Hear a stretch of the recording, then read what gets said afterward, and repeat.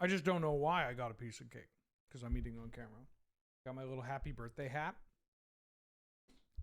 Huge, you're back for the 41st month. Welcome back, God. Good to see you. Can't believe it's been 41 days already. Time flies when you're having gum. God, I wish I had some gum to go with this cake. That was Canadian also, Jordan Munson. Thank you, Hudra, for all the support. Glad to have you. Good to see you. Oh! Another one. Mr. Bibbs gifted 5 subs to the community. To Quatharian, Divine Null, Varmint, Christ Zero, Eat the Rich, and Scarble. Thank you so much. That's incredibly generous of you. Happy UN Chinese Language Day. From Beijing. Are you in Beijing? Would love to visit. I mean, not necessarily. That might be a little creepy for me to be like, I'd love to visit. Gives me conniptions. Cool. Oh, Kyle's donated 10 subs to the community. What the hell? Pills here. Cody, Doom Bacon, Velafar, Eat Brainstems, Library Witch K, Damien's Hair, Y2A Alkis, Eunuch Ionus, and Hitashiki. That's incredible. I have to do vape tricks? Okay, 1 second. That's incredibly generous of you. Thank you so much, Kyle. That's it means a lot to me. I promise we have a real stream to do here as well. Another one. Let me go do a vape trick. Gives me conniptions.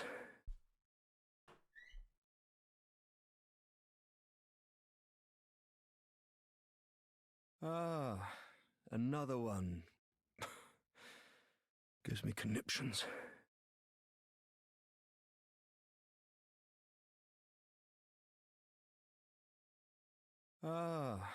Another one. Gives me conniptions.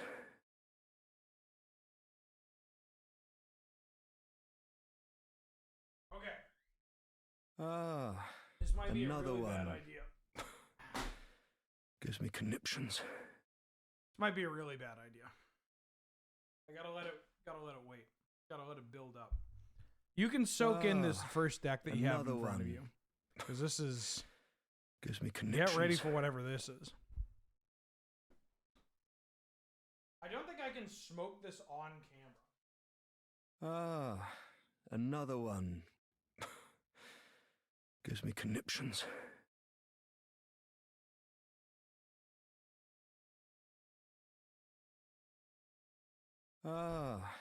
Another one. Gives me conniptions.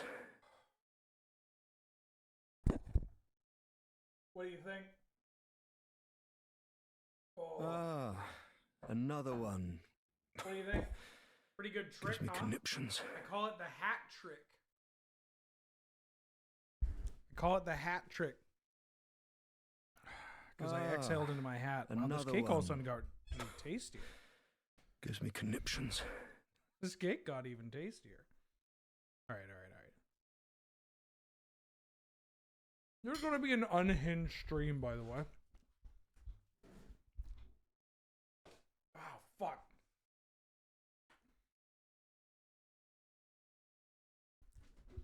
Aren't they all? Yeah, but some of them more than others. Also, my coXR reset for some reason. Got to figure out why it's doing that. Okay. So, what we're going to be doing today is it's the 5th year anniversary for the stream and for being a Twitch partner and all that. For me, it's a little murky. Not murky, I guess. It's a little cluttered. Because I started streaming on April 3rd, 2019. First time I streamed. And then I was made affiliate on April 14th, 2019. Oh, I just need to rejuice Rathu. And it was low because it reset. Yeah, that's why the mic was low. And then I made partner on April 20th, 2019. So technically we started streaming earlier than that, but partner is usually what they celebrate. Sometimes people do both, but I'm dealt differently. This Lord of Cinder. So it's easier to consolidate under one day. Because of that, I was trying to think of what I wanted to do. Kind of agonizing over what I wanted to do. Because I could just play Gladiator. I could play Canlander. Could do a combination of those. And hey, the Knight's a puppy. We might still be able to do some of that. But what if instead I talked about and showed off some deck lists from early Canadian Highlander from 20 years ago? Like, we have deck lists from it. This is hard to find. You got to know where to look. You got to call the right people. And I was talking about that stream where I just deleted a bunch of older Canlander decks from my Moto account and felt like that was a lot of fun. But what if we go earlier? We can talk about the points. The problem, Cartharian, is that the points change so frequently. Like, I have an older points list, an older 7-point list, which I will probably talk about when we get to that stage. I'll talk about it. But Canlander has changed drastically since 2005. Yeah, as some people have been able to recognize, we played with wishes. We played with wish boards. There was a time where we played with sideboards. There was this is no band list. Then there was 7-point list. Then there's 10-point list. Then there's 14-point list. It's a mess. It's a mess. Hanks Olav Tarkir, welcome back for the second month. Happy content. See you at MagicCon Amsterdam. Thank you for the support. Thank you for coming back. The kind words. And I will see you at I'll see you at MagicCon Amsterdam. Thank you so much. Mr. Steele for the 13th month. The baker's here. Glad to have you. Good to see you. How you doing? How you been? And I'll see you at a MagicCon. Maybe. I don't know. Maybe. And Northern Seas, welcome back for the 9th month. And I'll see you in 3 more months when you turn 1 year old. My cake fell over. This is so fucked up. This is so fucked up. How did you wishboard in a 100-card singleton? It changed week to week. I literally, like, I'll cover this. I still need to do the enchant worldle and whatever, but you got to understand, Highlander wasn't so much as a format initially as it was like just a way that you play the game. Like, it was just things that a group of friends at a store did. It's wild that we came from this to now being something that even WotC has, talked about officially and all that. Yeah. So this is the things that some people like to focus on, right? Wishboard, sideboard, points list, whatever is legal, all that jazz, is the hardest stuff to nail down because we didn't all, like, that stuff wasn't always written. It was an oral tradition. It was, shared just by, oh, did you go to the shop last week? Yeah, we're doing something different. Like, literally like that. That's good cake. This cake's not bad. Also, let me put on some music. I have finally, I think, figured out the audio issue with the music, by the way. Although, this one's just quiet. But I think I figured it out. Can you have a slice? Sure. You just gotta come over. Nyx Weaver. 1 mana or 2 mana, uncommon.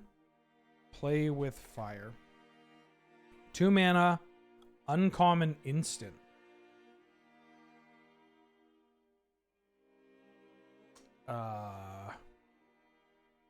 Two mana uncommon instant? In blue or white?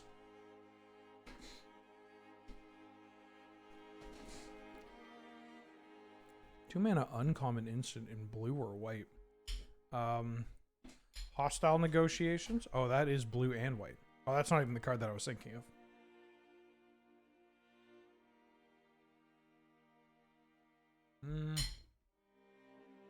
I know this is a common. Okay. 2-mana blue. Oh, what's the bounce spell that cares about pirates? It's like a 2-mana. Bounces a thing. Lookouts. No, Lookouts Dispersal is a 3-mana card, but this will also help me get the timing down. And by that I mean it won't.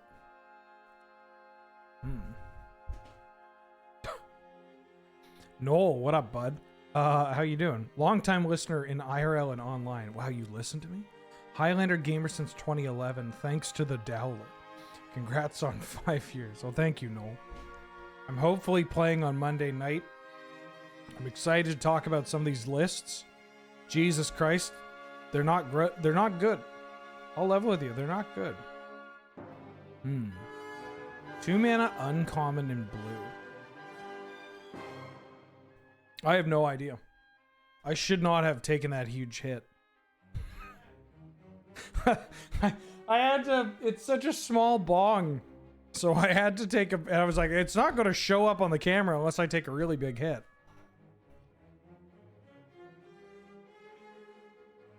Eggs. I probably should have. Okay, 2019. I'm going to use so many guesses to just narrow down the time. Oh, is it Aether Gust? Oh, you gotta be fucking kidding me. 2-mana blue uncommon from... Oh, is it Ever... No, not Evermind.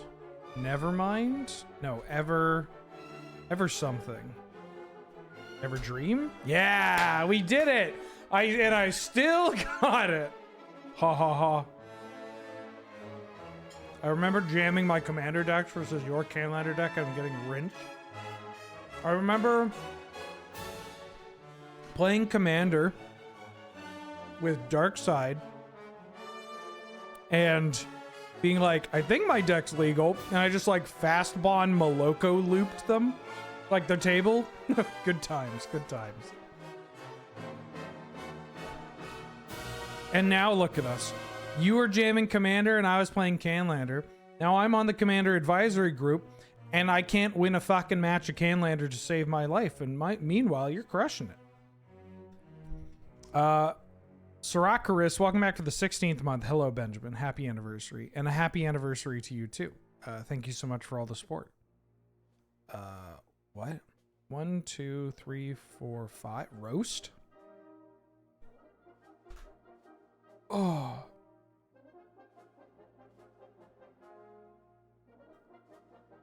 Two mana. Oh yeah, a lot of Maloku. And Lurking Farmer, welcome back for the 21st month. How you doing? How you been? Glad to have you. Good to see you. Thank you so much for all the support.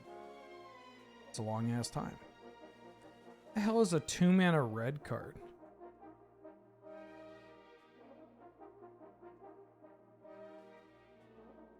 Five mana, 2 mana, 2, or sorry, not 5 mana. 5 words. That's it? It's a sorcery?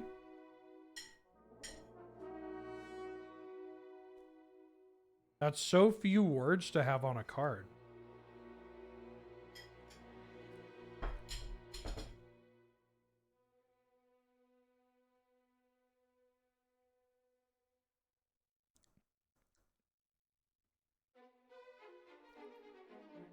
Is it just like Blaze? It's got to be Blaze because it's 420. Yeah, it's 420 Blaze it. That's what it was. Alright,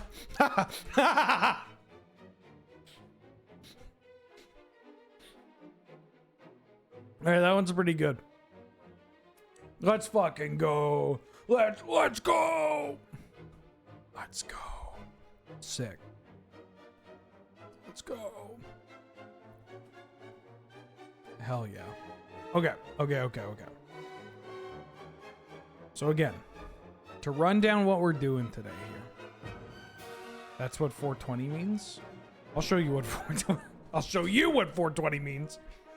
Proceeds to take another massive hit. All right.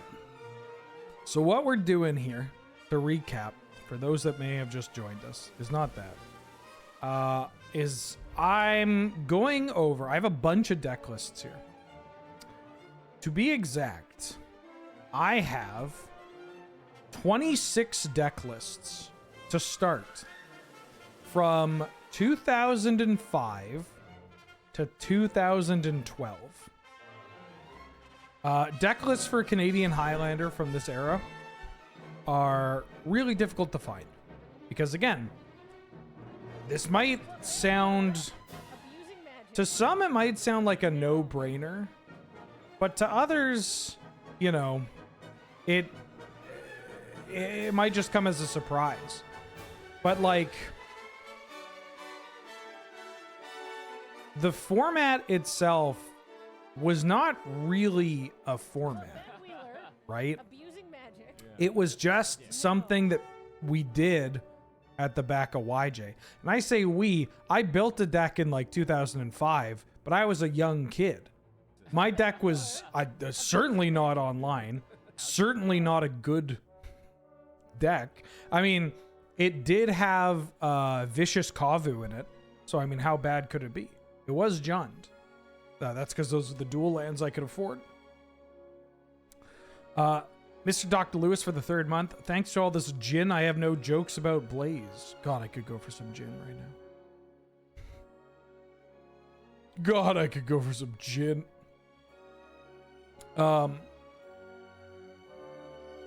Also, Conjured Links for the 4th month. Welcome back, Goddamn. Good to see you. How you doing? How you doing? Thank you so much for the support.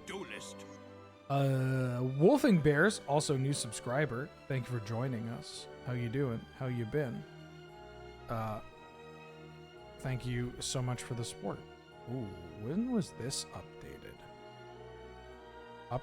Oh, that's so recent. 2013. That might as well be yesterday. Oh, there it is.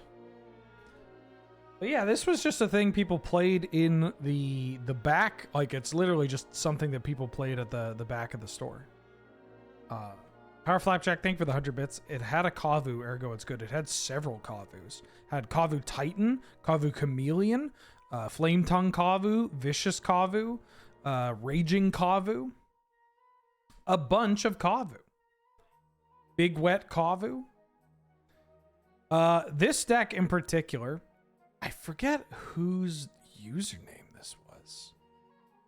This is the thing. I can't remember who some of these people are just by their usernames. I believe this was Dave. But I think it may have been... Yeah, was this Dave? I think this was Dave.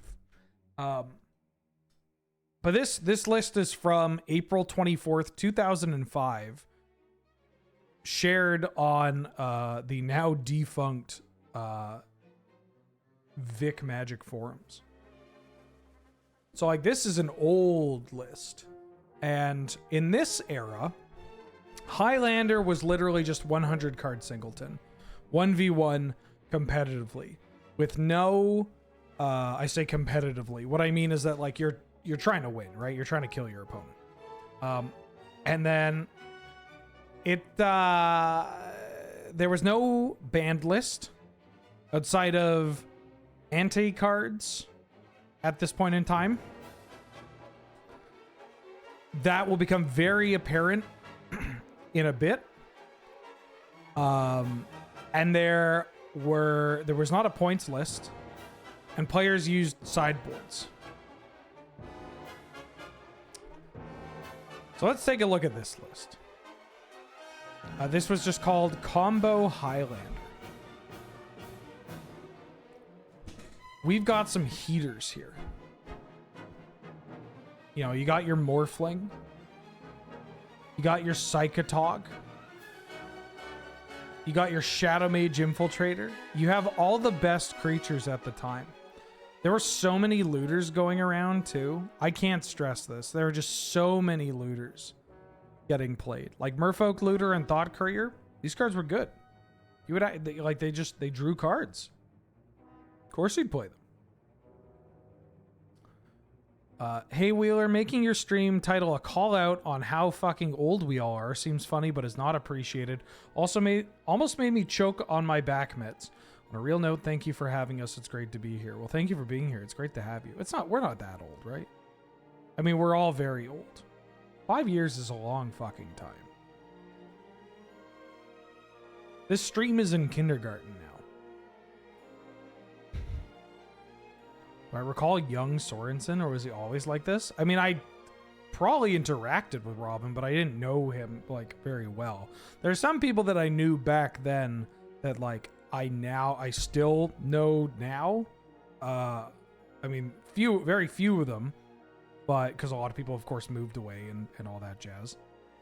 But, you know, like Ed, the owner of YJ, and Tyler Woolley. You're older than Siba. Sure. Did I see the first copy pasta? No, I'm scrambling to make this stream try to work. But if you can repost if you want. There's no wish board for this. They did not share what the wish board was. Although, if you want to feel really old, this deck list was posted with the comment of, and yes, Magic Workstation can handle Highlander decks. Anybody remember MWS? Playing on Magic Workstation? Testing out standard decks on Magic Workstation? Ooh, I did that a lot. Yeah, it predates Cockatrice. Oh, it was a good tool. I have Noel still in chat. I know Noel knows about MWS. Simone, welcome back for the 58th month. Congrats on 5 years, Wheeler. Now I feel old. You think you feel old? Wait till you hear this channel is 5 years old. Also, thank you for all the support. I hope you're doing well. This deck's kind of gas. I don't know how much I'm going to talk about some of these old lists other than like...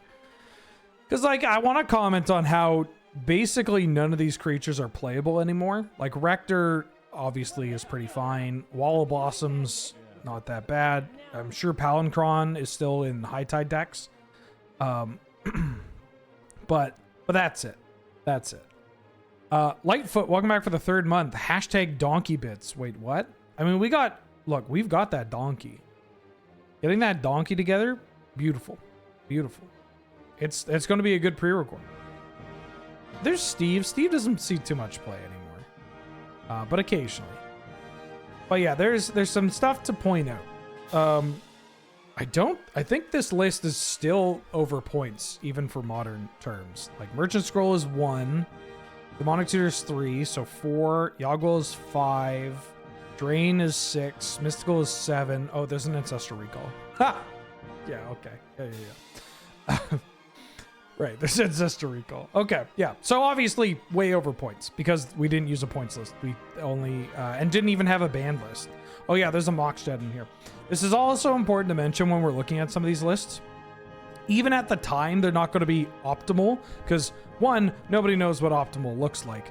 And 2, people are just playing with the cards that they have. Like it's not, people are proxying and stuff, but like for the tournaments, for the gatherings, people are using their real cards. And so like even with this comment, the first reply to this deck list was from Robin saying, "Where's your power 9?" And the reply was, "What I have is in there: Jet, Ancestral Recall, and Twister." And yeah, there's Ancestral. You've got Twister, Black Caddy, Mac Daddy with the hoe up in the backseat, and you got just the Mox Jet. This deck's pretty sick though. I mean, I like the fact that you got Oath of Druids and all these creatures. Just like the idea of Oath of Druids into Thought Courier is really funny. Reminds me, there was a deck that I had that was blue-green Self-Mill that splashed Yawgmoth's Will. And the idea was just you played a bunch of looters and cards that care about the graveyard, and you just churned through your deck. It had like a fair Hermit Druid. The shit was bad. But yeah, you can Academy Rector into Future Sight, which was sick. Future Sight was everywhere at this time. Or Decree of Silence, which is 8 mana. Whenever an opponent plays a spell, you counter that spell and you put a depletion counter on it. Then if there are 3 or more counters on it, you sacrifice it. And you can cycle it and pay 6 to counter target spell. So you could Academy Rector for your Decree of Silence.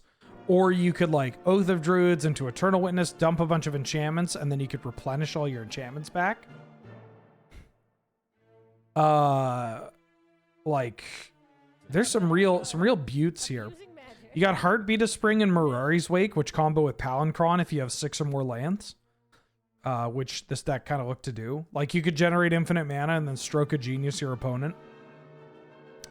You had Moment's Peace, because Moment's Peace is in like every single green deck. It's great. Nevinyrral's Disc, because hell yeah. Why not play this Wrath? I mean, you play it with your Deed, because I mean, shit, there's so many things where this time of Magic, it's hard to like really nail down certain things. Like they may come as a shock to you. Like when we get to some of these blue-white lists, you're going to see decks where they're Wraths, where it's just Wrath of God and like Rout, or Wrath of God and Winds of Wrath, because Day of Judgment did not exist. Supreme Verdict did not exist. Whole bunch of crap. Winnin', welcome to the stream. Great name, by the way. Thank you for subscribing and supporting the channel. How big for a Highlander was the first printing of Labman? I mean, it meant that you could do some cleaner kills with Hermit Druid and friends. There was a period of time where we experimented with a ban list, and Cephalid Illusionist and Hermit Druid were both on that ban list. And you, like, when Labman got printed, your combo kill involved reanimating Angel of Glory's Rise, which brought back Labman and a zombie. So you can still get them with Sudden Shock if you really wanted to. Yeah, this deck is wild. It's very fun. I love All Sun's Dawn. This is a card that showed up occasionally across combo decks, too. 5 mana for each color. Return up to 1 target card of that color from your graveyard to your hand. Exile All Sun's Dawn. I need to get a German foil of this card. It's so pretty. Nostalgic Dreams. This card's going to pop up quite a bit. Green, additional cost. You discard X cards, then return X cards, and you exile Nostalgic Dreams. Really good in the combo decks. Honestly, just really good in the like Bant decks as well, or the Sultai decks. Doomsday on anybody's radar? Doomsday didn't really become a big thing in the format until like 2010, I want to say. Like later. Maybe even after Labman. Also, Holistic Wisdom. This card rules. You'll see this in a couple of lists as well. 3 mana enchantment. You pay 2 and exile a card in your hand to return target card from your graveyard to your hand. If it shares a type with that card, removed this way. You could Holistic Wisdom with like Frantic Search and just combo kill. Just like you like Frantic Search to untap your lands, play a big draw spell, end up pitching one of those instants for the Frantic Search and Frantic Search again. Or if your list is on Turnabout, this one isn't. You could do it with Turnabout. They don't even have Frantic Search. But, you know, this card's still just pretty good. How does Doomsday win without Labman? You could do it with, like, Tendrils. You can set up lists to kill with Tendrils of Agony. Or Mind's Desire and Beacon of Destruction. Yeah, we'll find a way. Don't worry. Love finds a way. Why is this so quiet? How's the music? Is it like deathly quiet?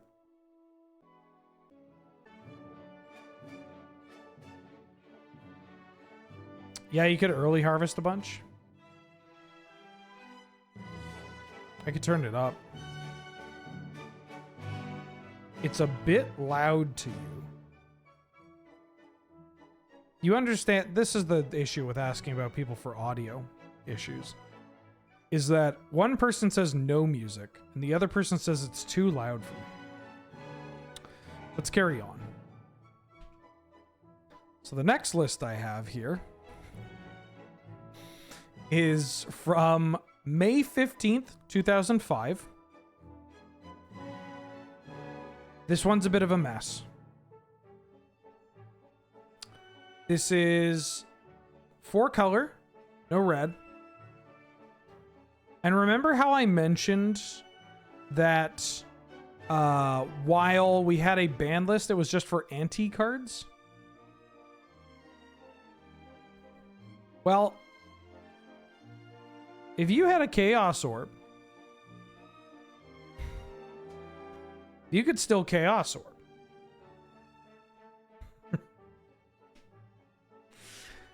Yeah, this one's a mess. I don't know why this card is in here. I think, and this is, oh, I think maybe Delrake was supposed to be Derriler.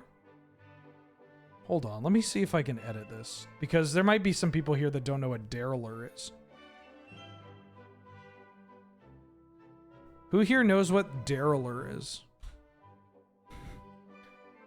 Would you believe it's a 4-mana 4/4 that makes your black spells cost 1 black more to cast? I don't think it was Derriler.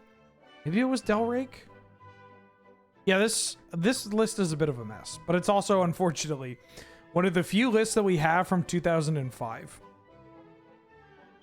I believe this deck, I mean, okay, so this deck has Tinker somewhere. Where the hell is Tinker? This deck has Tinker. You can Tinker for Colossus, which, for those that aren't in the know, yeah, this is the biggest thing you could Tinker for. You just Tinker for Darksteel Colossus. It's so big. This art goes so hard, by the way. It went hard in 2004, and it goes hard in 2024. You could also find Isochron Scepter. I think that this deck conceptually is an Isochron Scepter deck. Right? Got Isochron Scepter, and then just all of these cheap instants. You have a bunch of charms, too. Like, why does this deck play Hope Charm? Creature gains first strike, player gains 2 life, or destroy a local enchantment. No Tinker for Time Vault? They probably didn't own a Time Vault. Time Vault showed up a bit, but not a huge amount. The big decks, I mean, when it did, it was a part of like a bigger strategy, right? And I think, yeah, at this time, I think Time Vault was not like functional. You're going to want to see closer to the 2008, I want to say 2008 era is when it starts getting normal. Local enchantment is an aura. Touchstone, 2 mana artifact, tap target artifact you do not control. So in early Highlander, there were a couple of big decks. You had the artifact deck, or the like all the broken cards in one deck, right?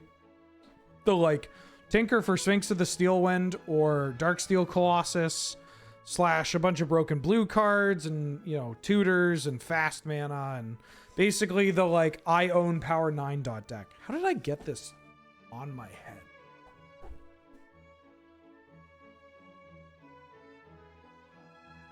There we go. Oh shit. Yeah, they got Cop Black and Cop Red in here. Some of the other decks were black green, like mid-range to like aggressive kind of shell. Like, you know, the rock, but also more more aggressive at times. Oh yeah, there's only 24 lands in this list. Yeah, there's only 24 lands in this list.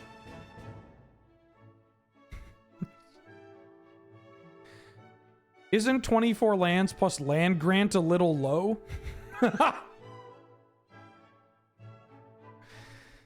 It's fine. They have Carpet of Flowers in here. They got, of course, to help combat the artifact deck, you have Oxidize. 1 mana, destroy target artifact, can't be regenerated. And you have Crumble. Destroys the artifact and they gain a bunch of life. You got Masticore Genesis. That's a pretty powerful engine. Got a Crucible Worlds, which goes with your strip. No waste. Oh, there is Wasteland in here. Yeah. You'll start to see this. A lot of decks are playing strip and Crucible. Crucible was so good it was pointed at a time. No, I think they just used the normal mulligan. Yeah, this is not emblematic of Decklists at the time. But this is like as people start to get into the format, right? They're like, oh, I decided to take my crack at this. Again, it's so easy to look at like 100 cards and be like, yeah, I know how to build this deck. I've seen a commander deck before. I built a Canlander deck. People weren't doing this. Like it just was not, like if they were, it was not being shared, you know? I guess I don't need my headphones. If they were doing this, it was not being shared. Like it was, I mean, the Aussies had 7 point, but that's 60 cards. There were people playing EDH at the time, but not like, not in LGSs or anything. Prismatic, which Canlander is kind of based off of, was 250 cards. Like, you just didn't know. And like, yeah, this is egregious. Like this amount of lands, even for that era, this was egregious. But you know, it's hard. You can't be too hard on these people. What is Prismatic? Prismatic was, let me see if I can find the actual Prismatic MTG. Prismatic is a casual constructed format. Each Prismatic deck contains 250 cards and at least 20 cards of each color. With a banned list. That ban list includes Rishadan Port.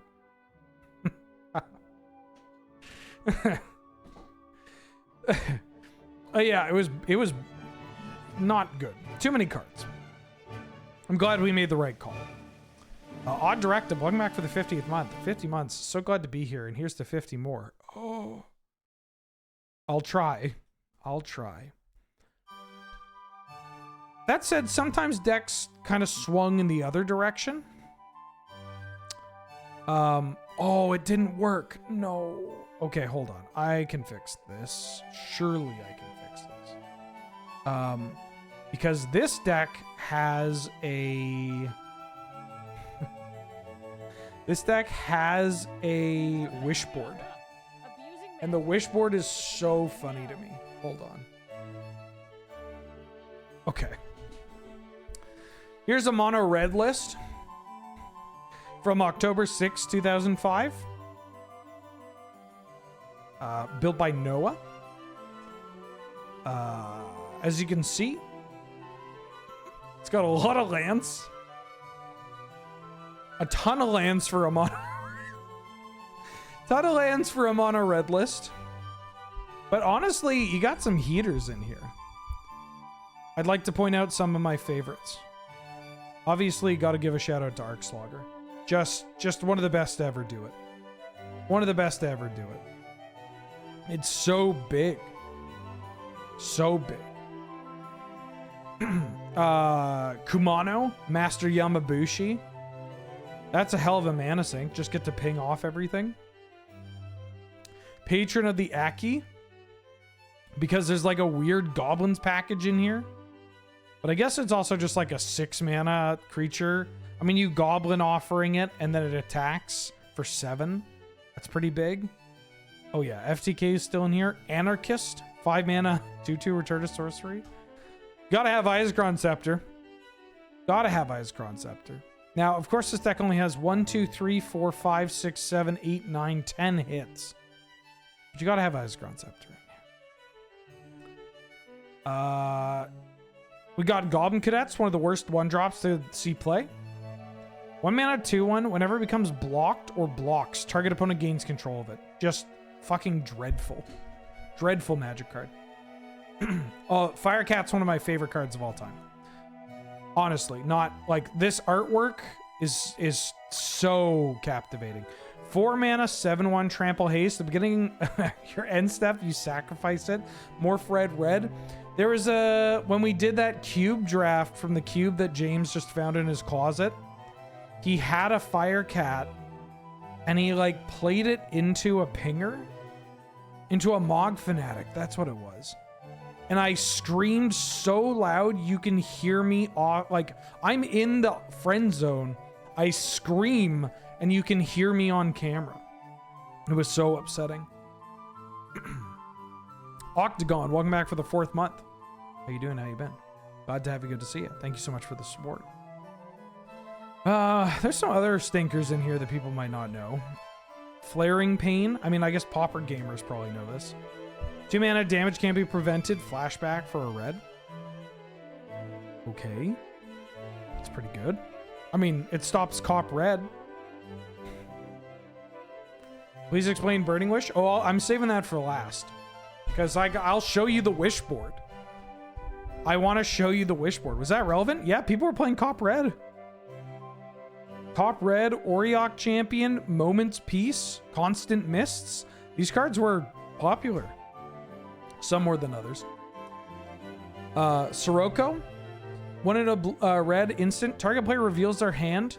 For each blue interrupt card that player holds, they pay 4 life or discard the card. Yeah, it stops Spore Frog Genesis combo. Carbonize.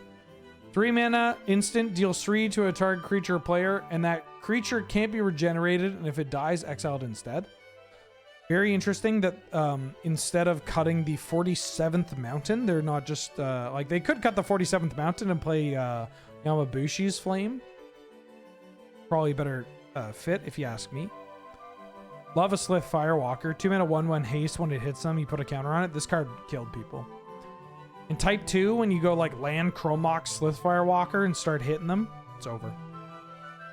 Chain Lightning was hard to get at that time. Yeah, Chain Lightning was really hard to find. We got a Hammerheim. Hammerheim spotted. Shinka the Blood-Soaked Keep. Which, to their credit, they have a couple of legends. Oh yeah, they have a Hunted Dragon.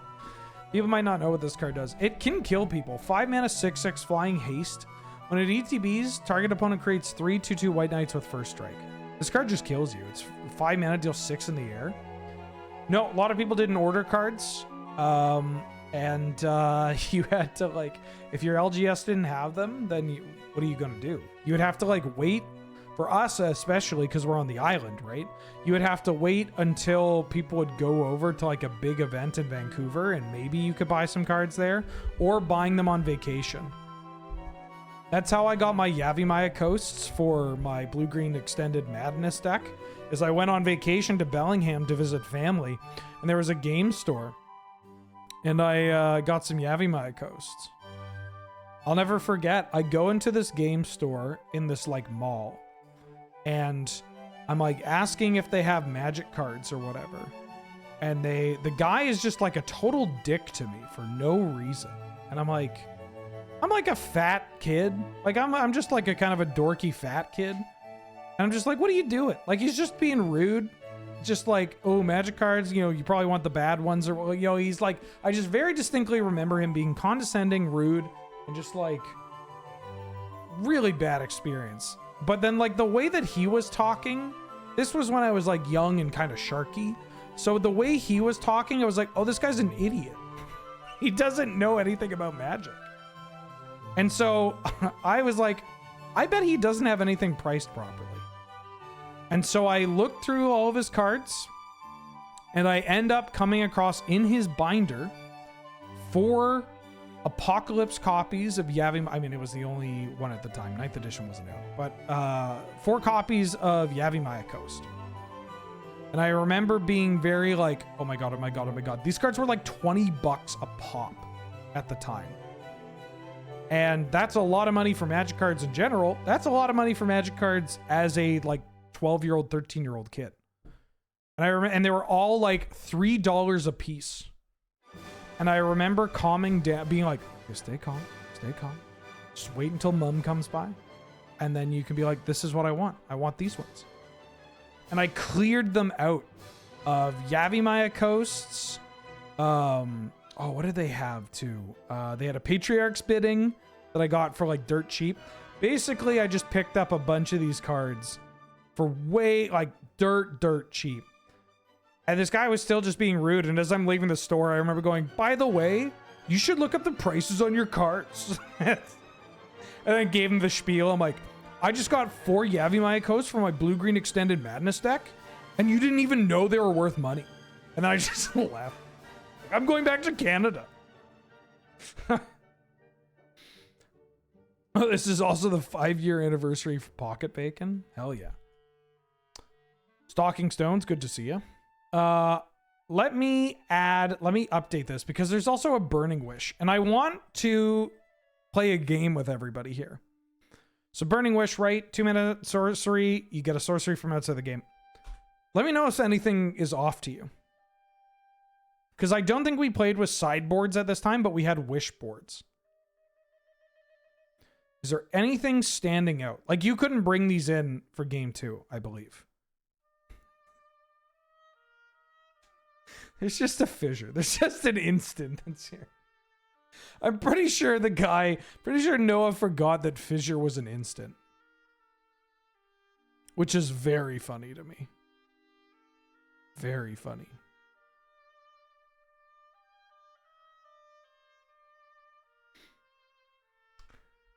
Now we have a pretty big jump. I don't actually know why, because I was not involved with Magic at the time. This was during my break.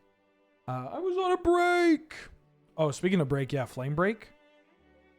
Speaking of break, this is me. This is a list that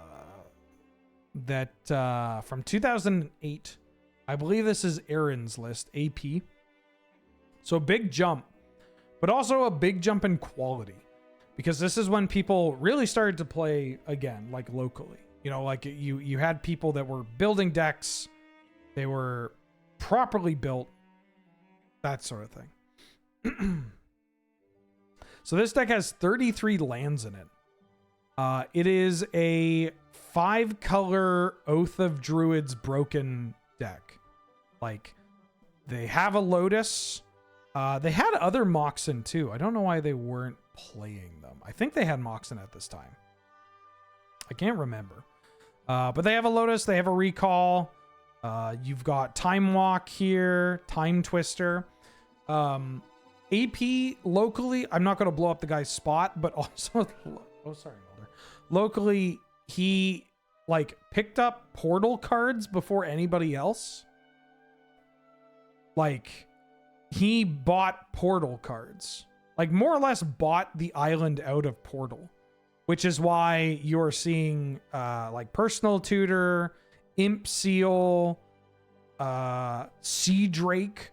Really good with fetch lands, by the way. Oh yeah, MH2 reprinted this card. This card's modern legal. That's very funny. You got the Dark Steel Colossus. You got a Tombstalker in here. Of course, there's still Oath of Druids. What else? Oh, Salvage. This is 1-mana sorcery speed Reclaim. You just put a card from your graveyard on top of your deck. Exile. Not that bad. Remember, no path to exile. You could play Condemn if you wanted to. But, yeah. 3 mana. Exiles a non-white attacking creature and you gain life equal to its toughness. That's not bad. Sleight of Hand at the... I think it was in... Sleight of Hand was in 9th edition, right? So it would have been out there. But I would put money on this being a Portal copy. God, yeah. We got a Tainted Pack mana base here. Got Tormod's Crypt, just people fucking running it raw, just playing Tormod's Crypt. Repulse, just a classic. There's the Moments piece again. Reclaim, a lot of reclaims in this era. A lot of reclaims. And a lot of Mazavith. So much Mazavith. So this looks like an actual deck. I think, I want to pitch this as a North 100 Showdown. Like... topic or slash, I don't know, theme. I would like to play North 100 Showdown using lists from this era. I think that would be really fun. It's just take 2 of these old school lists and play. Oh yeah, there's a Bazaar of Baghdad here. I forgot to mention there's Bazaar of Baghdad. Well, it combos with Life in the Loam. Bazaar combos with Life in the Loam. I think that'd be fun. Octagon, welcome back for the 4th month. Glad to have you. Good to see you. Thank you so much for the support. I hope you're doing well.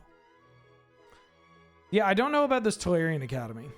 I'm surprised the other Moxen aren't in here.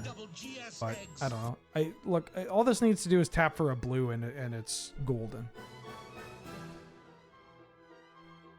Moving on. I guess first DDT again. Oh, did I already say it? You'll have to excuse me. I'm very high. DDT back for the 59th month. What a lovely hat you have, Mr. Wheeler. Thank you so much. All the better to celebrate 5 years with. Thank you for the support and everything you do. Hope you're doing well. Hope you're weathering the storm on the mainland. I say storm, it's just kind of windy. I'm over. Yeah. And Garrick, Predator of Scrubs for the 60th month. Jesus Christ, 5 years. The 5-year anniversary stream, finally. We did it. We got there. We made it to 5 years. Could you believe it? I can't. Next, we have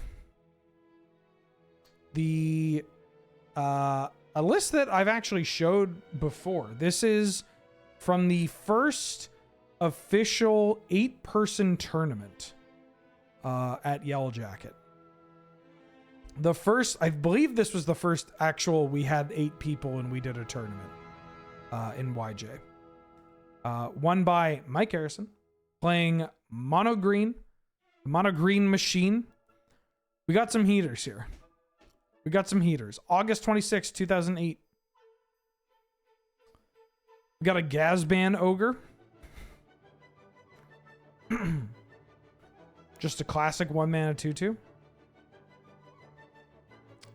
Which is very similar to Wild Dogs, which is a 1-mana 2/1 that also just says, beginning your upkeep, if the player has more life than each other player, the player with the most life gains control of them. This one cycles though. Got Pouncing Jaguar, just a 1-mana 2/2 with Echo. Playable. Jungle Lion, no intercepting here. This is really funny, because think of all the mana dorks that get played now. Boreal Druid, Findhorn Elves, Llanowar Elves, and that's it. That's all you had. I mean, technically you have Quirion Ranger. Oh, is the Can playing? Good. I mean, there's a Devoted Druid here. No birds. Birds of Paradise doesn't have power. Yeah, there's no Thirsty Lion. Love me a Thirsty Lion. Are you trying to get out?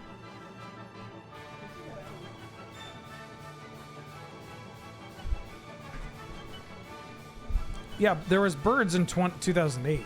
I just mean it doesn't have power. Birds of Paradise can't attack. Elves can. We got Meyer Boa. Fun fact, fun Wheeler trivia. I was set up to buy the original art for Meyer Boa for $400 and decided against it. Could have owned a Hildebrand for $400. An incredible piece of magic art, but I'm a shithead. I'm a real dumbass. And I decided against it. What do we got here? Ooh, Talara's Battalion. 2-mana 4/3. Cast a spell only if you cast another green spell this turn. Trample. This card is a trap, by the way. You look at this card and you're like, oh my god, it's so big. I mean, by modern standards, this card's just not even that good. Which is very funny. Maybe it's all right. But yeah, even if you exclude this first line of text, is what I mean. No, it would have been 400 US, but our dollar was a lot better at the time. Ooh, Viridian Zealot. Big fan of this card. Played a lot of this card back in the day. 2-mana 2/1, pay 2, sack it, destroy an artifact or enchantment. Card rules. This card rules. We got the Wirewood Herald. This card's cracked. 2-mana 1/1, when it dies, you tutor an elf.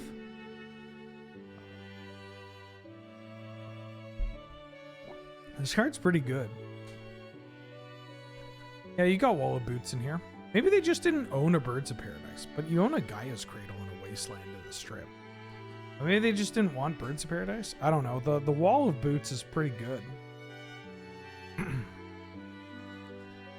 You got Cradle Guard. 3 mana 4/4 Trample Echo. It's pretty big. You got a Groundbreaker. Color Shifted Ball Lightning. Obviously Troll Ascetic. Absolute beater. Back before this was hexproof, we called this Troll Shroud. That's some magic lore for people at home. This was called Troll Shroud.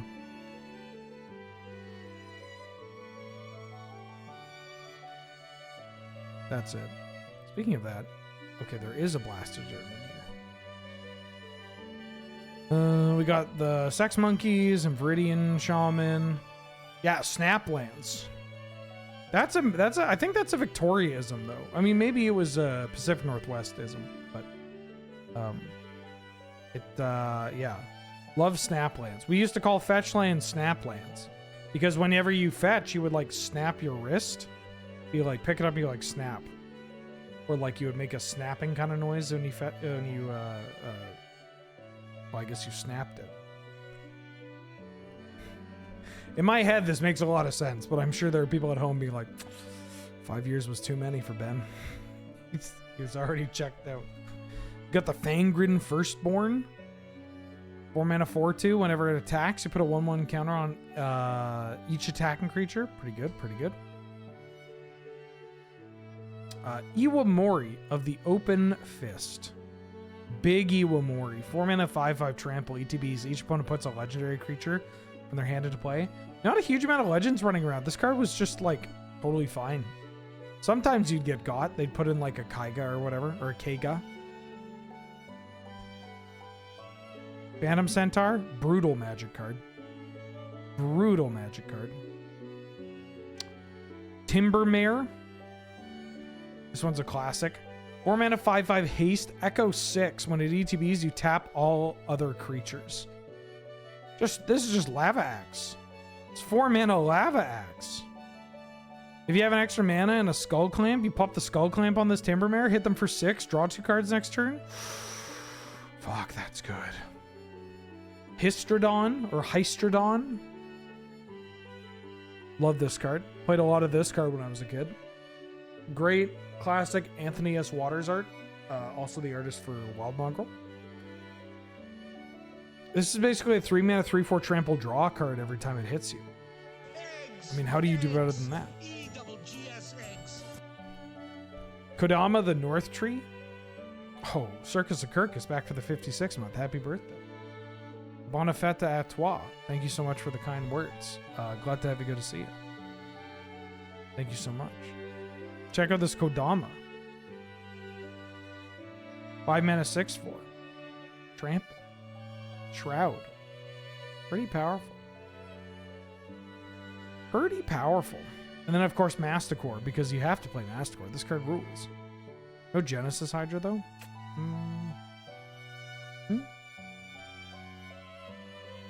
The spells are pretty standard. Although, I think Revive. Ooh, a second Regrowth? Not bad. Just rocking actual factual naturalize is pretty funny. Stonewood Invocation. This card fucks. 4 mana, split second. Target creature gets +5/+5 until end of turn, and Shroud. So good. This is such a blowout. Also, this artwork is hilarious. Big unicorn. Just a big unicorn. Sensei's top because every deck played it for some reason. Like every deck. Chimeric Idol. 3 mana artifact. Pay 0. Tap all your lands. It becomes a 3/3. There's a kind of a famous, I think I've told this story before. There's a famous judge call that was made where a player has 2 Chimeric Idols that are creatures, and they are attacking their opponent, and their opponent casts Tangle. If you don't know what Tangle is, it's 1 and a green, Fog. Each attacking creature doesn't untap during its controller's untap step. And the rules question was, well, it's no longer a creature. Does it untap? And there was a big stink made out of this. They couldn't get an answer that anybody liked. So the judge ruled, untap one stays tapped.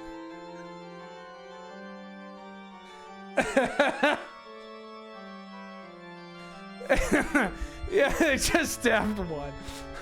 It's so, yeah. Oh, very good. You got the Warhammer too.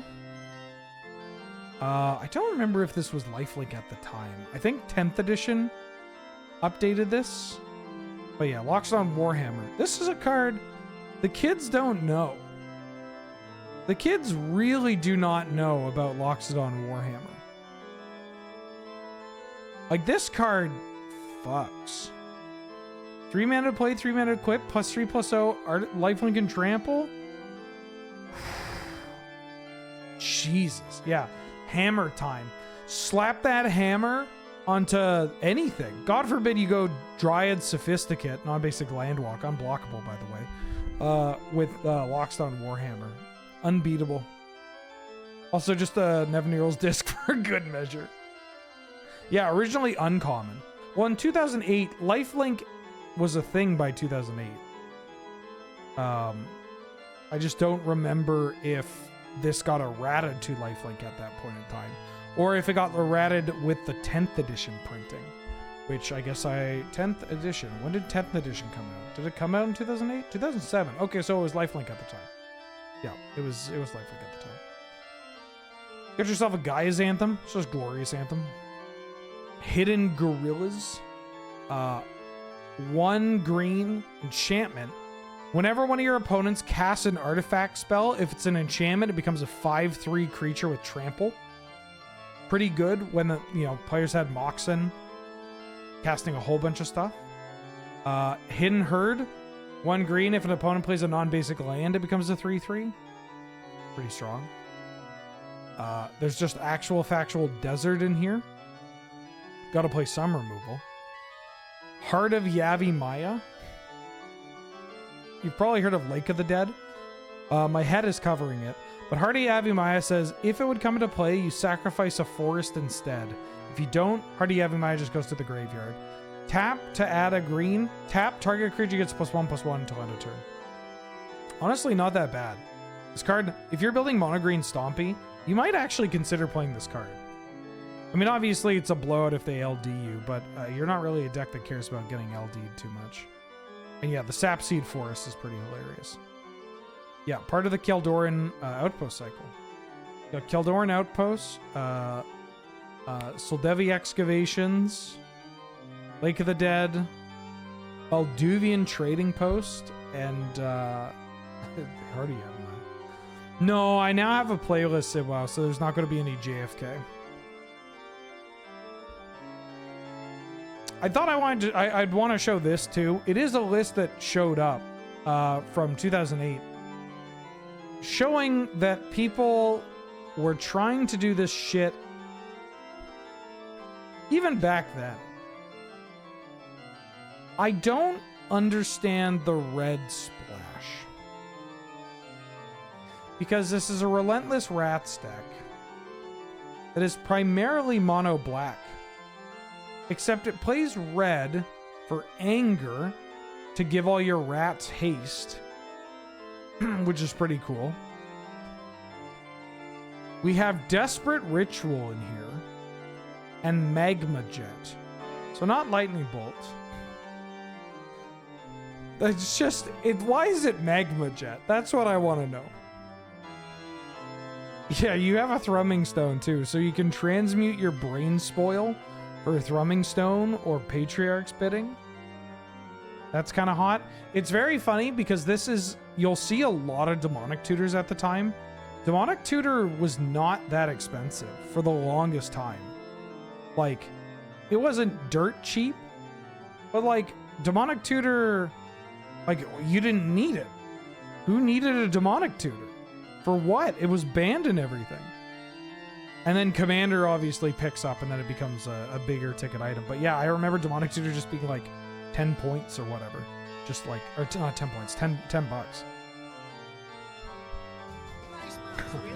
Meth and June, thank you for the 1,420 bits. I pop in for a second to say congratulations, and I met with fucking relentless rats. 5 years is too long.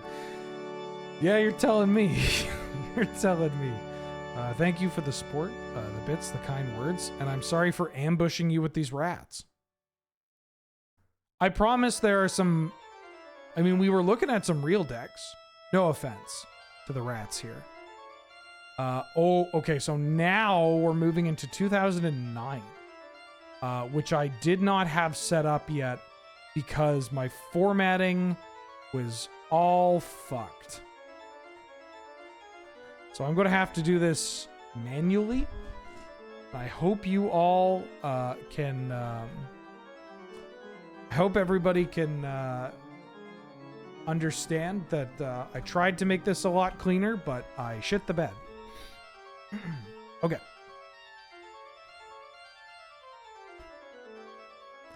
And got so far. March 12th, 2009. Is Rathu okay? This program might be a little hard on Rathu's bones. Good news. We have another real deck. This is Bant Control. This is a Bant Control list piloted by Nick, where it looks pretty real, albeit there are certain cards in here that okay, so the design, how do I want to word this? The decisions behind certain inclusions made sense at the time. Like Trinket Mage here, finding Seat of the Synod, Ancient Den, or Tree of Tales. Meaning that you could Trinket Mage for a land. And that was pretty cool. Oh, because it's swapped to an ambient track. You could Trinket Mage for a land.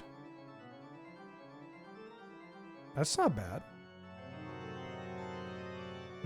Yeah, there's a lot of Exalted Angel. This card's just good.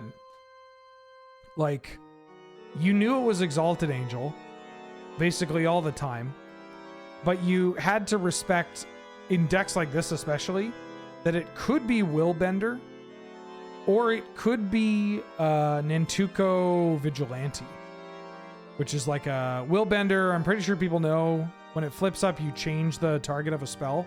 The Vigilante is when you flip it up, you naturalize something. It's a 3/2. Or Histrodon, right? Like, there could be other morph cards that saw play. But it's mostly Exalted Angel.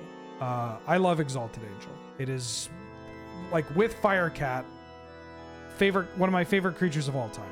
Just, I love the way it looks. I love the way it plays. It's powerful. This card rules. We still got Morphling. Morphling's still really annoying to play. Again, control decks did not play that many Wraths because they just didn't exist. So being able to give Morphling Shroud, pretty good at killing people. Got a Kega in here. Just a big old Kega. Not a lot of Caracas running around. Caracas was pretty expensive at this time. And there weren't a huge amount of legends being played. And so you just didn't want to get wastelanded, I guess. Well, hey, there's Void Mage Prodigy as well. We'll get one or two of these lists have Void Mage Prodigy in it. Not to spoil everything. This is vampire music. This is called... I don't know what it's called. Classical Rousing. You got the Colossus in here because you have a Tinker. You've got Fast Bond, Zurin Orb, Crucible combo. Alara, I believe, just came out. So we have Stoic Angel. 4 mana, 3/4 Flying Vigilance. Players can't untap more than one creature during their untap steps. Pretty funny. Loxodon Hierarch, big game at the time. 4 mana 4/4, gain 4 life on ETB, and you can regenerate some of your creatures. Yeah. 4 mana 4/4, gain 4.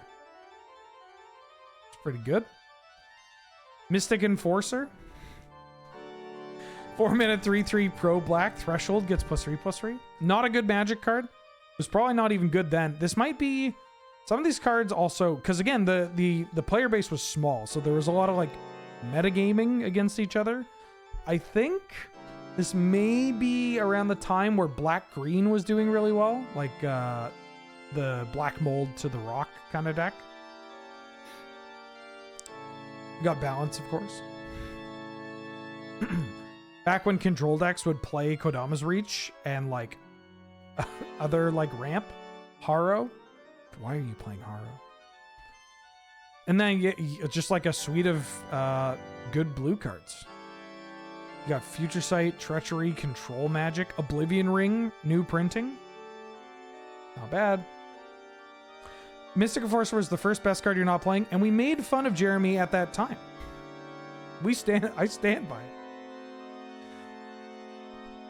You got Cephalid Coliseum for your fast spawn loop, where you just deck them out.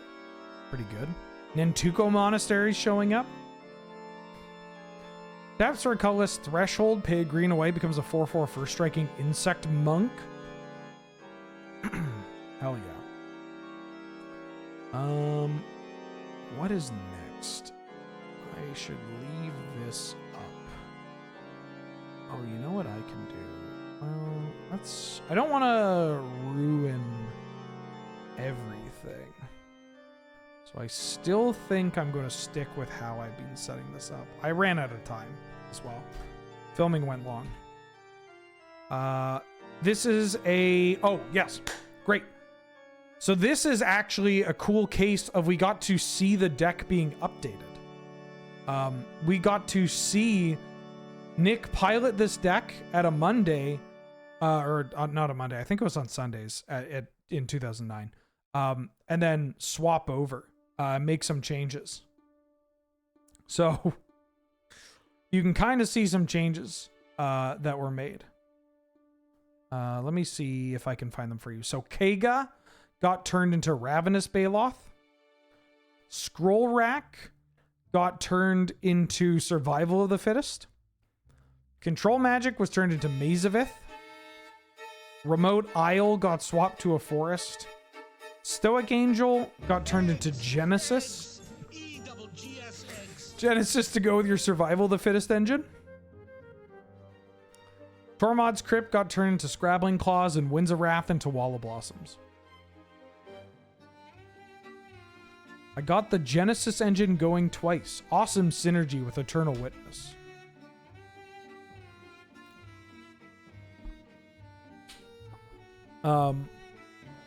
Holy shit. I have footage of people calling them Snaplands. Oh, this is rare.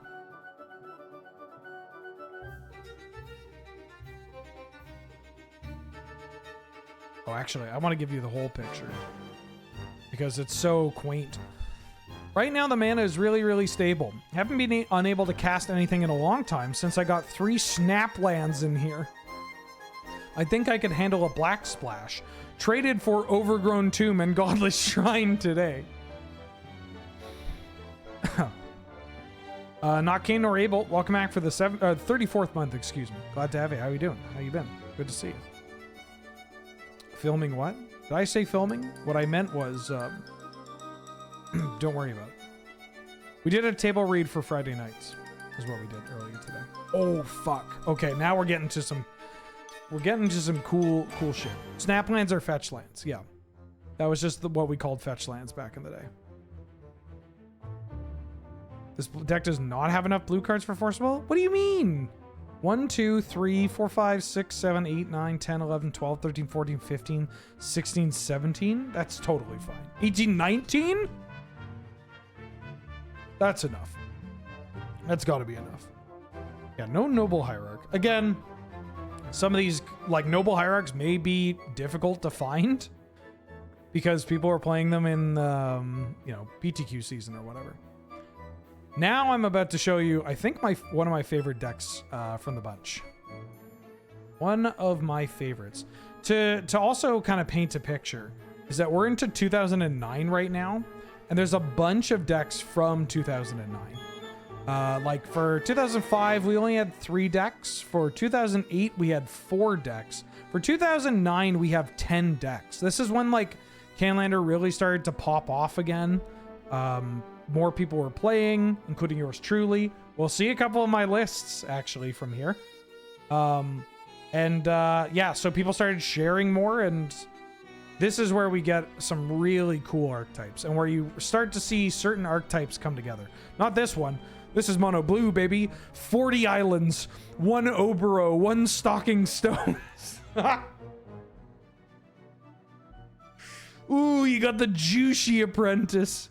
You got the aforementioned void. All right. Okay, I'm gonna go through some of these cards. Okay. We got a Juicy Apprentice. Love this magic card. 2 mana, 1/2, pay 3, tap, draw a card. If you have 9 or more cards in your hand, you flip it. Then it becomes Tomoya the Revealer, a 2/3 with pay 5 and tap. Target player draws X cards, where X is the number of cards in your hand. So you could just mill people out with this. I'll tell you when we get to my decks. Yeah. I mean, maybe not in Canlander. You're just drawing a shitload of cards with this. Void Mage Prodigy. So it's not always Willbender. Gives me conniptions. It's not always Willbender. You saw we got Void Mage Prodigy in here. Oh, Yalk, thank you for gifting a sub to Jordan. Jordan, how you doing, bud? How dare Yalk? How dare Yalk? Look, I can't control what my chat does. They're vicious out here. We got the Chronic. Very fitting for today, as it is UN Chinese Language Day.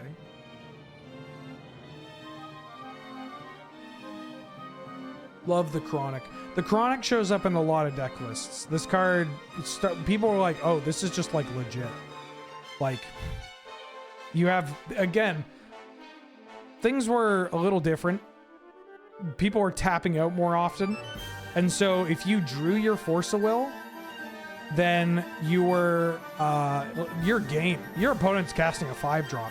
You're dumping all your mana into the Chronic and then holding up that Force.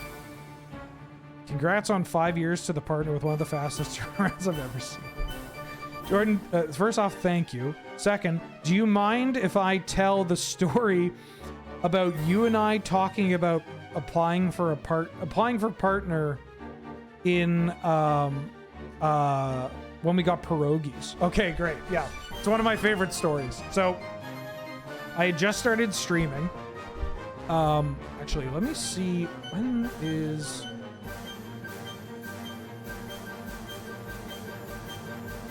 What day did this fall on? It was a Saturday. I think it was literally the Friday before. All right, you're done with calc. Glad to have you back. So, again, for a timeline, I started streaming at the first week of April. And then I made affiliate on the 14th of April. And I applied for partner as soon as I made affiliate, because I had all the boxes checked off. And then Friday, April 19th, Jordan was in, I forget why were you in Victoria? I mean, you don't need a reason. And in fact, it's not even relevant to the story. Jordan was in Victoria. And I believe we had just had we also did a Canlander Friday Night Paper Fight or whatever. And we're all getting dinner afterwards. We're eating pierogies. And we're sitting down and I'm talking to Jordan and Serge and I'm like, yeah, I'm streaming. Like I've really enjoyed streaming. I made affiliate and I applied for partner. And Jordan was turns to me and gives me this hey, that's great. I'm so happy for you and excited for you. I'm glad it's going well. I'm going to say something that sounds really harsh, but I know, judging by the kind of person you are, I don't think it's going to get you down, but I just want to let you know. So you're going to get rejected. They're going to say no, and that's okay. And you should just apply again. And they're going to say no to that. And you just got to keep applying over and over and over again. And it doesn't matter how many times they say no, just as long as you're enjoying it, just keep applying, keep working on it, keep building it up, and eventually you'll get there. But you just got to keep doing it. I know a lot of people that get really bummed out the first time, you know, they apply and they're excited and they don't get accepted. And, you know, it sucks, but you just got to keep doing it. And I'm like, okay, yeah, I'm ready. I'm mentally prepared. I understand, like, I'm doing this on a lark, right? Like, didn't think anything would come of it. And so I'm taking this all earnestly, and you were like, I forget if I mentioned it or if you mentioned it, but like mentioning references. And I was like, you know, we're referencing people that you know that are partners or organizations, like, you know, mentioning your name or mentioning Loading Ready Run or stuff that I do with Lure and all these things. And I go, oh, that would have been smart. And it's just like the look on your face of like, okay. Just like, okay, yep. Okay, well, for next time, write down these names. Like, let them know. You can put down Surge. You can, yeah. The table turned to me and went, what the fuck? I don't know. I was like, I don't want to be that guy. I don't want to be a tag along here. You know, it's fine. And then the next day I'm streaming and I get, I'm streaming. And then, yeah. Streaming Magic Online with the sticky note, and I notice my chat starts freaking out. I'm like, what is this? Am I getting raided or am I getting trolled? And then I realized that it was a bunch of Twitch employees, and we made partner. Ta-da! So we went from affiliate to partner in 6 days, which was pretty sick. Big fun. Wormy back for the 53rd month, back from vacation just in time. Just in time for me to talk about Draining Welk, one of the most Worm's Bane magic cards I can think of. Thank you for all the support. I hope you had a good vacation. If you don't mind letting us know where you went, and if possible, let us know your home address. Spaz Whack Job back for the 32nd month as a treat for me, lol. Well, thank you for the support. I hope the calculus wasn't too bad, and I hope you end up doing well in that. Thank you so much. I love Draining Welk. And yeah, being on Draining Welk, huge. Spire Golem. Yeah, absolute banger. Spire Golem. This card rules. You ever cast this card for 2 mana? Feels great. Get up to 4 lands. You cast your Spire Golem and you hold up your Mana Leak. Oh, it's beautiful. Or you just get up to 6 lands and you play it for free. Excuse me. You got a Tinkwell in here. Inkwell Leviathan goes well with your Tinker. Also, this card is just like unbeatable at the time. Again, like your deck only had 1 Wrath of God. Or like Wrath of God plus Martial Coup or Rout. Or like Final Judgment. So like if you get this in play, it is so difficult for decks to just kill. Although there were more Edict effects. That's worth noting. A lot of black decks playing Chainer's Edict, Diabolic Edict, and Innocent Blood. You got Una. There's no combo kill. You're just playing Una. So big.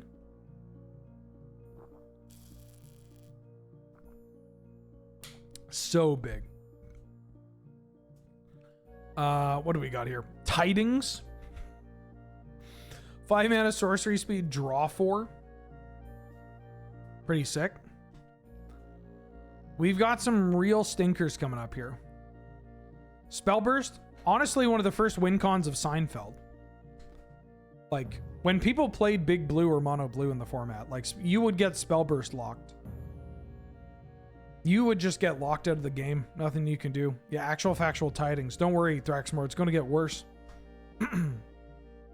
Hey, Sibwow. He said, wow, did you notice this card's in here?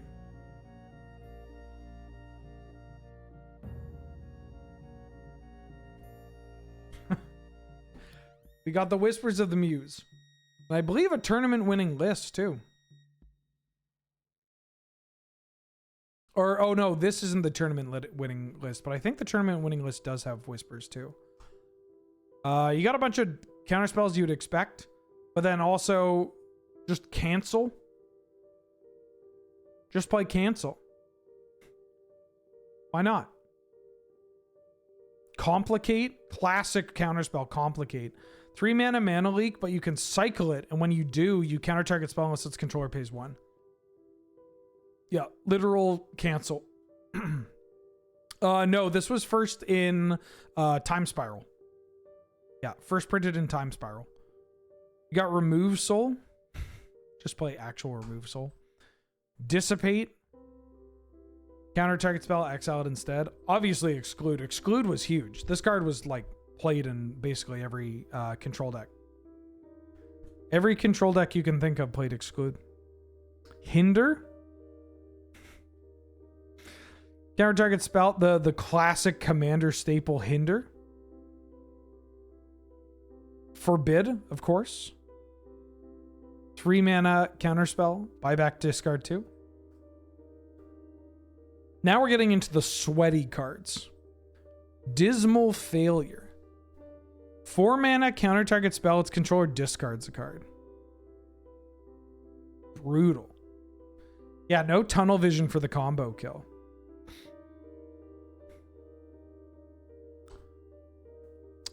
Foil. Honestly, not that bad of a card. I mean, it's a big cost, but not that bad. Inspiration. 4 mana instant. Target player draws 2 cards. I don't know about this one, but you know. Rewind. 4 mana counter spell and tap up to 4 lands. It's a free counter, right?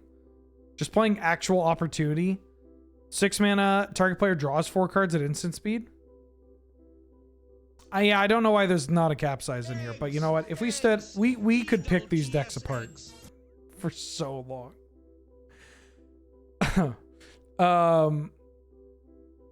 Overwhelming Intellect. Oh, this one has great flavor text, so I'm gonna let me do that. 6 mana instant. Counter target creature spell. Draw cards equal to the spell's converted mana cost. My brain hurts. Oh my god.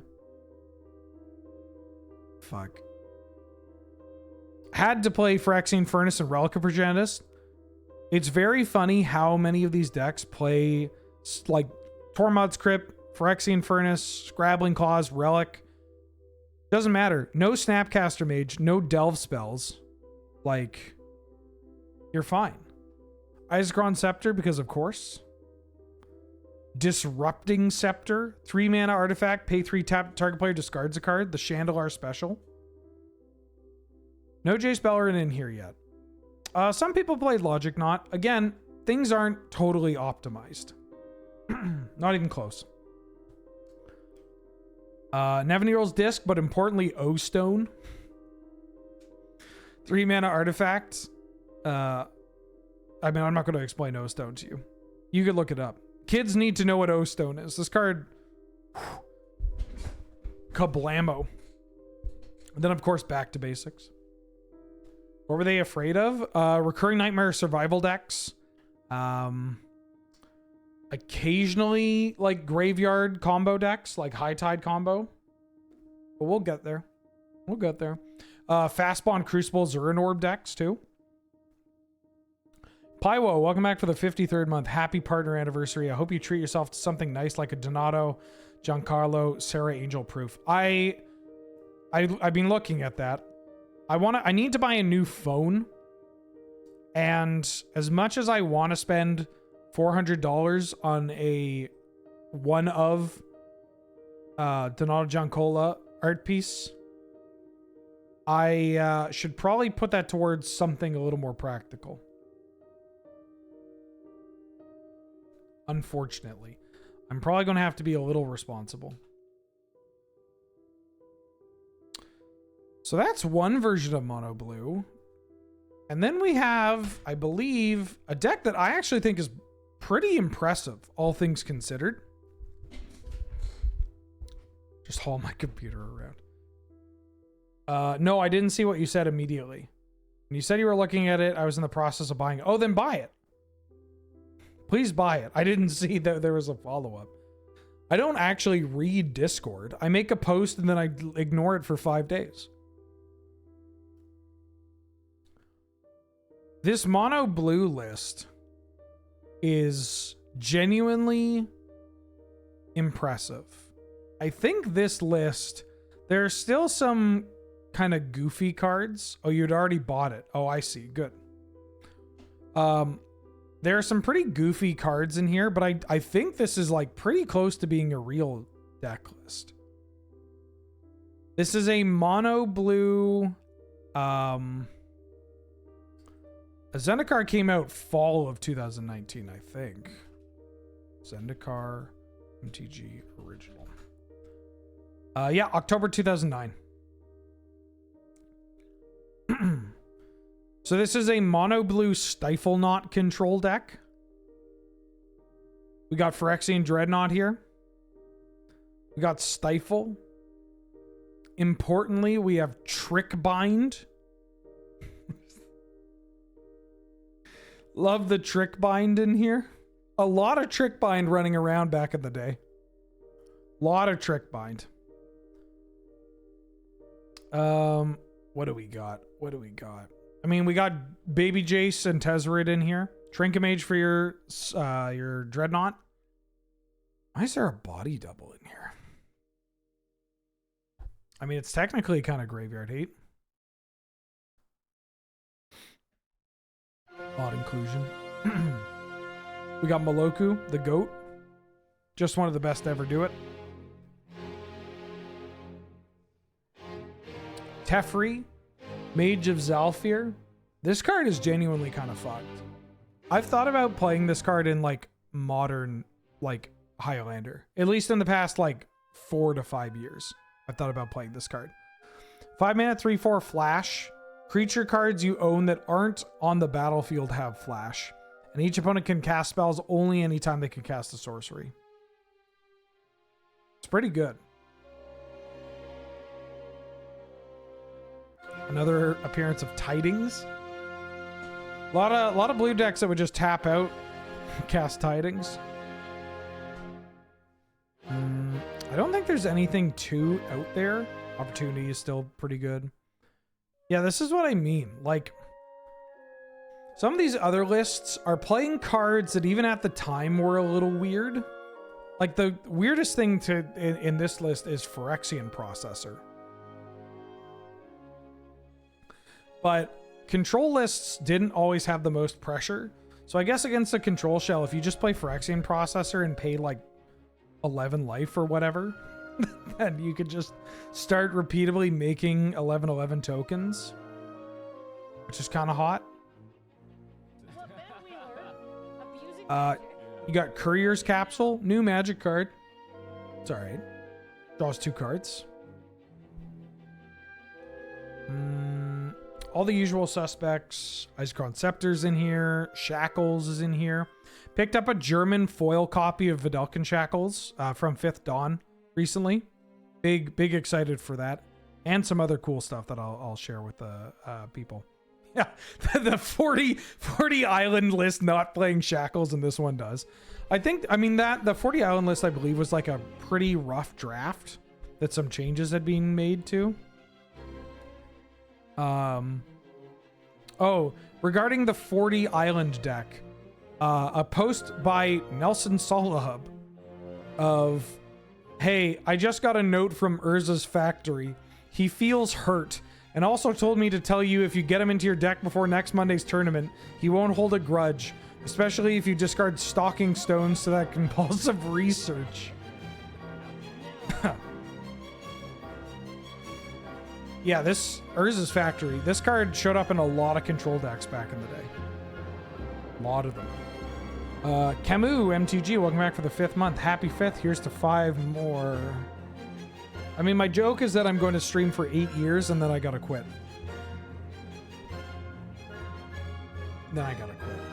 Bub Jinxed, welcome back for the 7th month. Yo, what's up? Has everyone watched the Japanese ad for OTJ? Oh, the Cowboy Bebop one? I haven't seen it yet. I mean, I've seen posts about it. I haven't watched it yet. But yeah, I'll take a gander at that. What happens in 3 years? Oh, I just joked that I'm going to do this for 8 years and then quit. I don't even know if that's true. It depends. Am I still in this line of work in 3 years? Who knows? Stand still is in here. Very important.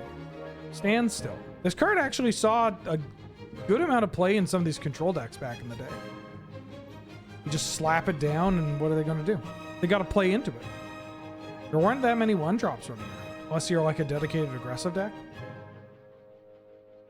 Also propaganda, very funny. Ooh, Gargoyle Castle. 5 mana, land that taps for a colorless. 5 mana, tap sack, create a 3/4.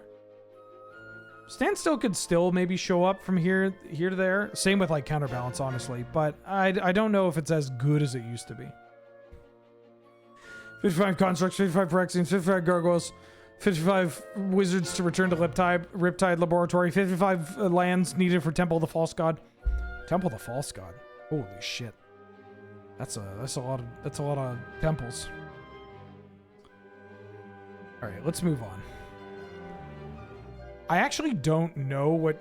I know some of them. Like, I knew that after one of the blue decks, we'd look at the other blue deck. I don't know what this one is. But I think we're getting close. Hello. I believe we are getting close to... Oh... This is a broken list. Like, broken power level list. Why are you not loading for me? Why are you not loading for me? Oh, because of this. Whoops.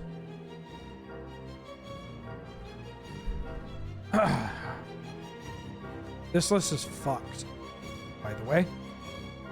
Absolutely fucked. No. Why? No, I don't feel an earthquake. Okay, there's a lot going on in this list. This is effectively 5-color all-in combo.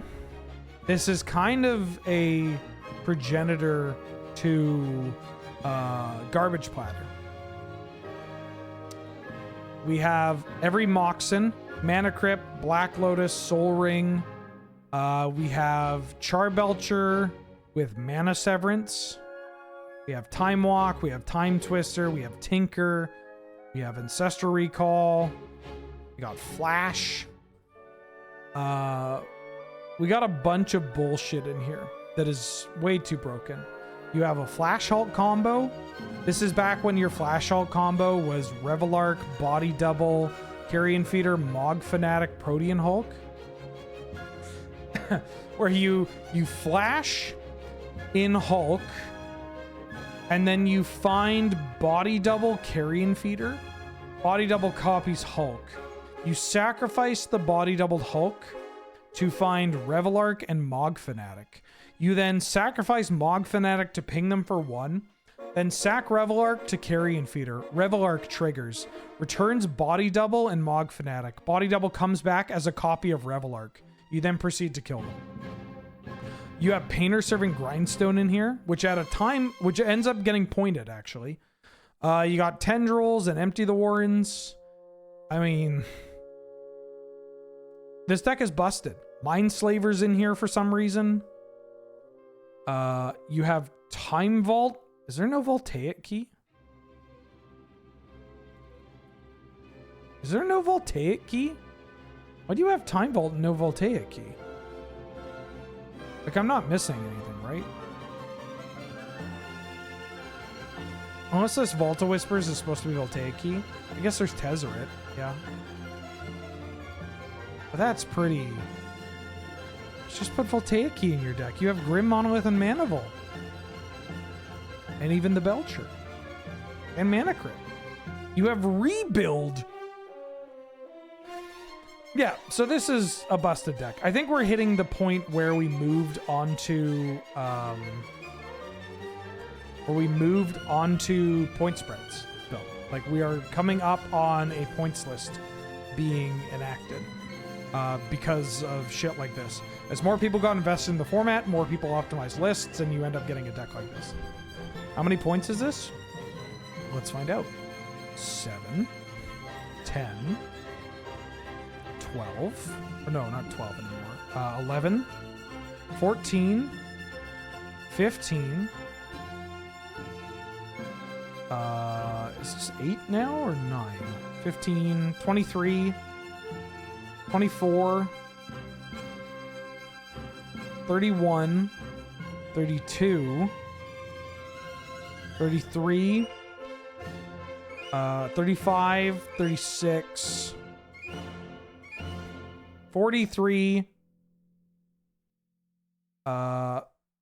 48,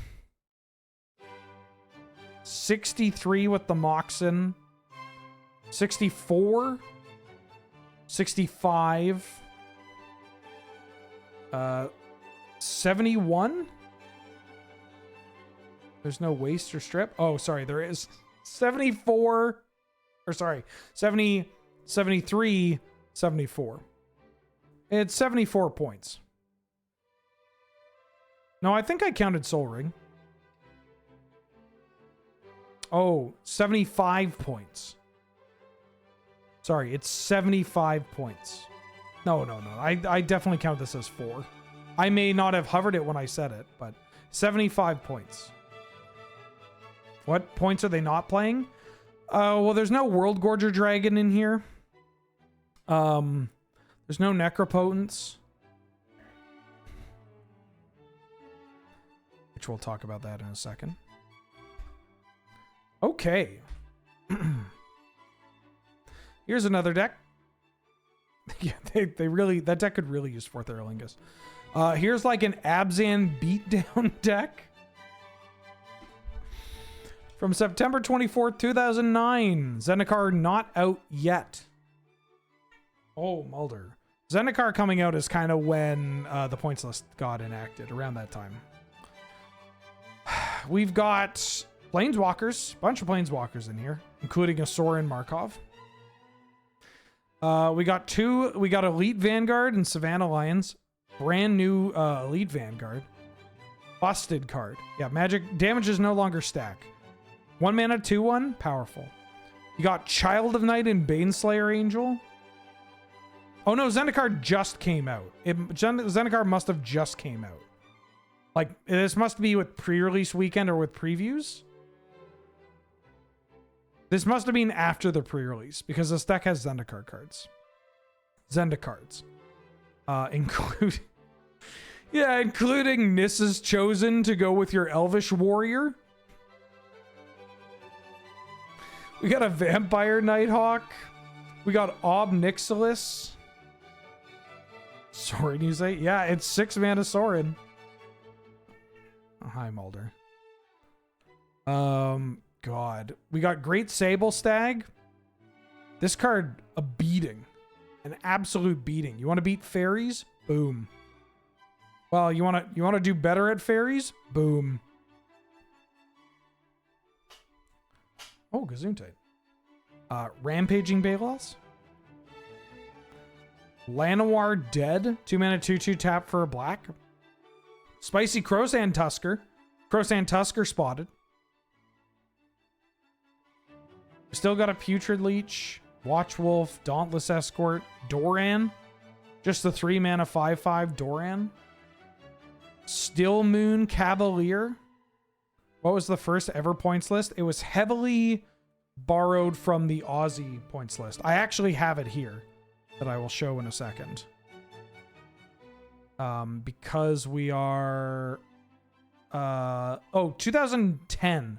At the start of 2010 is when the points list kicks in. So I'll show it once we get to the 2010 decks. But we still have a couple of 2009 decks here. This especially, Zendikar was huge for Canlander. Because a lot of people started playing around Zendikar and like after M10. As well as You know, new players could get fetches. They had like, or like Lotus Cobras and shit to trade and sell. Yeah, it was great. But they were also not, I mean, people needed play sets of them for standard and whatnot. So, you know, again, people might not have them here. Got Lord of Extinction. Just the fair Lord of Extinction. We're not going to mimeoplasm anybody. We're just playing this 5-mana gigantic card. Enlisted Worm.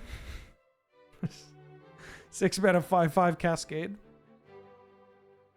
Teneb the Harvester here.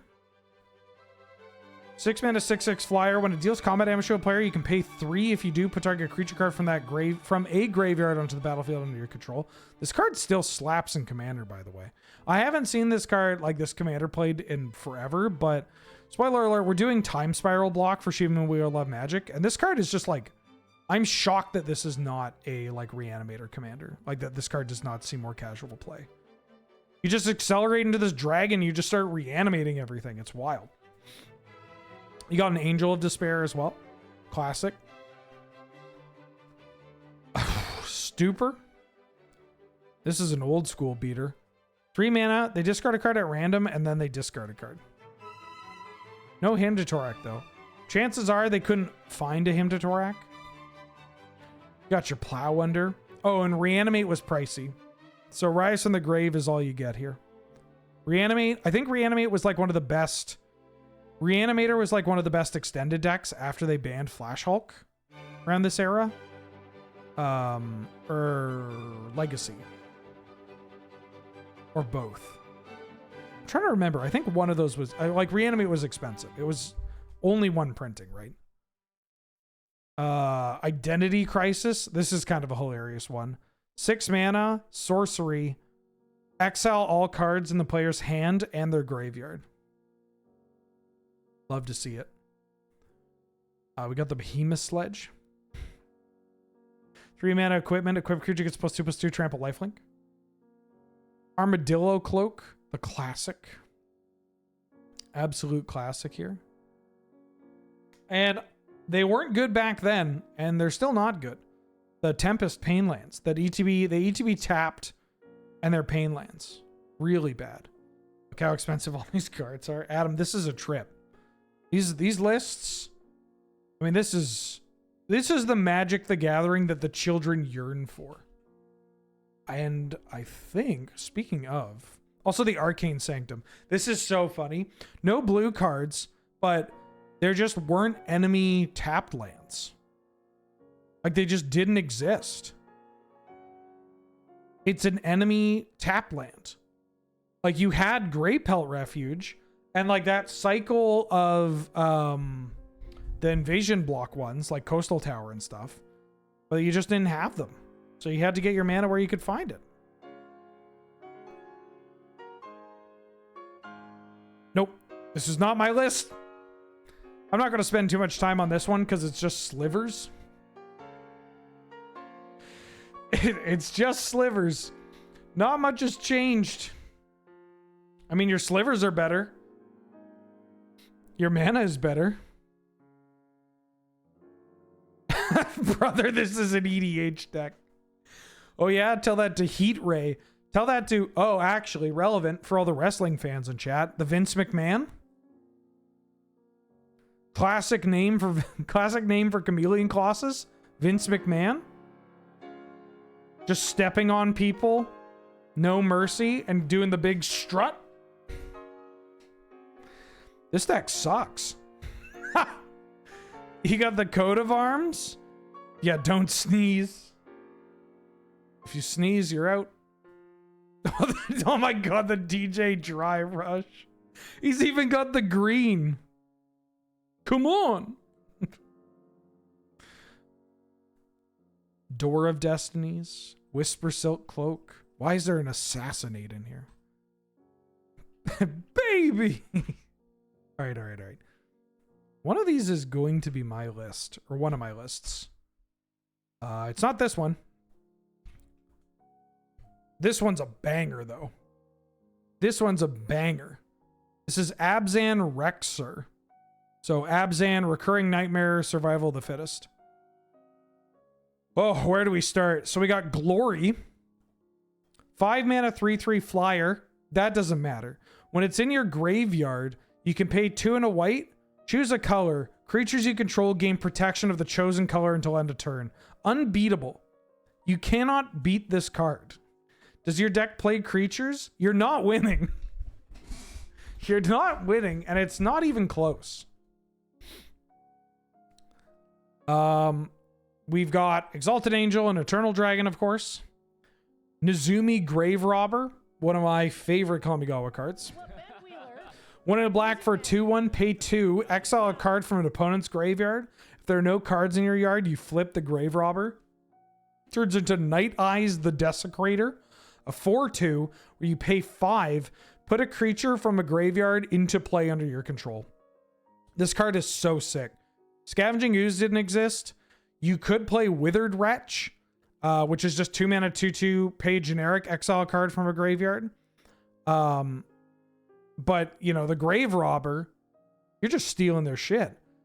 You could play this card and then immediately just exile a card and transform it, and then you're attacking for 4 on turn 3, which was big game back then. You got the Squee for your discard engine. You got Stinkers as well to fill up your graveyard.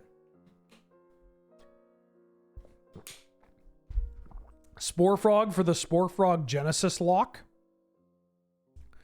For those not familiar, you got Spore Frog. 1 mana, 1/1, sack it, Fog, and then Genesis. Beginning of your upkeep, if it's in your graveyard, you can pay 3, and if you do, return target creature card from your graveyard to your hand. So you just fog them every single turn. Oh, yeah. The Spore Frog Genesis.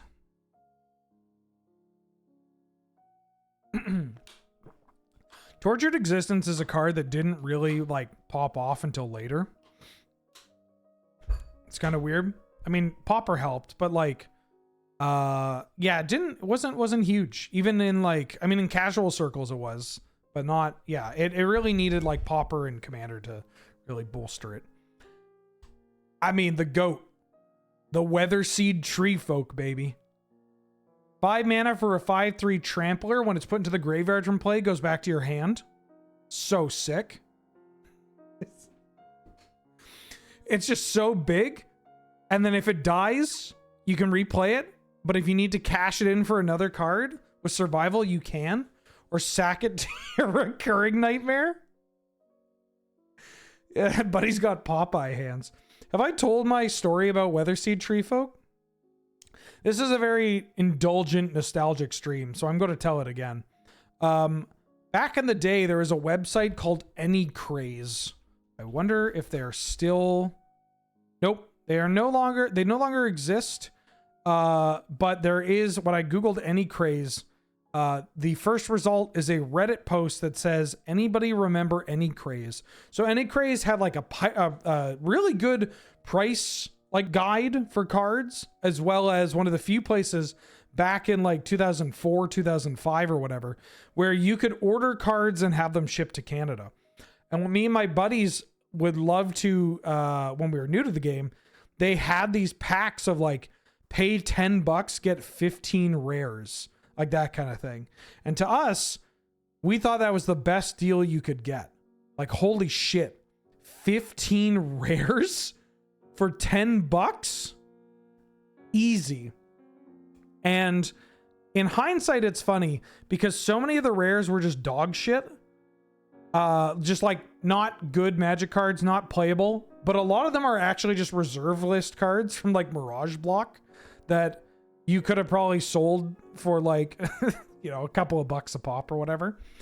And I remember getting one, and they would send a lot of duplicates as well. A lot of duplicates. And I got one of my packs and it had 4 Weatherseed Tree Folk. And I was set. I was stoked. This card was good. A 5 mana, 5 power Trampler that they can never kill? Busted. And I had 4 of them. Get fucked. So big. And the Weatherseed Tree Folk into Sylvos Rogue Elemental? No, we're done. We're done. We're done. Back up your cards. Let's play again. Build a better Elder. or Wickerbow Elder. 4 mana 4/4 ETB with a -1/-1 counter, and you can pay green to remove it to naturalize. Really good.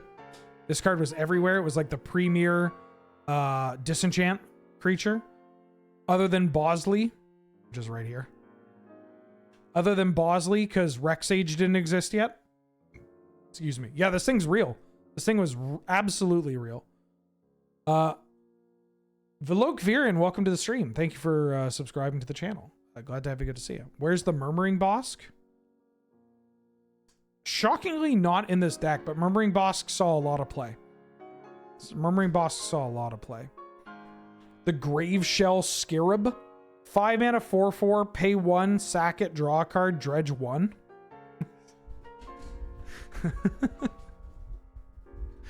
Love the Grave Shell Scarab.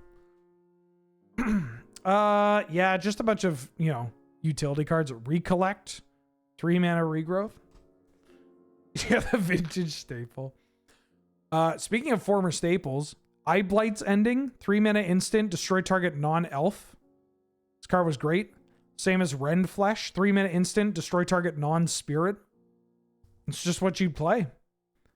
There's no fatal push. You don't want to play Terror. Terror can't kill Dark Confidant. Maybe I'm just a boomer. Late 2000 Magic was sweet. You know, Wormy, I think about that a lot, where I do look through this time period with like rose-colored glasses and through nostalgia. That can't be helped. But I do genuinely believe that this era was just like some of the best Magic you could play. Like, it was such a perfect combination of like more power being put into the game, but in ways that was very satisfying and that played off of older powerful cards and engine pieces. And like, you know, at the end of the day, Baneslayer Angel, stacked Magic card, it's still just going to die to the, like, not to be that guy, but it dies to Doomblade. And so it all kind of gelled together pretty seamlessly. And then it got out of hand, but, you know, yeah, it was great. Go for the Throat did not exist. This is 2009. Yeah, you got the Diabolic Servitude. Great deck. Ooh, we're coming up on the last couple of lists in 2009. One of these is my list. I wonder if you can spot it. I might start laughing as soon as I see it. This is not it, but this one's a banger. Sultai Good Stuff. Incredibly low land count, by the way. I don't know how else to describe this deck. But you got the Waterfront Bouncer. Powerful Magic card. Really good against Darksteel Colossus. Yeah, really good against Darksteel Colossus. Noticing somebody mentioned Curfew. Curfew, really good against Inkwell Leviathan, which is important. If people were tinkering into Inkwell, Curfew could deal with Inkwell. Spiketail Drakeling, 3 mana 2/2 flyer, sack it, counter target spell unless its controller pays 2. Great. Just great. Just great. Scoop Mob. People loved trying out Scoop Mob. People loved Scoop Mob. You got the Kudzu. You got Mystic Snake, Lorescale Caudal. God, I love this Magic card. Old days of playing blue-green tempo. Your Caudal getting huge. Love it. Scoop Mob never worked. No, this card... there were certain decks in Standard that played Ranger of Eos, and you would just like Ranger of Eos and find a couple of Scoots. No, there's a Brainstorm. Yeah, Brainstorm's in here. Yeah, Null Tread Gargantuan. Don't know why this card's in here. Probably because it was somewhat new and really big. 3 mana 5/6. When it ETBs, put a creature you control on top of your library. You could reset an ETB. You could like have this Bone Shredder that you tuck away, which is kind of cool. Yeah, what do we have here? Withdraw. This card is actually a banger. This card would be a absolute beating in modern day Magic. Blue instant. Return target creature to its owner's hand. Then another target creature to its owner's hand unless it plays 1. So let's say you're against an opponent and they played a 2-drop and they tapped out for a 3-drop. And you just withdraw, bounce their 2 mana, bounce their 2 creatures. Done. Easy. Good enough, right? They have a creature I want to bounce, and I want to reset one of my ETBs. So like Eternal Witness with withdraw. You withdraw, bounce their creature permanently, like bounce their creature, and then bounce my Eternal Witness unless I pay 1, and then you just don't pay 1. So you withdraw, bounce their thing, bounce your witness, replay witness, get back, withdraw. It fucking ruled. When we did that old school cube draft, this is basically just what I was trying to do. I don't know. What else do we have here? Milestone. 1 mana artifact. Creatures with power 3 or greater don't untap during their controller's untap step.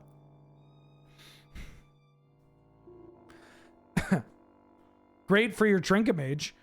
There were so many Trinket Mages finding Meekstone back in the day. Yeah, locks your null Treadguard. Also, why does this deck have Time Spiral? Why do you have the 6 mana draw 7? Why? Oh, shit. There's some cool things this deck is doing. Like playing Unearth and Reanimate. Like with these kind of cards. That's kind of neat. But very, very misguided. Very misguided. Black Vice is in here for some reason. Okay, the last deck from 2009. I think this is just my deck. You'll know if it's my deck as soon as I load it up, by the way. Because you better believe it's some kind of bullshit. Oh, yeah. Oh, yeah, this is... All right. Okay. So this is... This is my deck. This is one of the first decks I ever played in Highlander. After, like, coming back... You know, I'm not including the Jund deck. This is Domain Heartbeat combo. This is Domain Heartbeat combo. So, the idea was that you get out a mana doubler, which I don't even think I owned a Mana Flare at the time. So I was just on Heartbeat of Spring and Vernal Bloom. I didn't own a Mirari's Wake either. I ended up getting a Mirari's Wake and a Heartbeat or a Mana Flare for this deck. This deck went through a bunch of different iterations. By the way, like I played a version of this with Voices of the Void, which is 5 mana, 4 and a black. Target opponent discards equal to domain. So yeah, basically you get a mana doubler or something to increase your mana production. And then you go infinite with like Rude Awakening, untapping all your lands. Turnabout on where's my Turnabout? Early Harvest. Wait, I didn't have Turnabout? Did I not own a Turnabout at this time? Jesus Christ, Ben, get it together. You know when people are like, hey, if you could go back in time 15 years, what would you tell yourself? I would go back in time 15 years and be like, hey, buy a fucking Turnabout. The reason all the basics are for Early Harvest, because Early Harvest needs you to only have basic lands. I had a version of this deck with Mirari as well. Yeah, let's cover some of these cards here. Sunscape Familiar reduces the cost of the blue and green cards. Great, love it. Carven Caryatid, you can't get through this card. 3 mana, 2/5 Defender, ETB draw a card. Not happening. Not happening. You're not getting through it. Nope, sorry. Didn't own a Brain Geyser, so I used Mind Spring. Allied Strategies, 5 mana sorcery, draw for domain. So sick. 5 mana, draw 5.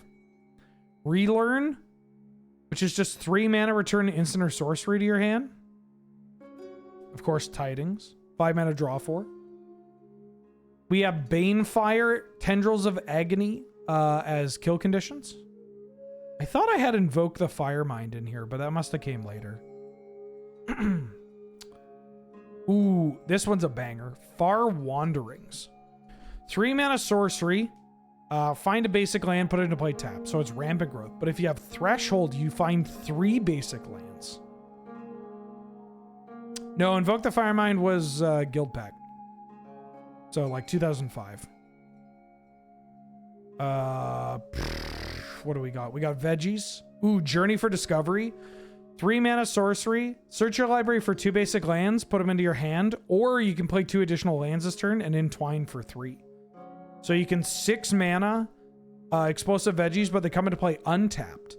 Or you could just 3 mana double explore. Explore didn't exist, by the way.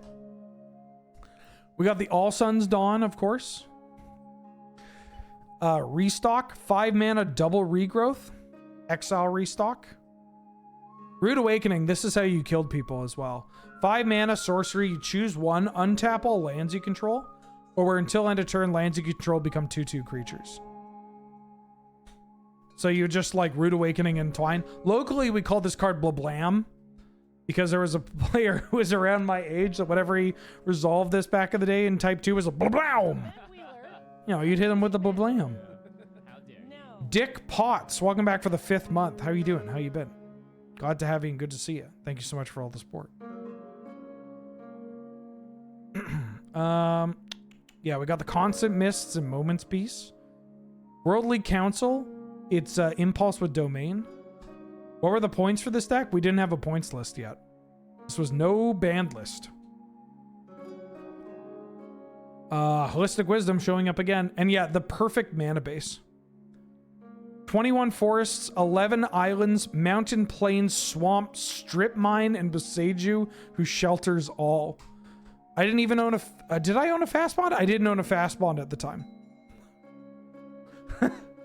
I didn't own the fast bond. So I had Crucible Strip, but that's it. There's literally, on the post that I found this deck list, below it, I'm telling somebody to trade me their fast bond and their exploration. Exploration didn't have a point. Or, sorry, didn't have a reprint, is what I mean. So that's everything from 2009, but I want to use this as a opportunity to share what the points list was moving into 2010, because this is when we adopted the points list. I'm not going to show all the changes that happened to the points list, because there were so many of them. Like,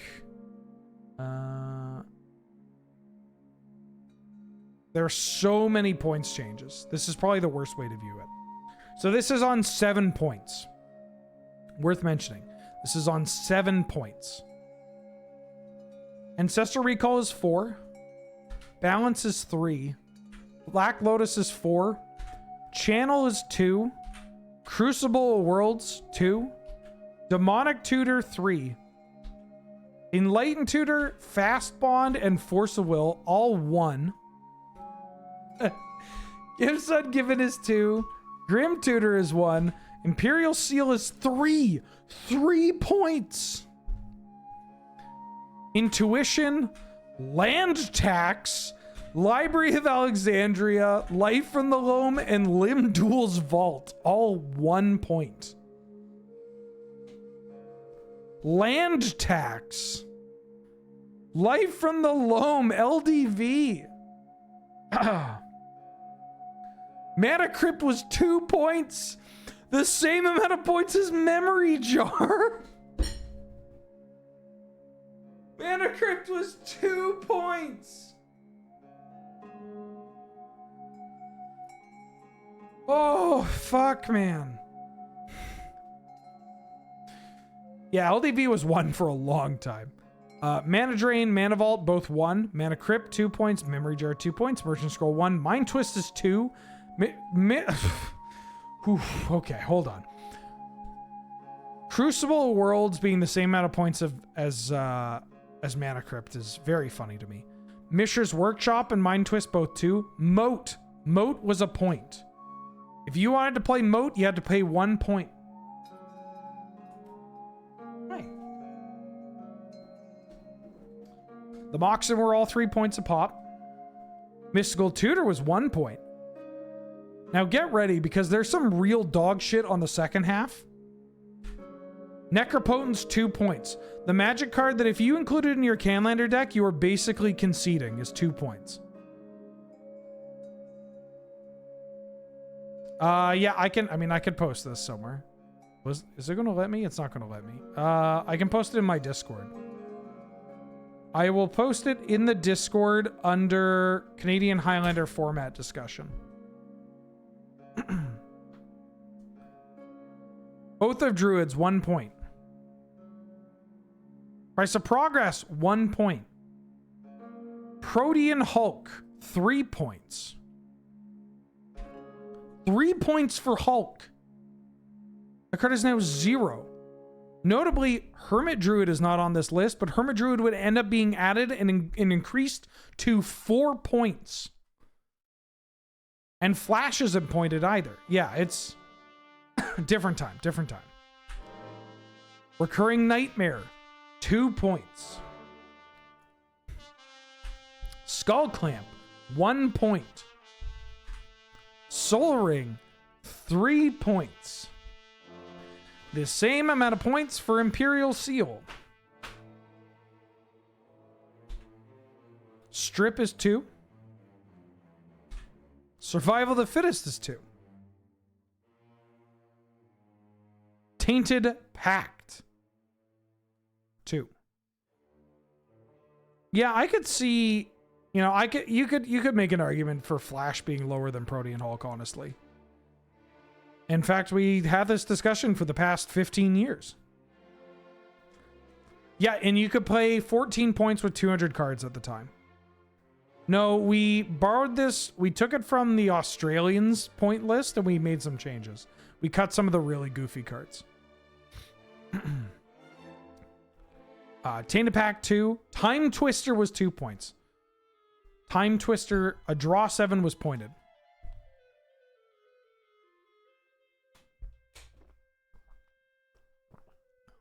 Examples of the really goofy cards? Oh shit. They had like wishes were all, which made sense. Wishes made sense because they were pointed.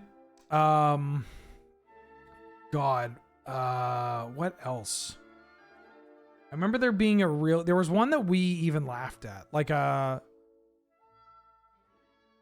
it Top? I mean, we ended up pointing Top ourselves. I think Regrowth was pointed. I want to say Regrowth was pointed. Did Time Vault go infinite yet? No, Time Vault is 3 points here. Time Vault is 3 points. But we haven't even gotten to the worst stuff yet. No, Voltaic Key was Urza Saga. So you could go infinite with Time Vault through Urza Saga and Tezzeret and Galvanic Key. Captain of the Mist wasn't out yet. Time Walk is 3 points. Tinker was 4 points. Get ready. Buckle up. If you have like a seatbelt or something to buckle up, do it, because we're about to get into the real dog shit. Just if you thought this was all trash, which it is, get ready. Also, Lurker Spine, thank you for the 100 bits. Happy anniversary. Enjoy the movie. Oh, shit. Thank you so much. Toyarian Academy, 2 points. That's bullshit. No. GTA is 1 point. Vampiric Tutor, 3 points. Wheel of Fortune, 2 points. That's pretty bad. Wheel of Fortune being 2 points, pretty bad. But what if I told you World Gorger Dragon was 3 points? World Gorger Dragon. World Gorger Dragon. The card that you destroy with the trigger on the stack and you lose the game. 3 points. 3 points. Great. 3 points. Yawgmoth's Bargain. 2 points. Yawg Bargain. I might be one of like 3 people that has played Yawgmoth's Bargain in the past like 5 years in this format. It's not good. It wasn't good back then. I played it as a pointed card in my Heartbeat deck. It is not being that great in our format. Yawgmoth's Will, 3 points.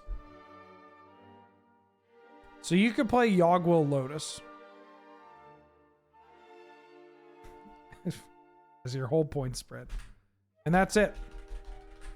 I posted this in the Discord. If you want to look at that. It's in the format discussion for Canlander. If you want to keep this for your own personal archives. We're getting into 2010 now. On to 2010.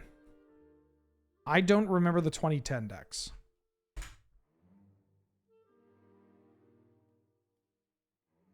I don't want to talk about that. This is Josh Lane's Grixis control deck. This was... Oh, there's 2 copies of Fire Ice. One of those is something... Oh, I wish I knew what it was. I believe one of these is maybe Jace the Mind Sculptor.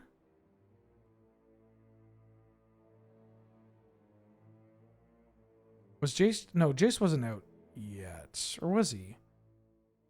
I forget what this other one... You can ignore this card. I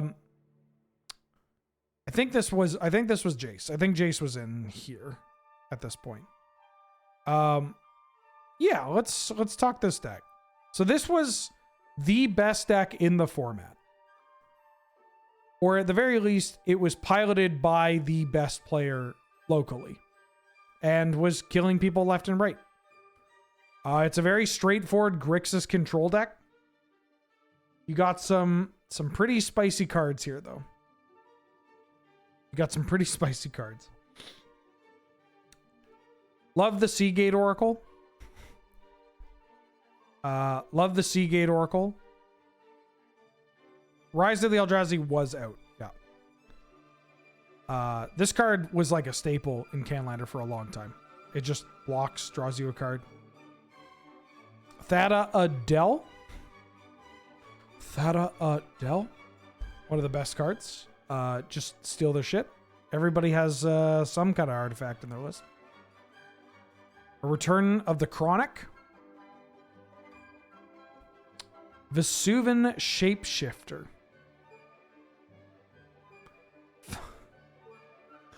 Vesuvan Shapeshifter. For those that don't know what this card is, it's a clone or it's a morph clone. It's a morph clone.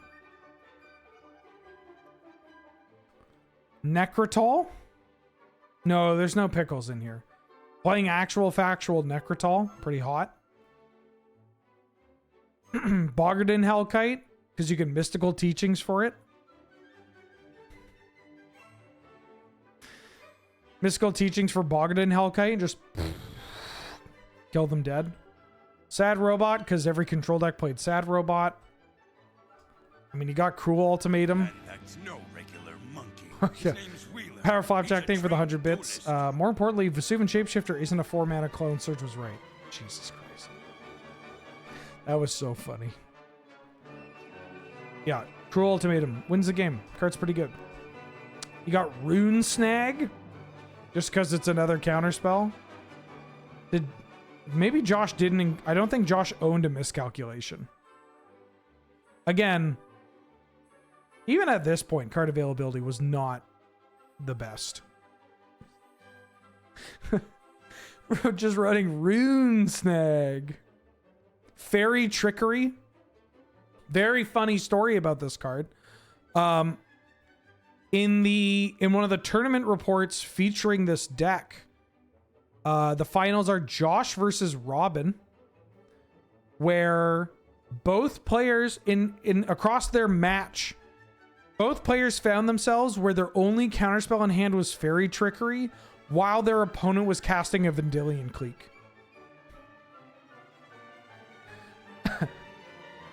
So both players ran into not being able to counter V-Clique because because of the fairy trickery. Oh, it's so funny. Counter target non-fairy spell and exile it this way instead of putting it in the graveyard. Yeah, you got rewind, you got repulse, a lot of repulse running around. This card's great. Explosives, expedition map. For what, you may ask? Well, you can find Academy runes. You can also find bounce lands because this deck is playing. This deck's great. The mana base is honestly pretty slick. You have bounce lands in here. Is it Boiler Works, Rakdos Carnarium, and no Aqueduct? Really? Huh. Why are you not? Maybe this Fire Ice is supposed to be Dimir Aqueduct? There's no way. Josh played a Dimir Aqueduct.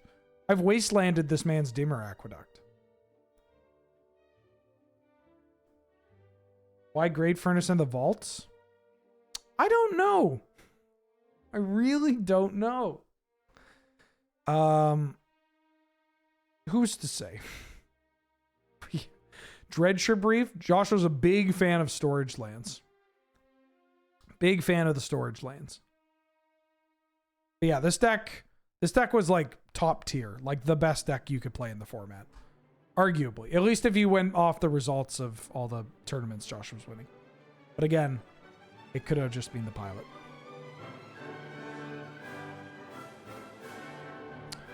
Moving on. Oh, fuck yeah. Okay. We got another Benny Wheels deck here. We got another Benny Wheels deck here. We got High Tide. May 19th, 2010. We got Benny Wheels High Tide. All right. Let me cover some of these cards. I bought a turnabout. Let's go over the creatures. Got a Cloud of Fairies, of course. We got Calcite Snapper. This card was so good against the aggro decks. They can't get past it. 3 mana 1/4 with Shroud. They're not getting past Calcite Snapper. I sleeved up Calcite Snapper more times than I'm comfortable admitting. It just was so good because like you could pivot against the control decks of just like, here's my Calcite Snapper. I'm hitting you for 4. You can't kill it. Or just being a hell of a wall against the aggressive decks. Especially, speaking of walls, Plume Veil. Three hybrid blue-white for a 4/4 flash defender flying. Boom. Oh, God, I love the Plume Veil. Yeah, just get ya. I'm surprised nobody mentioned it, but Phyrexian Ironfoot. 3 mana, 3/4. Doesn't untap during your untap step, but you can pay 1 in a snow mana to untap it. Again, a card that can kill the control players, but really good against the aggressive players. Now let's get into some of the cards here. Several people have mentioned it. So yeah, I'll bring it up. We got Spellweaver Volute. I am on Snow Basics. Yeah. Fun fact, I bought Snow Basics because around this time I was really heavily trying to optimize the deck, right? And all my decks. And YJ had a shitload of Snow Basics from Cold Snap. And I was like, perfect. So I bought out all the Snow Basics. And in my head, I'm like, now only I can cast Into the North and tap my scrying sheets. Spellweaver Volute, 5 mana enchantment aura, enchant instant in a graveyard. Whenever you play a sorcery spell, copy the enchanted instant. You may play the copy without paying its mana cost. If you do, exile the enchanted card from the game and attach this to another instant in your graveyard. So you stack it on your High Tide. Serum Visions. Volute, cast the High Tide again. And then you put it on Compulsive Research or whatever. Yeah, absolute banger of a card. I bought a candle for this deck. And for the other one. I didn't have Capsize yet. I should have had Capsize in this deck. We got Meditate. Careful Consideration. This one's kind of funny. 4 mana instant. Target player draws 4 cards and then discards 3 cards. But if you cast it during your main phase, instead they draw 4 and discard 2. Big draw spell. Big draw spell. Reality Spasm. Choose one. Tap X permanents or untap X permanents. This card was great. If I needed to tap out my blue opponent, Reality Spasm, tap down your stuff. If I needed to use it as an untap my lands, Reality Spasm, untap my lands. Add a bunch of mana. Also got Giga Drowse, good for tapping out your opponent. Of course, we got Rude Awakening. Couldn't leave home without it. Technically, this is Blue-Green High Tide. With Heartbeat of Spring, Rude Awakening, and Regrowth. Deep Analysis. It's always cool to see Deep Analysis. And Foresee. 4 mana, scry 4, draw 2 cards. Busted. Busted. I got a Turnabout here. I picked up Turnabout. It's right here. Beautiful deck. Beautiful deck. As the premier High Tide pilot of the format. An absolute beautiful deck. But we got more. We got more. Does anybody want to take a guess at whose list this is? Wait, no, hold on. This isn't that list. Never mind. Never mind. We're not there yet. We're not there yet. We're not there yet.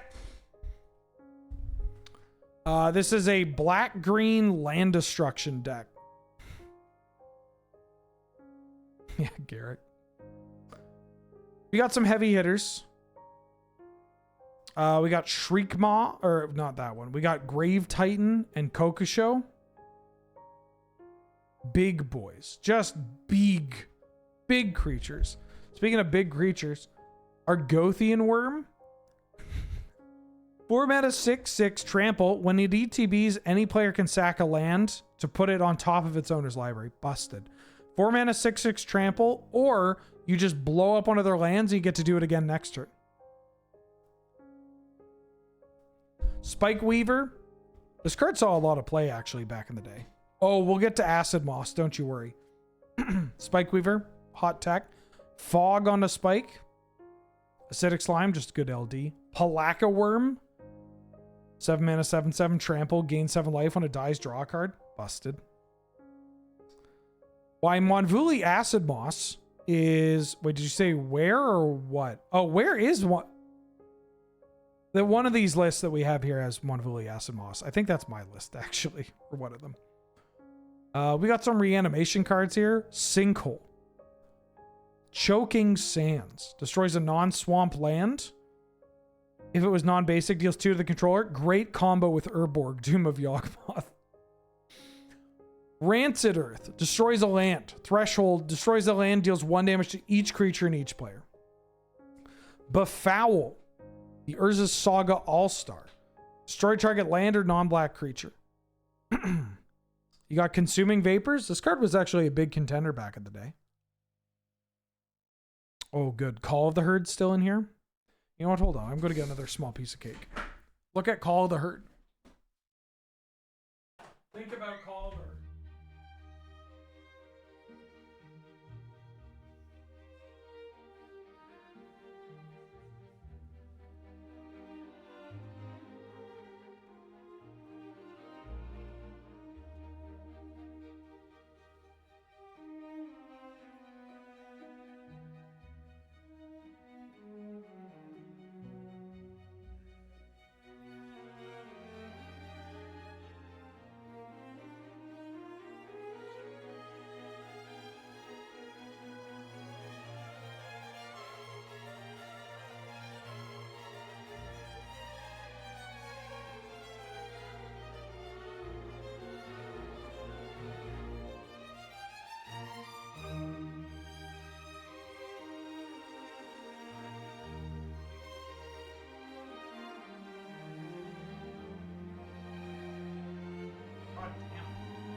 How hard is it to put a piece of cake on?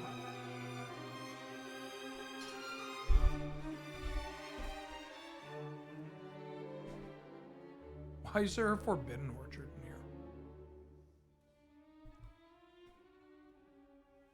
Why is there a forbidden orchard?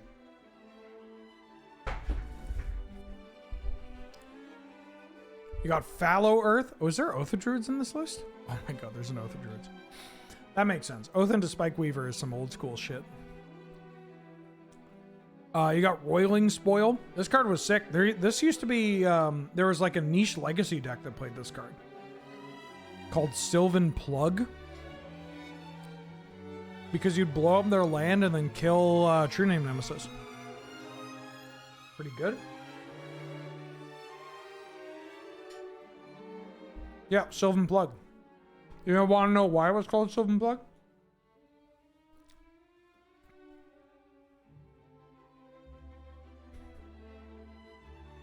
Let me see if I can find the picture.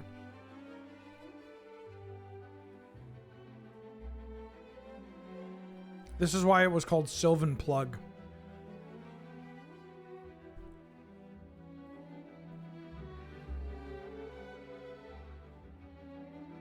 So this was a sculpture. This was a sculpture in France, I want to say. That got released around the time of this deck's creation. And the deck was a legacy deck that was based around Green Sun Zenith, Chalice of the Void. It was basically like mono green Stompy. It was supposed to be a tree, yeah. It was supposed to be, I believe the installation was supposed to be like a, this is what, like the commodification of, you know, our natural resources is, so this is what it would look like if a tree were like a mass-produced tree. Yeah, basically.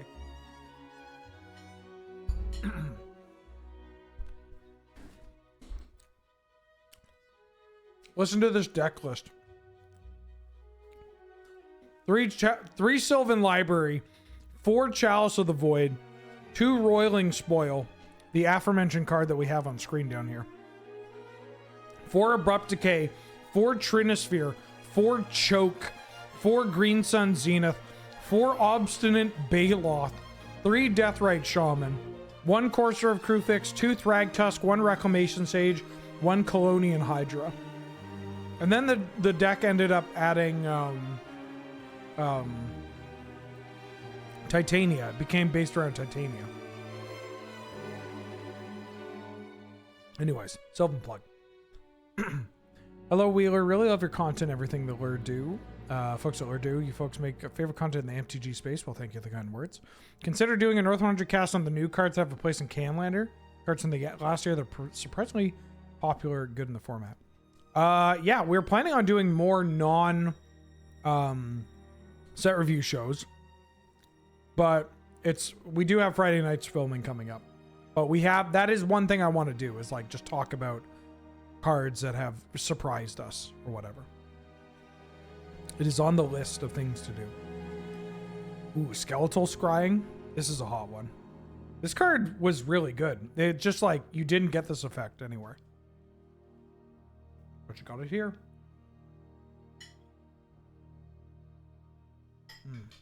That's good cake. Ice Storm. Oh, I got a good well, that's not a good Ice Storm story. I have an Ice Storm anecdote that I will get to in a second here. And I believe that brings us to the last deck from 2010. Not a huge amount in 2010. I believe this is because more people were using Facebook at the time than the forums. And so they kind of moved off. But check this out. This was a tournament winning green-white list. Look at this fucking deck. Tournament winning green-white.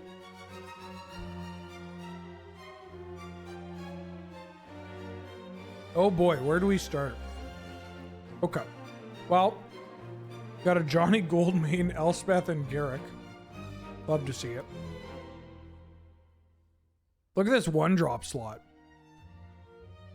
Elite Vanguard, Isamaru, Savannah Lions, Loam Lion, 1 mana 2/1 or 2/3 here. Student of Warfare. This card, beater. Absolute house in the early days of like white X decks. Like you could just dump so much mana into this card and just fucking kill people.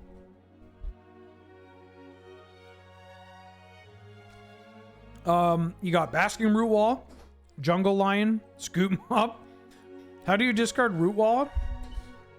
Well, we have Wild Mongrel. We have Fauna Shaman.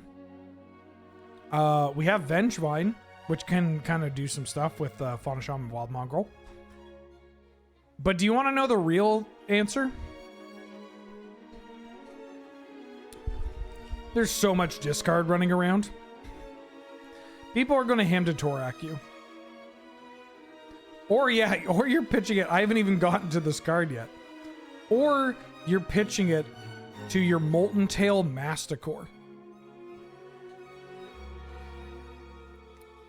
4 mana 4/4 artifact creature. At the beginning of your upkeep, you sacrifice it unless you exile or discard a card. Pay 4, exile a creature from your graveyard, deal 4 damage to target creature or player. Now it's any target. Pay 2, regenerate. This card's big. Very big. Surprised no Figure of Destiny. The mana sucked. Like I really cannot. 2-color mana bases are still feel bad, right? But like 15 years ago, look at all these fucking forests and like plains. Every deck is on like 15 to 25 basics. Like it's wild. We got the spicy core Skyfisher. 2 mana 2/3 flyer, love it. Soltari Champion. I won a couple of trophies with this card.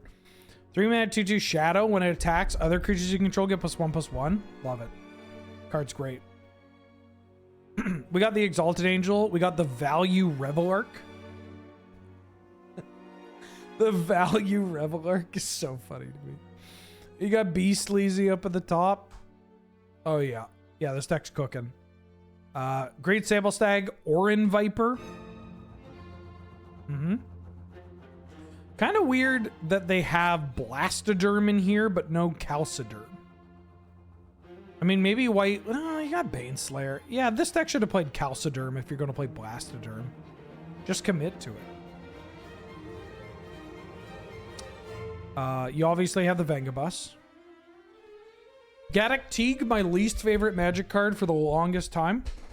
For those that don't know, I hate this card so much. Unbelievable.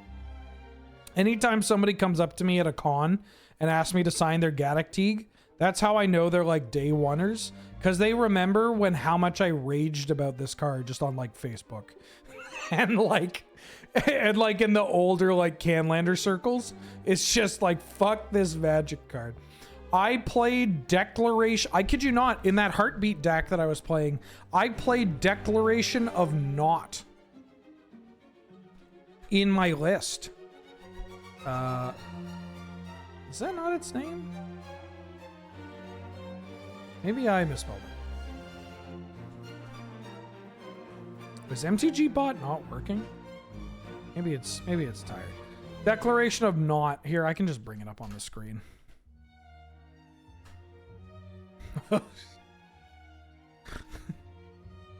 2 blue, enchantment. As it comes into play, name a card, pay a blue, counter target spell with that name. I fucking hated Gaddock Teague. I couldn't repeal it. You can't repeal it. You can't cryptic command it. Like, Into the Royal got printed. It was a blessing. A blessing.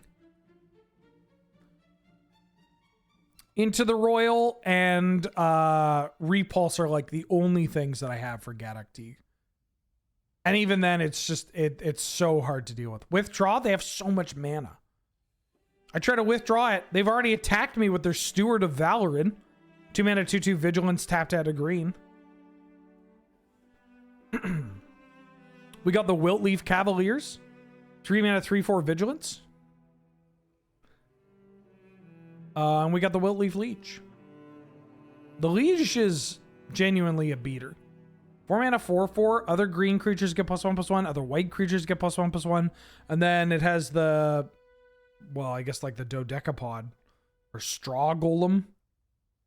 I'm trying to think of no, Straw Golem's not the one I'm trying to think of. There's another Dodecapod from earlier. But yeah, it gets put into play. And for those not familiar, it buffs, like it would make Gaddock Tiga 4/4. Yeah, Obstinate Baloth was a newer one. I'm just trying to think of the one that predates Liege that isn't Dodecapod. You got Harmonize in your creature deck, your aggressive deck. Look at this. Curse Scroll, Skull Clamp, Jite, Sophie. This core right here, the Clamp, Jite, Sophie. That was, this is big. This is big. You got the Behemoth Sledge, but then they have the Eldrazi Monument. Ooh. 5 mana, artifact, creatures you control get +1/+1, have flying and indestructible. At the beginning of your upkeep, sack a creature if you can't sack this. This is a card that I am shocked does not see as much play in Commander as it should. Because I don't think it's that expensive, right? I mean, it's like $10, but yeah, this card fucks. Like, it kills people dead. Dies to Farewell. This card is so good. If you have a way of like repeatedly making tokens, like you could just play it as your overrun or whatever. I don't know. This to me is a more interesting card to include in my commander deck than any like hoof or other overrun variant, unless like a other specific overrun. But yeah, this card rules. No goofy lands. I mean, there's Pendlehaven, but you know, you got the O-Ring and Journey to Nowhere. Journey to Nowhere, big get for sure. So that's November 29th, and now we are hitting 2011. We have some cards in 2011.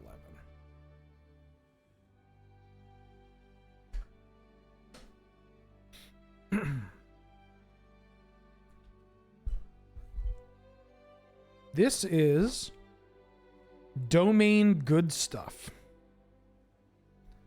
5-color domain, mid-range beatdown kind of stuff. We got Gideon Jura and AJV, tournament-winning deck, by the way, I believe. Oh shit, this has a wish package. Okay, hold on. Let me fix this because this is important. There's context for this as well. Yoink.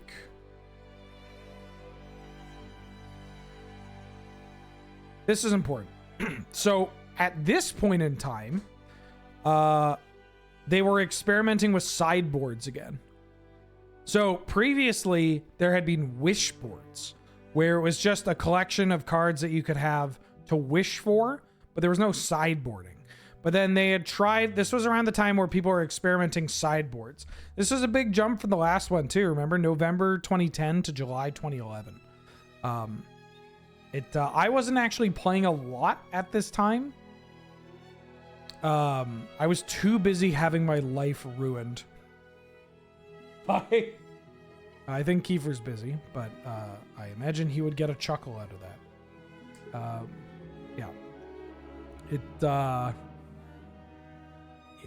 This list is wild though. Like, look, I'm gonna cover the heaters. Bringer of the Black Dawn. Formerly banned in Commander, by the way.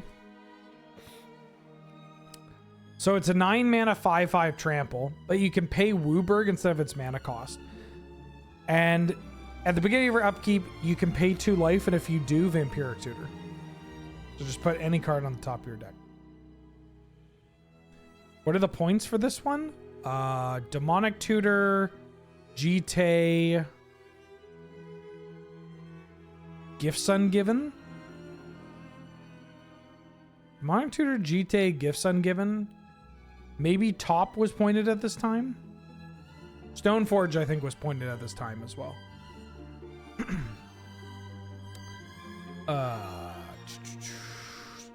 Spellskite's in this list for some reason. When did the format go from 7 to 10? Oh, we have to go to 14 points first.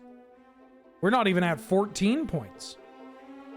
No, this would have been right before Innistrad. Because Innistrad was 20... I think Innistrad was September 2011. Yeah. You got Global Ruin. 5 mana sorcery. Each player chooses a land they control of each basic land type. Sacks the rest. Pretty good magic card. Etched Oracle. Banger, by the way. 4 mana Sunburst. If you don't know what Sunburst is. Sunburst on creatures means that they come into play with a 1/1 counter for each color of mana spent to cast it. And then on non-creatures, they come in with charge counters. So 4 mana, Sunburst, artifact creature. It's a 4 mana 4/4, and then you can pay 1 to remove 4 counters from it. Target player draws 3 cards. Oh, I love Sun Crusher. I don't know what's wrong with MTG Bot. This is a pretty bad stream for MTG Bot to not be working. But yeah, we could talk Sun Crusher. Matter of fact, let's just talk Sunburst real quick. I love Sunburst. Clearwater Goblet. 5 mana artifact, Sunburst. At the beginning of your upkeep, you gain 1 life for each charge counter on it. Unbeatable. Unbeatable. I remember playing against somebody that had a 5-color control deck. Not this one. And they just played this on 5 and you couldn't beat it. They gained 5 life a turn? What are we even doing here? Unfucking beatable. Solarian. I love Solarian. God, I love the aesthetic of these cards. This is like childhood for me, or like early teenage years, like weird shit. Because I would have been 13 when this came out. I was 13 when Fifth Dawn. No, I would have been 12 when Fifth Dawn came out. I think I was 12. Yeah, I was 12 when Fifth Dawn came out. Just so fucking weird. 7 mana Sunburst, tap, double the amount of counters on it. Sun Crusher. 9 mana, 3/3 Sunburst. Pay 4, tap, remove a counter. Destroy target creature. Pay 2, tap, or pay 2, remove a counter, return to your hand. Yes, hello? No, I'm still wearing the hat.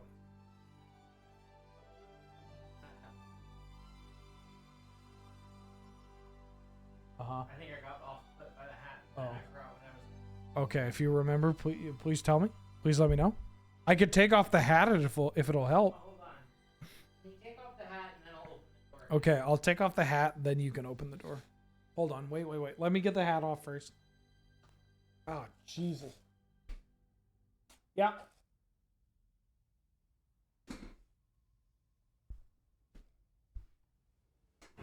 Hey, what's up? Well, I didn't remember what it was. Hey, what's up? I was just going to say yesterday would have been Pig's birthday. Yesterday was Pig's birthday. Oh, I forgot. Yeah, yesterday was... No, it still is Pig's birthday. Let's pour one out for our hobby. Yesterday was Piglet's birthday. Unfortunately, like the coward she is, she died last year. And I'll pour one out into my mouth. How about that? Okay, great. I'm good, thank you. All right, I'll take a refill. Just not of Piglet's blood. Maelstrom Archangel, 5 mana, 5/5 flying angel. When it deals combat damage to a player, you can cast a spell from your hand without paying its cost. Busted. There's the Voices of the Void that I played. This is not my deck. Target player discards a card for each basic for domain. Collective Restraint, genuinely fucked up magic card. I think I actually might try playing this card in Jeskai Green. Like, it is busted. This card, thank you. This card is busted. And creatures can't attack you unless they pay domain. This is pretty messed up. We got some charms here. Oh, importantly, we got the wishes. Because this deck had a... This is when sideboards... Oh, I fucking deleted the wish board. Never mind, I got it here. This wishboard rules. So this is at a time where we were testing out sideboards. And so there's a glittering wish, which lets you find a multicolored card. And here's their sideboard. Circle of Protection red. Pithing Needle. Needle Spellbomb. Crowsand Grip. Ancient Grudge. Trinket Mage for the Spellbomb and the Pithing Needle. Core Firewalker. Duress, Thoughtseize, and Damnation. And then the Wishboard. We got Pancakes. Rocks Warmonk, 3 mana, 3/4 lifelink. Good old Pancakes. We got Tickles, aka Giant Solifuge. 4 mana, 4/1 Trample Haste Shroud. This one's so fucking funny to me. Glittering Wish for Giant Solifuge. Oh, it's so funny. Because it's the kind of play where you're just like, I got your number, pal. You don't have anything for Tickles here. Hull Breach. Pretty good. Destroy target artifact or destroy target enchantment or destroy target artifact and enchantment. And then Crime Punishment. It's just like a Pernicious Deed. One-time Pernicious Deed or reanimate one of your opponent's things. Yeah. Sideboards did not last for a long time in our format, unfortunately. And that was like the last time we tried them. Which is why I think, I really think that we should try sideboards in Canlander again. I don't think it'll ever happen at this point, but I think it would be good for the format. Okay. Here's another Golgari list. This is more, I think this is... Whose list was this? I think this was Winston's list. Who actually, I couldn't find one of his... There was a list of his that I really wanted to find, which was Counter Rebels. The pilot that played this list played a... way back in the day, like 2005, 2006, I want to say, played Counter Rebels.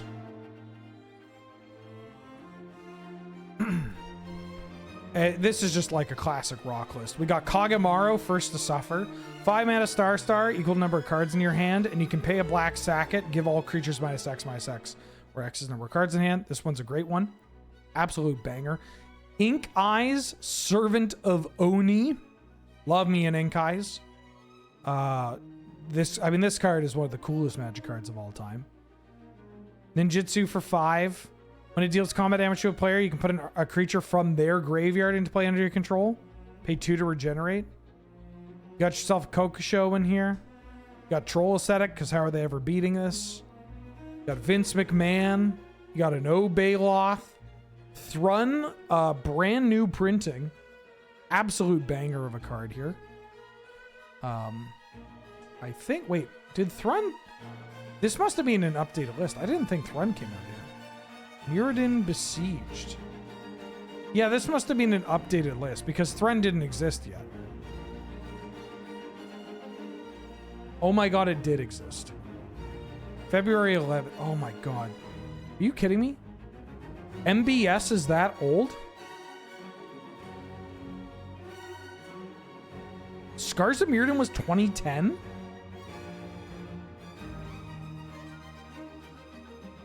Right, Cawblade.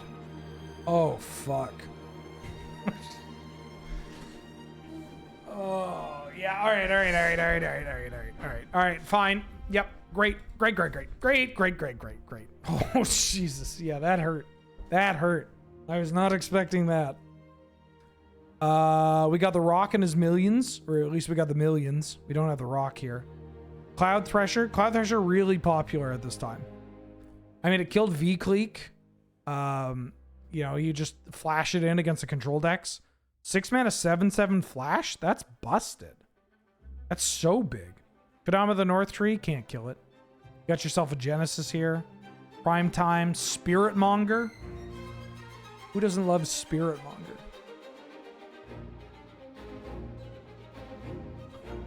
Who doesn't love Spirit Monger? Then everything else is pretty standard. I guess. I mean, sudden death is cool. -4/-4 split second. That card popped up a bit. Look at that. Look at this fucking mana base. 15 forest, 12 swamp. Just the rest. Just the rest.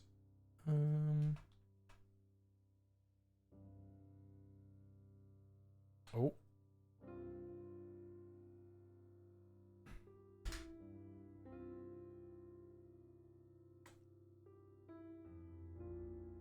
Now,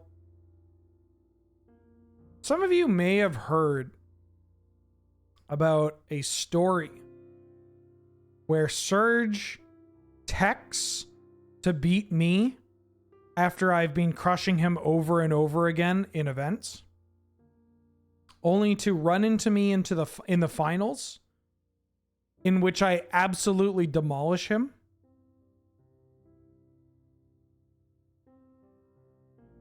I believe this is the deck that did it.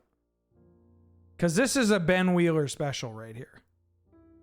This is Naya Planeswalker Oath Stacks. This is a thing of beauty. All right, let's cover this bad boy. Let's cover this. I fucking loved building red white X decks. To give credit though where credit is due, while I really liked playing stacks decks at the time, Nelson was playing Naya Land Destruction. Like that was his, like, he had Nelson had like 2 pet decks at the time of like Naya Land Destruction and is it like spells, like is it Gelectrode spells, and then Big Academy as well, like Mono Blue Academy. But yeah, this one was dope. It's okay. So it's a Naya stacks list with Oath of Druids into Emrakul, as well as Dragon Breath. Come on. There you go. Dragon Breath to give your Emrakul haste.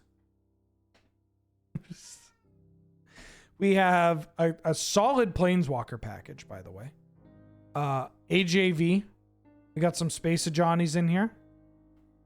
We got Gideon. Chandra the Firebrand. This one is dope. Okay, picture this. Turn 2, Mana Rock. Turn 3, Chandra. Turn 4, activate Chandra to duplicate the next spell, and then just Stone Rain 2 of your lands. Beautiful. We've got... Did I not own a Wrath of God? I must not have owned Wrath of God at the time. There's no way. What the hell was I doing? Because I have my 8th edition foil Wrath of God. Anyways, Chandra Nalar kills Baneslayer Angel and sticks around. No issue there.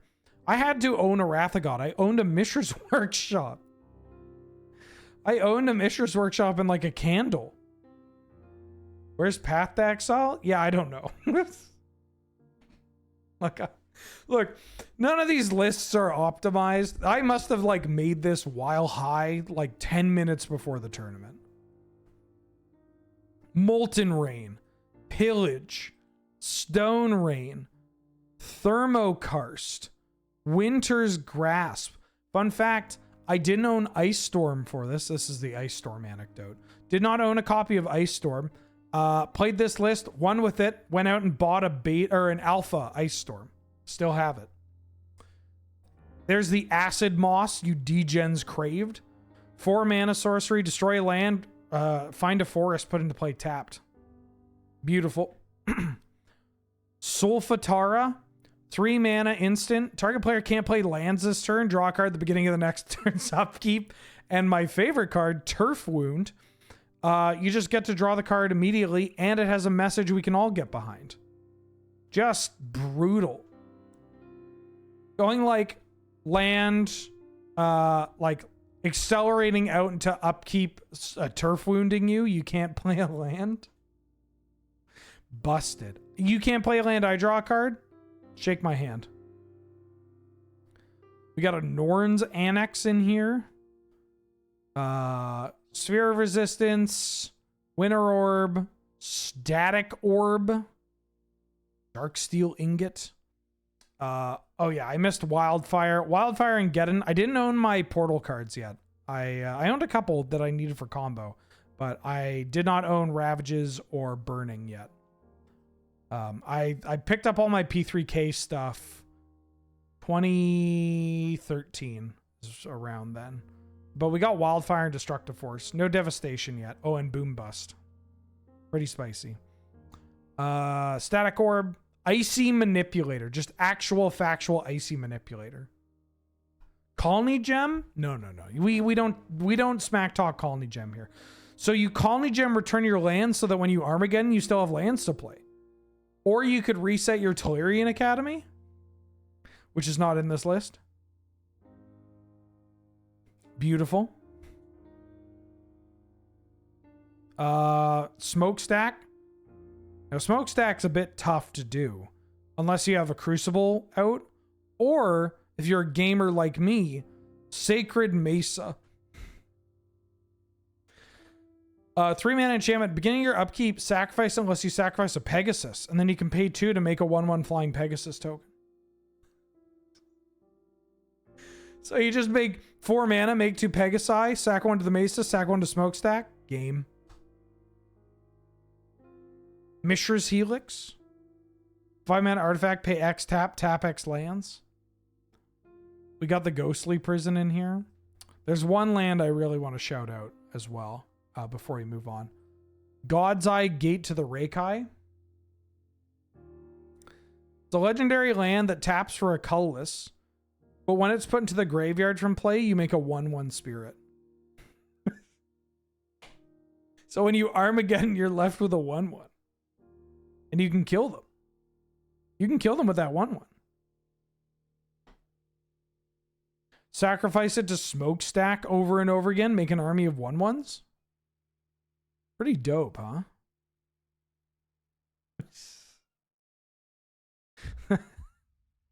This deck ruled. I love this deck. I don't have 5-color. We got rid of the old WordPress. I have all the stuff from that WordPress archived, but I didn't have time to pull it up. But I do have the 5-color Cascade Stacks list. Ooh, don't want to bring that up. We got 2 more lists. 2 more lists. From here. Then I have another treat for everybody that you can explore on your own time. Yeah, I would like to do that for a North 100 Showdown. I think it would be a lot of fun. When did I first get dual lands? I got some duels when I was a kid, and then I sold them when I sold out completely. And then when I got back into it, I bought Trop and Tundra, and then I slowly started to buy more and more dual lands. Then I got into Legacy, and I bought playsets of all my duels. Then I had to sell all my duels because I was in and out of the hospital for like a year and unable to work. And then I built up my Canlander playset by just winning a bunch. We did a bunch of win a duel tournaments at YJ, and I just won like 5 of them in a row or something. I was just on like a Jeskai and Eggs tear. It was brutal. Anyways.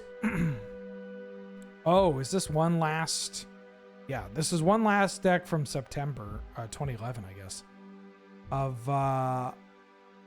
Flash Hulk. This is what old Flash Hulk decks used to look like. They played Signets. Although this is a grimy Flash Hulk deck, because you have whatchamacallit, your kill involves Bile Urchin, so you can still do the setup of flash out your Hulk, find Body Double and Carrion Feeder or Viscera Seer, sack the Body Double that's a copy of Hulk, find Revelark and Bile Urchin, them, sack the Revelark, Lark triggers, gets back Body Double as a copy of Lark and Bile Urchin. You just Bile Urchin them into the dirt. There's also Body Snatcher, which you can do if you need Sylvan Safekeeper. which Body Snatcher is a 4-mana 2/2. When it ETBs, exile it unless you discard a creature card. And when it dies, you exile it and then you reanimate a creature. So this is a way of getting a package for your Hulk that you can fit Sylvan Safekeeper in. To, you know, to make sure you can protect your combo, I guess. Yeah, this is, there's not much that's too out there. We're starting to enter the zone of Canlander decks becoming more consistent, more like, you know, the card quality's up, the mana's a lot better. We now have enemy fetches and everything. Yeah, the artifact lands are for Trinket Mage and Thirst for Knowledge. If you ever see an artifact land in a list and you're like, why is there an artifact land? It's Trinket Mage. Yeah, nobody owned Moxen. They were just, Moxen were expensive. Also, you know, well, that's not entirely true. People did own Moxen. It's just, again, this is around the era where a lot of the posting was done on the Facebook page. And I don't think we have that information. I mean, I could see if I can get it. Because I think I'm still the admin of the Facebook page. But I don't know. My account got doxxed. And so I had to, by my account, I mean me. I wonder if is there a way to like search from a year? Like, can I search on the Facebook page? Ooh. I can. Oh. Did we just hit the jackpot, chat? Okay, hold on. I'll share this in a second here. I think I may have hit the jackpot.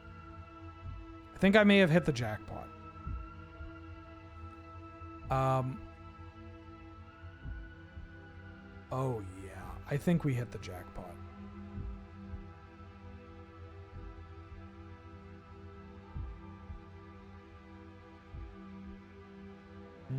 How much of a jackpot have we hit?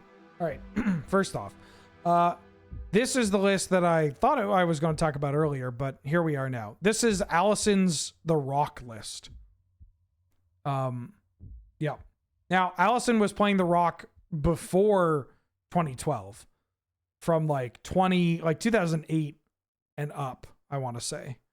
But this is the one that I found that she had posted. There's some spice in here. So for starters, we have Murmuring Bosk. Gotta shout out. Oh, my face is covering. Gotta shout out the Murmuring Bosk, though. God. Dawn Treader Elk. 2-mana 2/2. Pay a green. Sack it. Tutor for a basic land. Classic. Another sighting of Sorin Markov. Garrick Primal Hunter. We got Garrick Relentless. We got Liliana the Veil. First time we've seen this card. Jesus. Predator Ooze? Why was she playing Predator Ooze? What the hell? Yeah, Soren Markov really good against beating Infinite Life. Also, just like it ultimated pretty quickly. We got Vorapede. 5-mana 5/4. Vigilance Trample Undying. I remember there was a PTQ the weekend that Dark Ascension came out. And a couple of people were playing this mono green deck, and like Vorapedes were like $20. Just because everybody was like, fuck, I gotta get Vorapede. This thing's unkillable. It's so good. Brutalizer Exarch. 6-mana 3/3. When ETBs, you choose one, tutor for a creature, or put a non-creature permanent on the bottom of its owner's library. That's pretty good. Do you want to come up and say hi? Yeah, you didn't want to, but I caught you.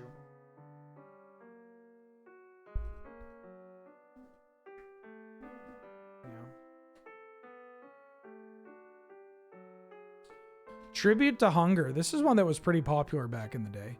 3-mana instant. Target opponent sacks a creature and you gain life equal to its toughness. It was just black did not have a lot of life gain. And Grixis did not have a lot of life gain. And so you're kind of stuck playing basically any like playable Grixis card that can gain you some life. So consuming vapors and tribute to hunger were pretty popular. Yeah, the real streamer has showed up. And she is pissed. You're pissed, huh? Yeah, you don't want to be here. Yeah, okay, bye. Okay, bye. Covered in cat hair now. What else do we have? I don't know. Profane command is spicy. Just kill people. Reanimate your thing. Kill you their thing. Got a bunch of cat hair all over me now. Great. Should have been on Dance of the Dead. Well, Anime Dead is a lot better than Dance of the Dead. And Necromancy is also just like has enough to differentiate it. So it makes sense, I want to say. It's not that shocking. That's I guess what I'm saying. It's not that shocking. Maybe it's a little shocking. Holy shit. I didn't even see this. I didn't even get a notification. But I believe Shane Lee Attack donated $25 to the stream. 25 American dollars. I didn't even notice that. Thank you so much. That's very kind of you. Hell yeah. Very generous. If you're still in chat. Thank you so much. That's another vape trick? Okay. What do you want to see for this one? What's the homeward path for? Oh, bribery was everywhere. Where is the homeward path? Oh, it's right here. Yeah, people played bribery. People played Videlkin shackles, control magics. Like it was... This card was like pretty alright. Although a little awkward when you reanimate their thing and then you homeward path. Do a flip? I don't know what kind of trick we can do. Value birthing pod, by the way. Eggs. Where? Eggs. So I searched this. Can I find...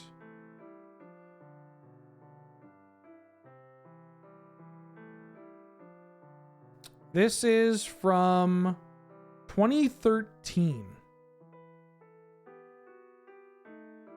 Highlander so far this year. All right, let me figure out what trick I'm doing. One second.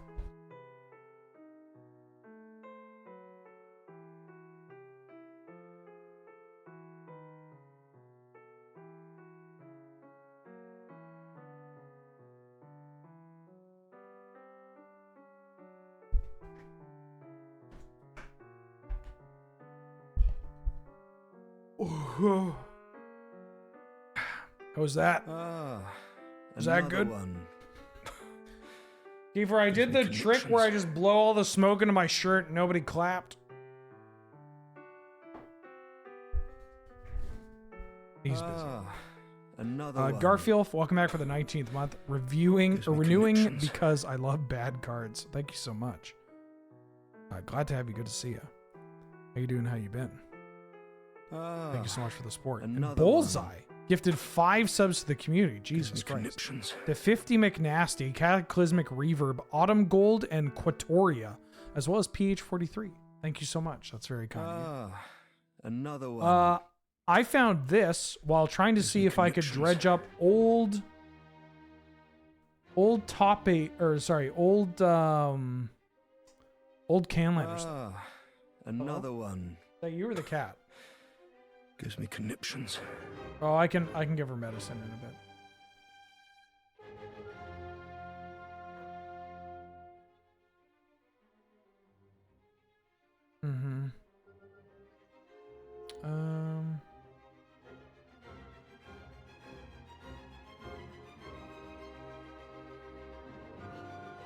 Okay.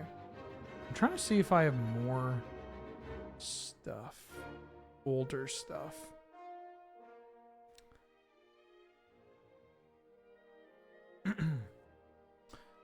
Anywho, what I have in front of me is from September 2023. And it's a blog. It's from a blog about Canlander. And this is the list of decks that won so far that year. 2023, I didn't play a lot in 2023. But I think you'll find Ben, white weenie. Ben, white weenie with blue. I think I won another time with white weenie. Was it only 2 that year? Oh, it's just me with 2. I remember this top 8. Let me see if I can find more stuff. More older stuff. August 2013. See, this is just Josh talking about Grixis decks, which makes sense. Oh, this is just a whole blog. This is a whole ass blog. Speaking of whole ass blogs, there's actually something I found while doing my research that I think is pretty cool and good. I'm going to link it in chat right now.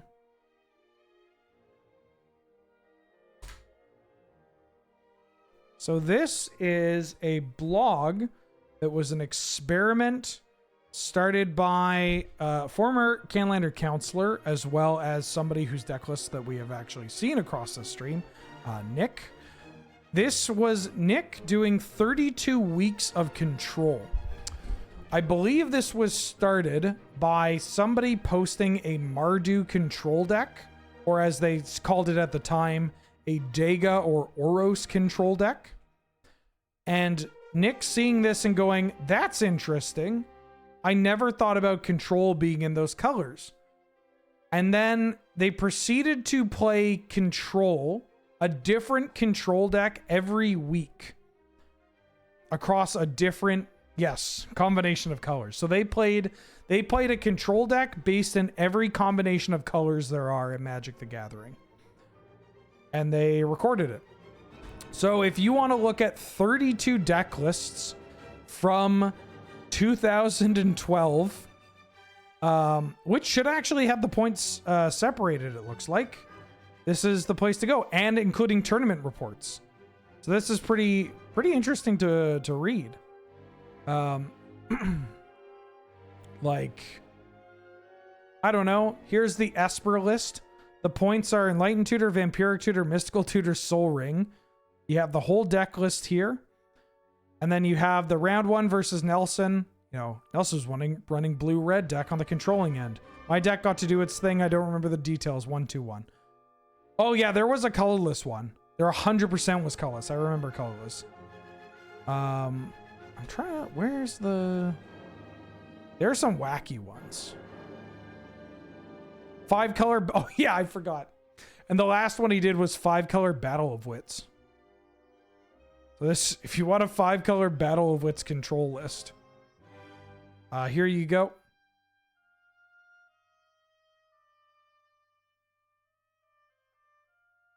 Colorless control. Null Brooch. JM Day Tome. Uba Mask. Oh, Crumbling Sanctuary. Urza's Blueprints. Holy fuck. This is wild. 4-color, no white. Kind of want to see the grimy. Mono red control. Koth, Chandra, Blood Moon. Hammer of Bogarden. Ooh. Boom. Obsidian Fireheart. Oh, the land continues to burn. Ryusei the Falling Star. Holy shit. Oh, that's funny.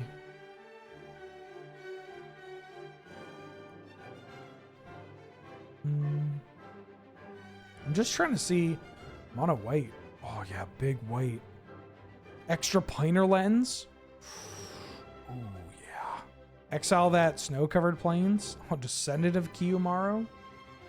Damn, these lists are heaters. I don't remember turn 1 Tybalt. I assume so. Huh? What green? Green Bug Flashless Hulk? Oh shit. Okay, yeah. I remember this deck.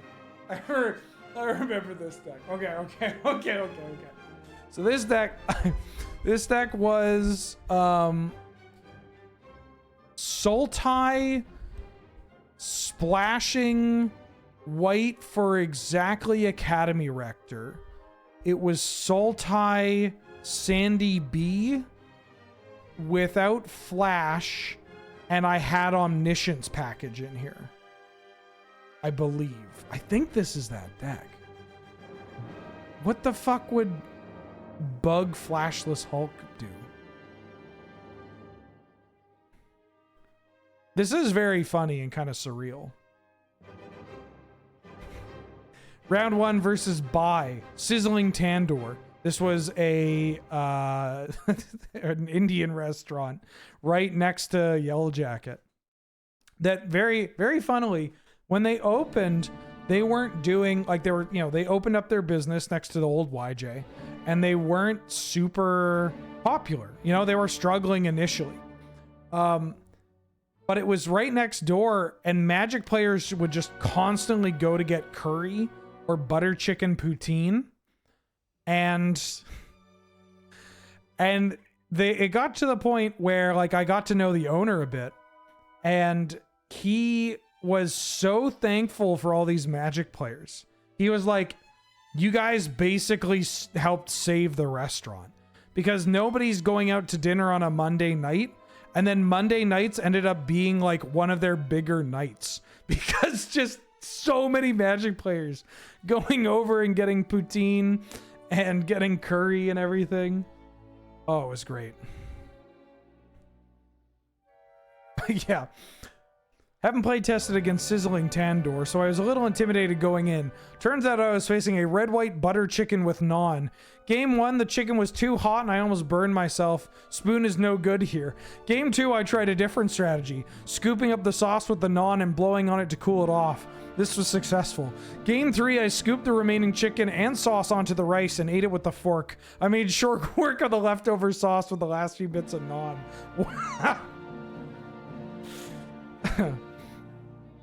Oh, that's great. Trying to see, I'm curious about other people's decks popping up too. Green blue aggro. What the hell is Will playing? This is like just for me. I mean, I guess I hope you like it as well. 4-color no blue control. That's kind of funny. Ooh, All Suns Dawn. Debtor's Knell. Yo. Oh yeah, blue-red wizards. Trying to see if there's other goofy shit that I was playing that'll pop up. Mardu control. No.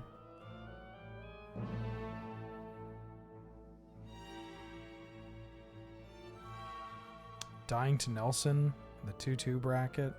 Man, I miss playing Magic the Gathering. White black. White black control Desolation Angel. Yogbargan, Graveborn Muse. Oh, this deck stinks. This deck sucks. Wow, this deck sucks. Oh, the O2 drop.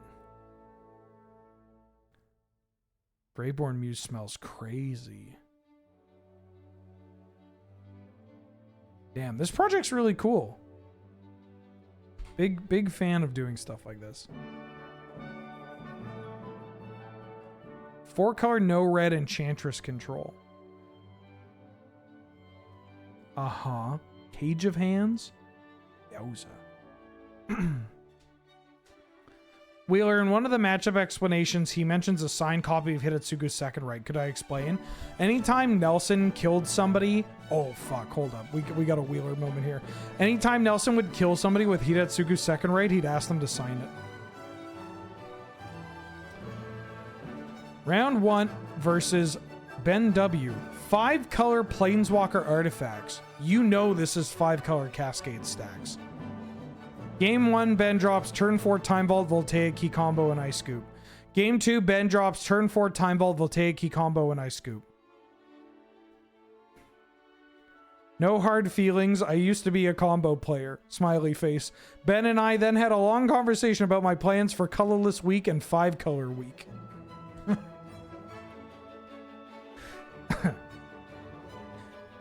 Yeah, I'm something of a gamer. 4-color Time Walk. Whoa. This is wild seeing these because I'm like, I'm getting flashbacks of when all these people were playing these decks, you know? Chris's Naya double strike. Surge on blue-white combo control? What? Game 1, I get Consecrated Sphinx at the expense of him resolving Thopter Sword combo. Phyrexian Metamorph gives me double Sphinx, so I draw all the cards for the win. Game 2, you won't believe this. He gets Thopter Sword, and I get double Sphinx again. Yikes. Sorry, Surge. Good names. Good games. Round 5 versus Nelson on Rug.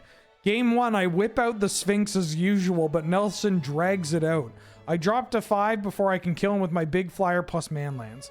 Game 2, he ramps up to Inferno Titan and friends, and at low life, I deed away his board. Unfortunately, I'm already on the verge of death, so he makes short work of my life total. Game 3 is a ton of creatures and burn. I kill his birthing pod, he kills my big Jace, and the empty board gives his many small dudes a clear path to victory. Wow. That's what I said.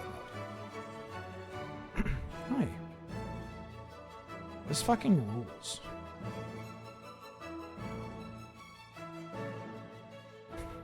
Blue-white equipment synergy? It's also nice reading some of these and just like, you know, these people, they've moved, they've gone on with their lives. It's nice to be able to read some of the stuff and kind of be like, oh yeah, so-and-so. Fuck, I haven't thought about them in years. Round 1 versus Ben W. 5-color Planeswalkers. In game 1, Ben and I trade threats and answers for a while he builds up an enormous mana base with artifacts. Story of my life. While I stall out on lands a bit, he finally casts Karn. This is 7 mana card. And I'm out of answers. Game 2, he drops a turn 2 Forbidden Orchard Oath of Druids. Didn't even tutor. Incredibly, Oath reduces his library to 3 cards before he flips Emrakul. I stall, and with Mazavith to save me from the last attack step, he draws his last card. Trading Post! He sacrifices Emrakul to shuffle his graveyard back into his library, and tutors out Emrakul again on the next turn. So close. Let's fucking go. Let's go! Let's go! Let's go me from 12 years ago.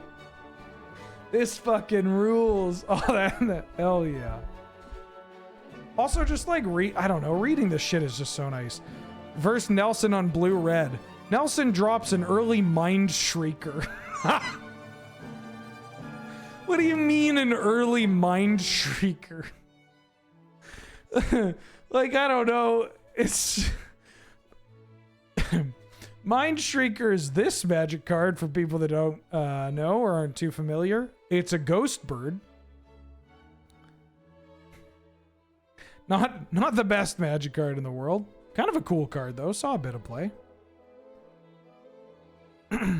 Yeah, very cool resource. I'll post it in chat again if anybody wants to read through it because it's really interesting.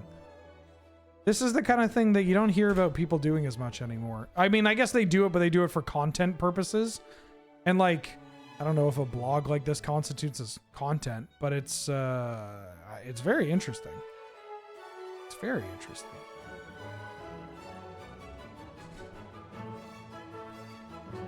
Oh yeah, Consecrated Sphinx and Control was like good up until like 2017 or whatever. Yeah, you would never get the Gush book. You would get the 12-part mini-series on YouTube about Gush.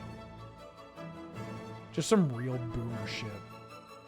Let me see if I can find some old stuff.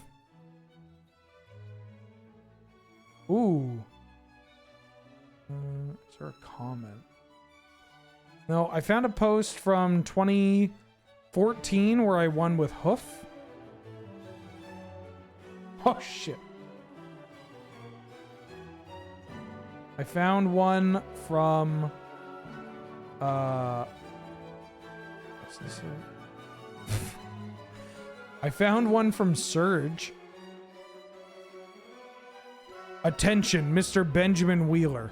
I have spent the past 2 hours deck teching specifically to bring about your ruin.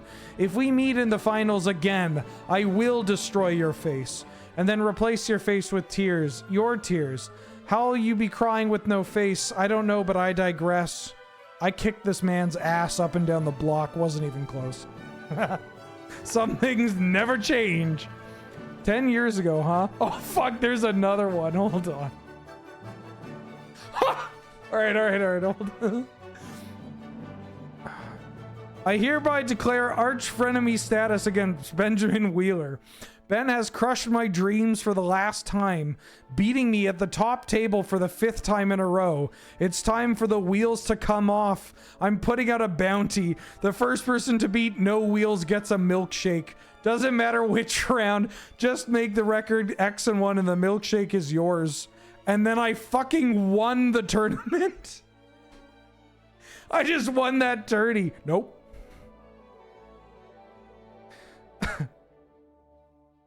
Or did somebody beat me afterwards? I think I won that. I remember winning this tournament in this fucking meme. But I will blend a time walk into the milkshake.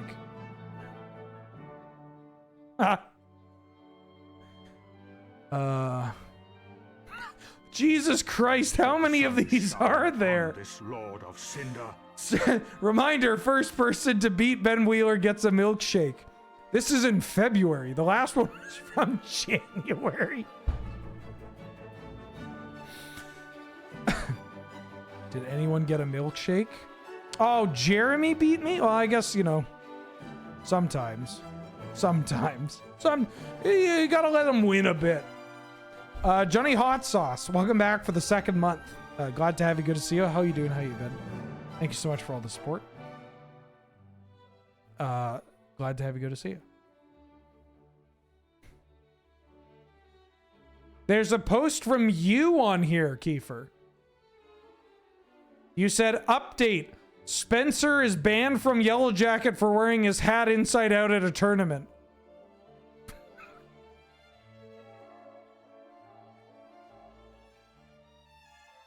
Oh, right, yeah, Serge couldn't say it because of rules. Oh. I found a picture from 2017. But closer. I remember this fucking game. It's me against it's me against Chris Sutherland in the finals. And I'm on eggs. My board is Basalt Monolith, Voltaic Key, Rings of Bright Earth, Candelabra of Tawnos, Elsewhere Flask. I have infinite colorless mana and nothing to do with it. My Wheel of Fortune just got countered. Yeah, I don't know why she's been doing this, but she's been falling asleep.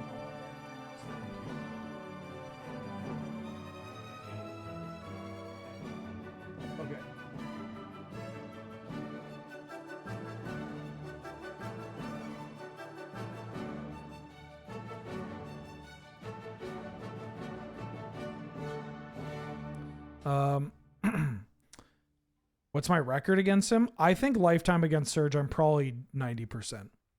You can even see my Clefairies. My Clefairies of enhance. My Clefairies. I believe I lost this game. I also lost this water bottle. This water bottle was dope. I missed that water bottle. Trying to see if I can find other stuff, other early stuff from this era.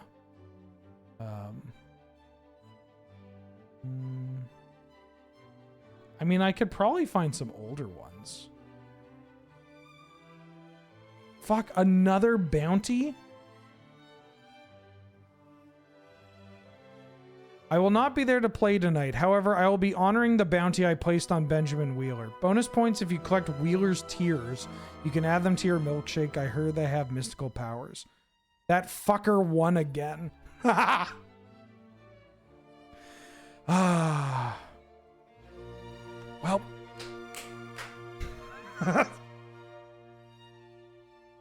You know,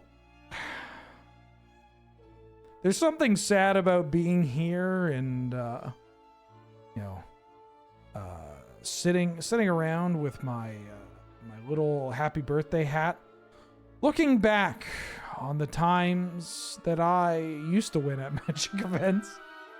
But you know what? That's okay, because some of these are pretty funny. I bet I could find more. Oh, the Godfathers of Casual article. That was a good one. That's...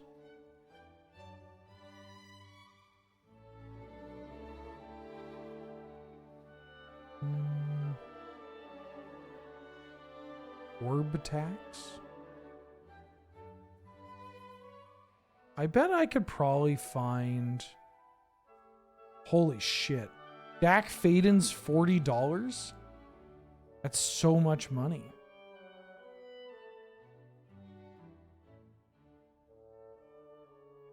Why was Dak Faden $40? Well, this feels like that's me.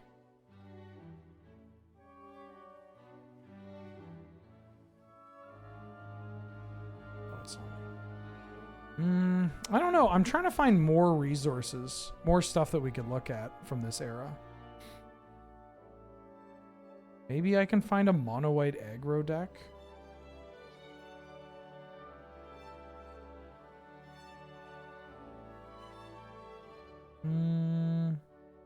I wish you could search through 90 comments. Oh, I'm playing High Tide. Holy shit. Oh, you want to look at something cool? This is the finals. This is the finals of a tournament from 2014. Oh, yeah. Look at that. Look at that. Look at that MTG The Source playmat.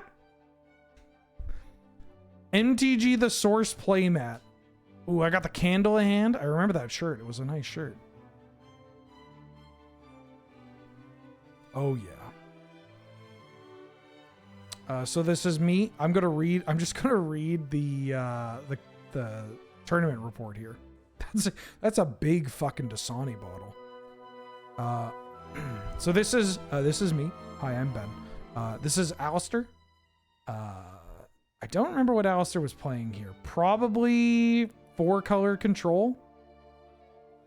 I don't even know what happened here. Alistair wins the die roll, makes no play until True Name on turn 3. I Merchant Scroll for Giga Drowse on 2, and I Intuition on Alistair's 4th end step.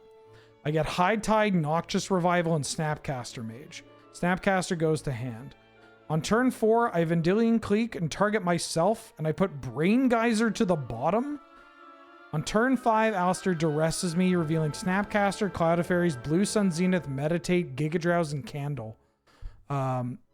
Alistair tanks for a while and takes gets the Oracle on Candelabra and takes the Zenith. I cast Compulsive Research on turn 5, discarding Trinket Mage and Meditate. Then I fetch twice to play Augur of Bolus with 2 lands and a Dismiss. I do not attack with my Clique because there is a Colonnade. And indeed, yes, it's Alistair's turn 6. Animates the Colonnade, attacks with both. I chump the Colonnade with the Clique and I go to 9. I draw go, no land, and goes for the Colonnade activation on 7. This time I Giga Drowse and tap down Alistair and go to 6. I play my 6th land on turn 7. I cast Snapcaster Mage for High Tide, and Alistair has Mental Misstep. That's so fucked. Are you kidding me? The Mental Misstep resolves. Ben tanks a bit in his main phase before casting Demonic Tutor. The blue-white control deck appears to not be out of the woods. Okay, so this was Alistair playing his blue-white, like, mid-rangey control. Ben has no follow-up after the tutor, and Alistair asks if there's a stifle for his Colonnade activation. Ben casts Dizzy Spell targeting the Angel land, and takes only 4, dropping to 6. Alistair and the crowd are excited and chuckling. Hell yeah. Demonic Tutor for Dizzy Spell to brick your attack? I start turn 8 with frantic search, discarding dismiss and candle, and then teachers on his own fish. Teachers on my own fish. What? Teachers on my own fish? What the hell does that mean? She teachers on my own fish till I dizzy spell the colonnade? I don't know what that means. Teachers? I assume Augurabolus is the fish.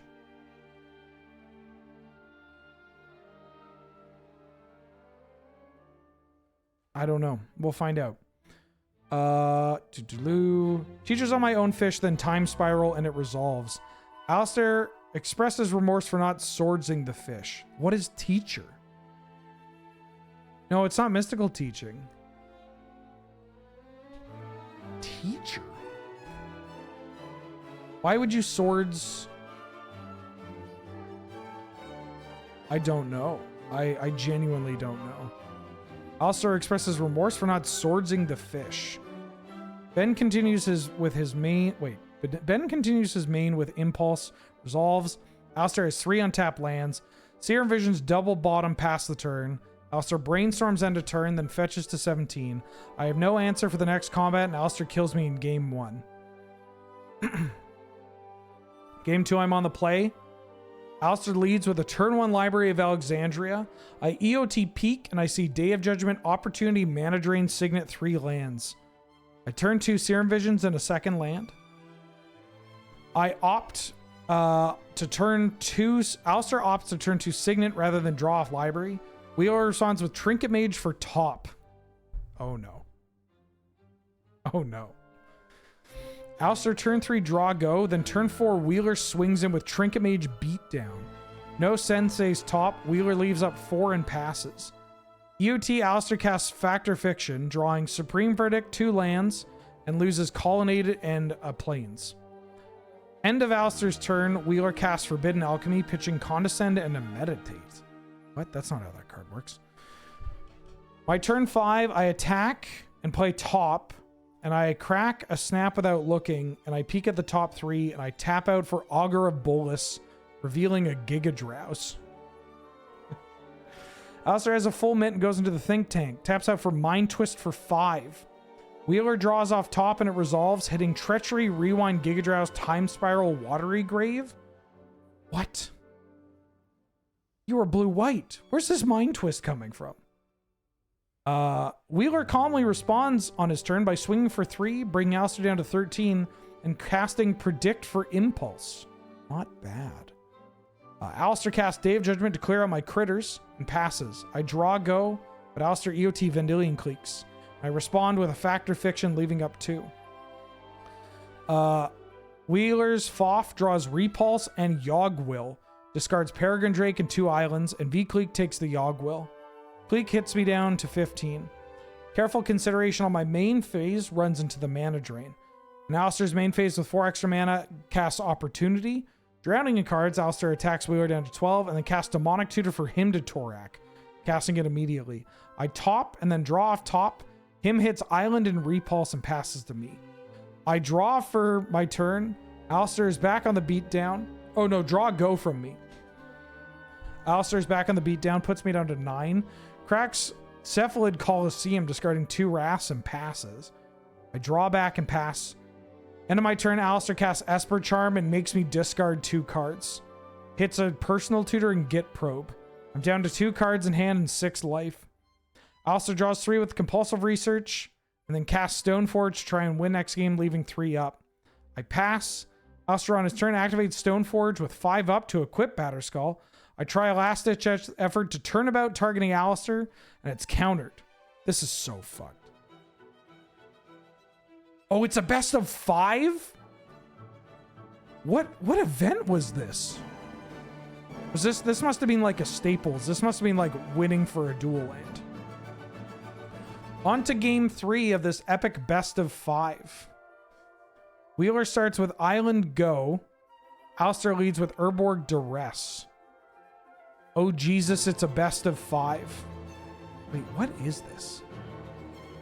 Oh, I feel like this may have been an exhibition match. I think this was a money match. I think this was a money match. Did I get... I think I got swept, by the way. He sees Cryptic Command, Forbidden Alchemy, Impulse, Time Spiral. Takes the Impulse. I ponder and pass. Alistair plays a second land and go. Wheeler third land, go. Alistair misses his third land drop, and Wheeler casts Forbidden Alchemy until end of turn. He discards Intuition, Meditate, and Island. On his turn, Wheeler casts Sleight of Hand and transmutes Dizzy Spell for High Tide. Alistair better hope for some land soon. Alistair misses another land drop and discards end of turn. Wheeler responds with Solemn Simulacrum, taking a sweet-ass time to set up his combo. Alistair has no land once again. Wheeler's on Simulacrum Beatdown. Alistair responds with not a land, but a mana rock, which resolves. End of turn, Wheeler has Mystical Tutor for Force of Will. Combo turn. 5 islands, High Tide. Float 8 blue, cast Time Spiral. Storm is 2. Personal Tutor for Demonic Tutor. Plays Island. Draws Demonic with top. Casts Demonic. Storm at 4. Wheeler goes Infinite with Palancron. Casts Jace Bellerin. Draws a card and Serum Visions. And then Mind's Desires for the win. Alright, on to game 4. Alistair on the play, land go. Wheeler casts Sleight of Hand and passes. Alistair has Plains and says go. Wheeler's second land is a Snap land. Then he has Wayfarer's Bauble. Alistair responds with land go. My third land and passes. Alistair casts EOT Vision or Esper Charm to draw 2.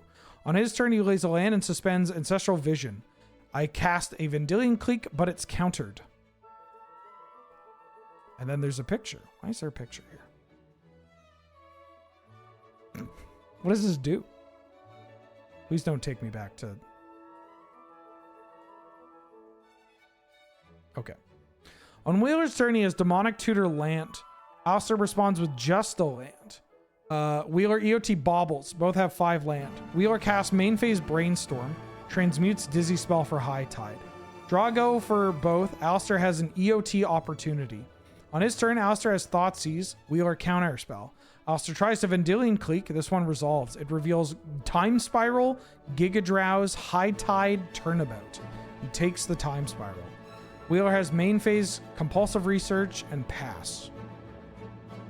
Takes the Turnabout. Research, pass. Alistair's Ancestral Vision comes off suspend. Wheeler responds with Giga Drowse 5, targeting all of Alistair's lands except the plains. Alistair reveals a counterspell, confused about Replicate. Draws 3, attacks with Clique, land, cast Talisman, and chooses to discard. Wheeler taps with 8 and goes into the tank. Oh, untaps, I assume. Alistair tapped out, he lays the island and passes.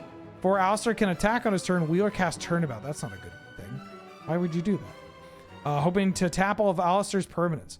Alistair has Counterspell, but Wheeler has Spell Snare. Alistair continues with Dismiss, or counters with Dismiss. I should have Time Spiraled there. Alistair's turn, Wheeler casts Foff and gets Blue Sun Zenith. Combo turn, 9 land. Alistair has 3 up. High Tide. Merchant Scroll for Mystical. Tutor for Yogwill. Blue Sun for 1. Yogwill, nothing left in hand. From the graveyard, Watery Grave. High Tide for a second this turn. Cloud of Fairies. Giga Drowse taps out Alistair. He floats white, blue, blue. Wheeler casts Merchant Scroll for Blue Suns and goes to the second main. Wheeler casts Turnabout. Storm is 11. Demonic Tutor for Palancron goes infinite. Blue Sun Zenith 1000 mana. Wheeler takes game 4. We're on to game 5, baby. We're on to game 5. We made it. We made it competitive. We made it competitive.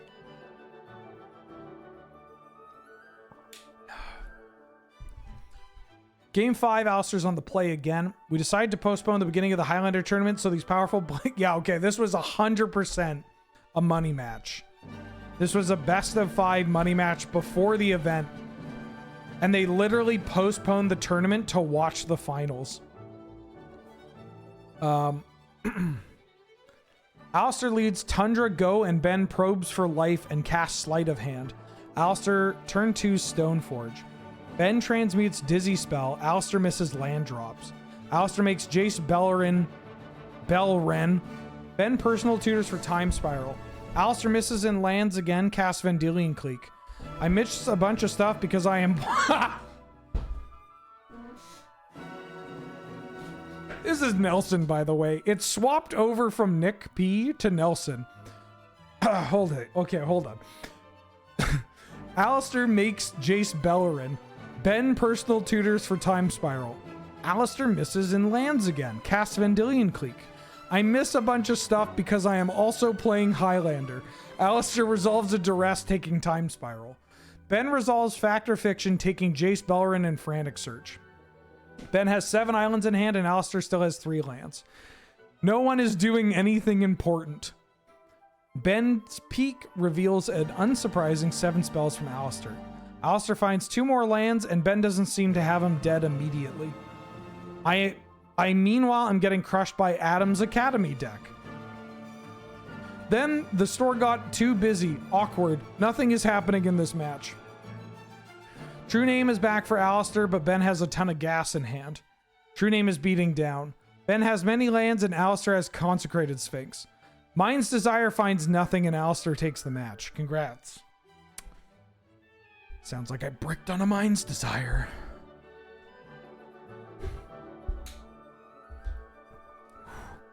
Brutal.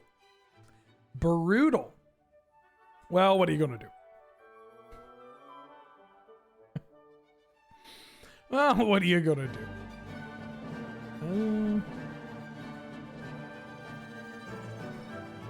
I bet I can find some other good stuff from this era. Oh, here's another one.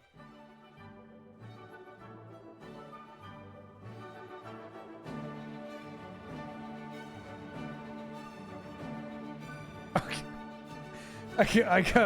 We got another one here. Oh, we got some really shaky cam here. You want to watch me versus Grix, Blue Moon versus Grix's controller? Look at this camera. Look at this fucking camera. Just. Oh yeah. What the fuck is going on here? Ooh, attacking with Baral? I just want to see if I win this game. Do I win this finals? Is there... Hold on. I think somebody was holding... Is there sound?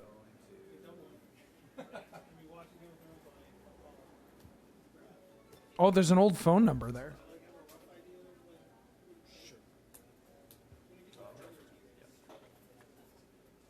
I should play Blue Man.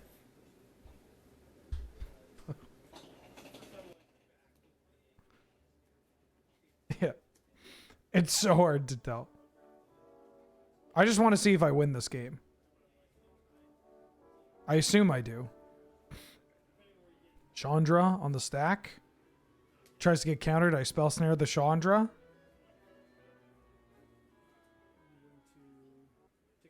I tick up the Chandra. It's a blue moon. A blood moon itself. I decide not to cast it. Tick up Jace. And I pass. Chris untaps.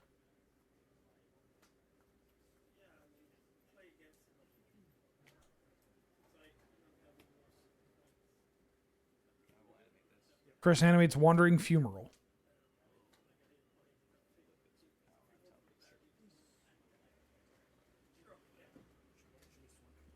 Goes to attack Chandra. Chandra takes 4. I draw. Tick up Chandra. It's a Fire Ice. Take 2. Sparks are flying from this heated battle. Wheeler decides what to do with the Jace. Looks to actually use the Jace to to give Pact and Negation the ability to flash back. Looks like he's going to try and resolve oh my god, a fucking bonfire of the damned. For lethal. Oh my god. The play. The play. Did you see that shit? Jace down tick. Give that Pact and Negation flashback. Bonfire the damned for lethal. Sheesh. All right. Here's one from 2016. Yeah, can this stream rotate? This is going to be a good one because it's got Spencer on commentary here. Me on Jess Guy versus Colin on Mono Red. Nice fair magic. Semi-finalists were Trenton on mono green and Noel on rug tempo. Spencer rubbing his eyes, waiting for Colin to resolve Mulligan. Ben keeps like a scrub. Colin mulls to a thinker, even though it had price of progress. Second 6, here we go.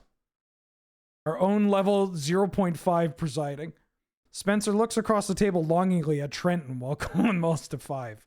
Patrick breathes heavily down his neck, much like in a Johnny B. Grant, while starting at Heartstag. What the fuck is he talking about? Colin keeps his 5 and I'm about to leave. Colin opens up with Swift Spear, and of course Ben has the effing misstep. Ben has Stoneforge to get Batterskull. Game of skill. Spencer and I briefly consider doing coverage for SCG. Colin strips a land and kills the Mystic. Oh, he doesn't have it all for once. Ben off blue and on 2 lands. He activates a person land and gets fired. Vexing Devil in the bin. Never mind Kitchen Finks. Finks. Ben has more ETB than Pat on a Saturday. Text coverage is being gotten pretty meta of late. Searing Blood on Finks, not a combo. Searing Blood on Finks. Bolt to the Dom. Ben bounces his Finks. Ben at 7, Colin at 17. I lost to Benjamin Wheeler in the quarterfinals. How unlucky. Batterskull hardcast. Colin scoops. Ben takes first game. Trent, this is breaking text news. Nobody cares about your scrub record. Spencer hurt my feelings. I'm leaving now. And nobody cares. We make a sad reference. Empty eyes stare into a distance. A friendship has lost as a ship on the stormy sea. Back to the game. Colin keeps Ben mulls. Colin has a Mox opening and dashes Zergo. ×2. Ben stumbles on lands and fashion. Plays Storm Chaser. Despondent that he couldn't win at Coverage Wars, Trenton has accepted the fate of helping Matthew make cuts from his Super Friends control deck. At least in this arena, he may escape unscathed. Colin plays Abbott and gets a seal. Ben chains the Abbott, I assume chained to the rocks, and suspends a Visions. Ben seizes a rare chance to send a Chain Lightning off while Colin doesn't have 2 up. To Liliana in a consensual manner. Liliana? I don't think I played Liliana. No, this was Jeskai. Back in the day, only the bad boys and big-time riskers would even include Chain Lightning in their deck. Ben casts Council's Judgment on Zergo. Ben gloats publicly about his recent election victory. I think I just made Counselor again. I go to 11 after a fire bucked. Zergo announces that the next election won't be run on a slate with Sarkin the Mad. Ben cracks a fetch going to 10. Shuffling takes a long time. Your deck is 100 cards. Ben plays a dragon. Price of progress, on to game 3. Price of progress, okay, game 3. Game 3 now, on to game 3. What is this, a howling mine? Ben had it all and lost the Gammer. I'm not paying for this echo. I come back after an unsuccessful attempt to get Matt to cut comeuppance. Yeesh, no hope here. Doing coverage reminds me of grade 7. Colin mulls. Ben keeps his hand and keeps his love of button shirts.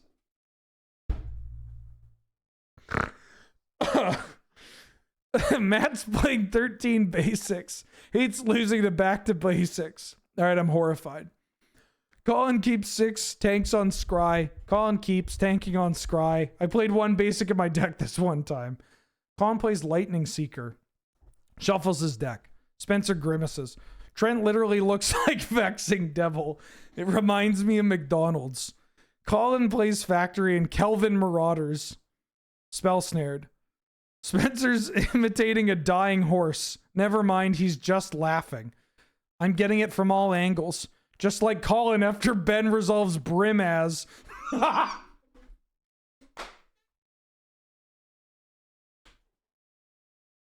Oh. God, I thought this is. Oh man, I fucking missed this time. Oh god, yeah. There's just grimace. The kitty is here to stay. When Spencer gives you that look, meow. Colin tanking looks at an X4 and the cat's huge. Please kill him, Colin. Flame Rift. Ben makes some passing about me winning. Knows it'll never happen. Strips Ben. Burn. Ben has the GT, of course. Wow. Holy shit. Ben wins. Ben in 3. Puking emote. Game of skill, no luck involved. Best wizard always wins. Good job, Ben. Good job, Colin. Wheeler is a sack. The largest Highlander tournament on record comes to an end. Congrats, Ben, and well done, everyone. See you Sunday at 11 for Canlander for Staples. Seriously, Ben, super impressive run over the last... I think I was 4-0 at this time.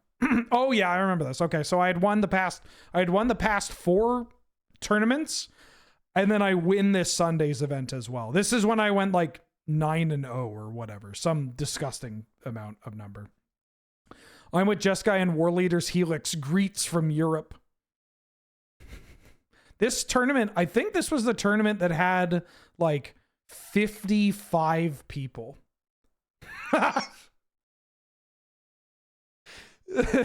Thank you, annoyed and confused. Oh, this rules. Oh, this fucking game.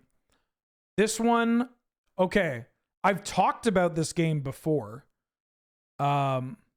Where this is me versus me on Eggs, or no, me on Paradox Academy versus Stefan, the Bard. Where it's 11:30 at night. This is the finals, and I've literally written down every counterspell he's played. Like, that's a Highlander deck. That is a Highlander deck. He's had this Jace the Mind Sculptor in play, and I have just kept him off alting it, and I literally run him out of every counterspell he could play. Like, I'm keeping track of every counterspell he's played, all the ones he could still have in his deck, and I end up running him out of counterspells, and I end up winning the match, and it's like fucking midnight by the time that it is. Yeah, Ben is tirelessly slogging away trying to run Stefan out of counterspells. That was a fun one. Ooh. Finals, Ben on 4-color tempo versus Pat on hoof. Oh, Stefan, there you go. Holy shit. Dude, do you remember this game? I'm not talking trash. I'm talking trash on Spencer and maybe Trenton and Pat. I'm not talking trash about you, bud. I'm reminiscing. Look, I got the hat and everything. Do you remember this match? This was wild. This went very late. Which is this? This is when you were on Esper and I was on you were on Esper Control and I was on Paradox, and I was writing down every single counterspell that you cast. And this game, it was like the finals that went until like past midnight. It was brutal.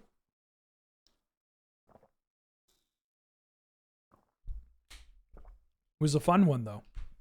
This game keeps me up. Oh, it was a good one. It was a good one. Let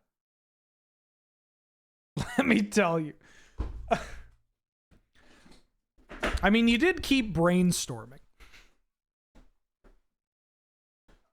I had a Fairy Conclave in play. I remember people giving you shit because you kept brainstorming. I had a Fairy Conclave in play, which was supposed to be a creeping tar pit.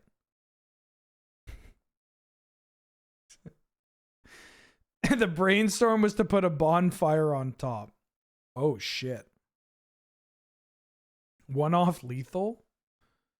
Are you on Grixis? Oh, you must have been on Grixis Control. Brutal.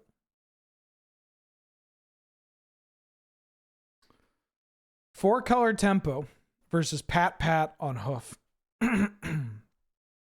Or was this Pat? This might not be Pat. This might be other Pat. There's a lot of Pats. It's Pat's night. Ben is on the play. Both keep. Land go. Pat plays elf. Ben preordained into bolt for the elf. Land go from Pat. Ben suspends visions, ancestral visions, and plays Bob. Okay, catch you later. Thanks for popping in. I was not talking shit. Have a good night. Pat has Wasteland and plays Devoted Druid. I swing in. Pat plays a Caryatid and gets mana drained. And also plays a Ooze. Ben uses the mana to animate a Celestial Colonnade and whip his hair back and forth. Because he drew a lot of good cards. Pat plays Sylvan Scrying to find Gaia's Cradle. Plays Elf and uses the Cradle to nuke both graveyards off of Scavenging Ooze. Ben, of course, shows another land to Bob. Says go, representing removal and permission. Pat in the tank with 9 free mana. Swings with the Ooze and Ben chumps with Bob. Green Sun for 6. Ben stares at a Spell Pierce and I laugh silently in my mind. Resolve. Yep. Okay, yep. Pat gets Primeval Titan, which gets Stages and Dark Depths. I resolve Visions and I end up drawing 4 cards in the turn. I'm in the tank. Ben Inquisitions, seeing... This says Rubric That. I assume that means Rurik Thar. Ben Toxic Delusions for 6, going to 5. Pat at 15, Ben to 5. Pat resolves Rurik Thar. Ben is in the tank and plays Kalidas. Pat attacks and gets a massive Wolf Run. Pat is up a game. Nice deluge, Ben Wheeler. Fuck. Ben mulligans, as does Pat. Ben keeps 6. Pat mulls to farther. To 4. Ben pretends to hide the glee in his eyes. Land go. Ben plays 2. Have Jace. I assume I played like the Jace for Inns Prodigy. Pat plays Wild Growth, Elf, and GSZ for Arbor. In before Arc Trail. Draw step, Ben cleeks, and Pat plays Worldly Tutor for Eternal Witness. Ben bolts. Ben thinks of bolting. Bolts the Arbor. Jace gets frisky, aka flips. Vendilion gets in. Pat looks at an awful board state and 2 open blue mana. Animates Treetop Village. Tries to race. Ben at 13, Pat at 15. Ben plays Seeker and have touches the Witness. What? Have touches the Witness?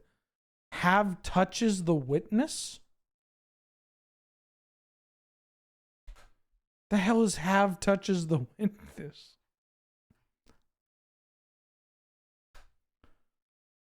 I don't know what I'm doing. Have touches the Witness. Touch the Spear Realm was not out. I do something. Sounds dirtier than Ben's sleeves. All right, I can't deal with that slander. I always have clean sleeves. Thank you very much. Pat plays Xenagos into a mana leak. Ben flashes back Bolt and squeezes in for a solid 6. Ben 16, Pat 8. Pat plays Nest Invader. Ben attacks, trades Seeker for Nest Invader. Worldly Tutor for Swag Tusk. Ben attacks Pat to 4. Pat attacks with the Village and Swag and Witness. Ben falls to 8. Ben plays Jace the Mind Sculptor. Brainstorm. Plays True Name. He has TNN a lot. Tinfoil Hat. Pat plays Domri and fights the Clique. Ben has a sword. Going to game 3. No, I haven't told you why they call me Sleeve, and I won't tell you why they call me Sleeve. I mean, I could tell you why they call me Sleeve, Sibwa, because you've signed the NDA. Lunchbox, thank you for the raid. Welcome, folks, to the birthday stream. We're a stream-iversary stream. We are coming to a close, as it is getting late, but I hope people have enjoyed this. We are just reminiscing about old Highlander and going through, I started going through old tournament reports, and my hat won't fit anymore. Ben looks at a typical 4-color aggro tempo hand of bad lands.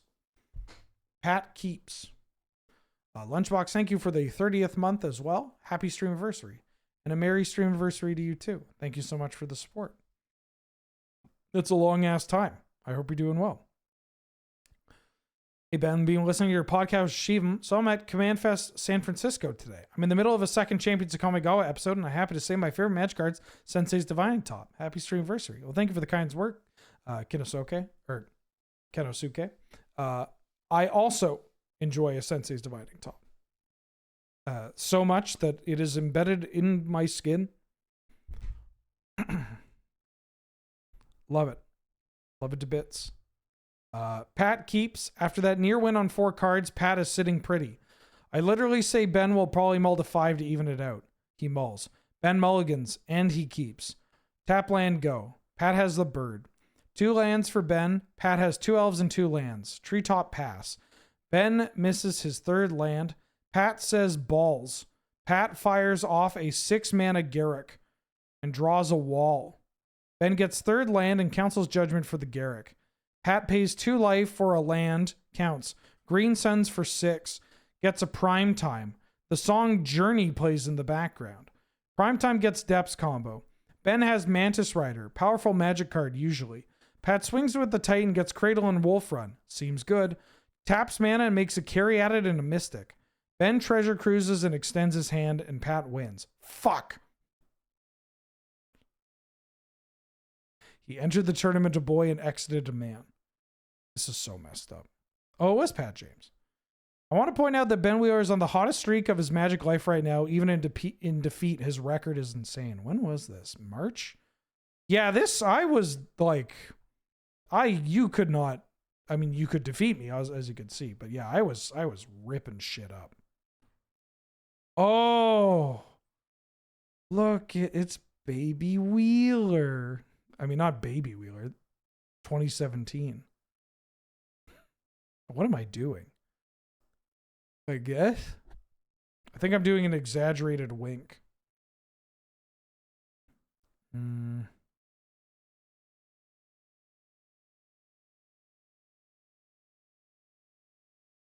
think that's it. Ben on Grixis Vault. All right, this will be the last one.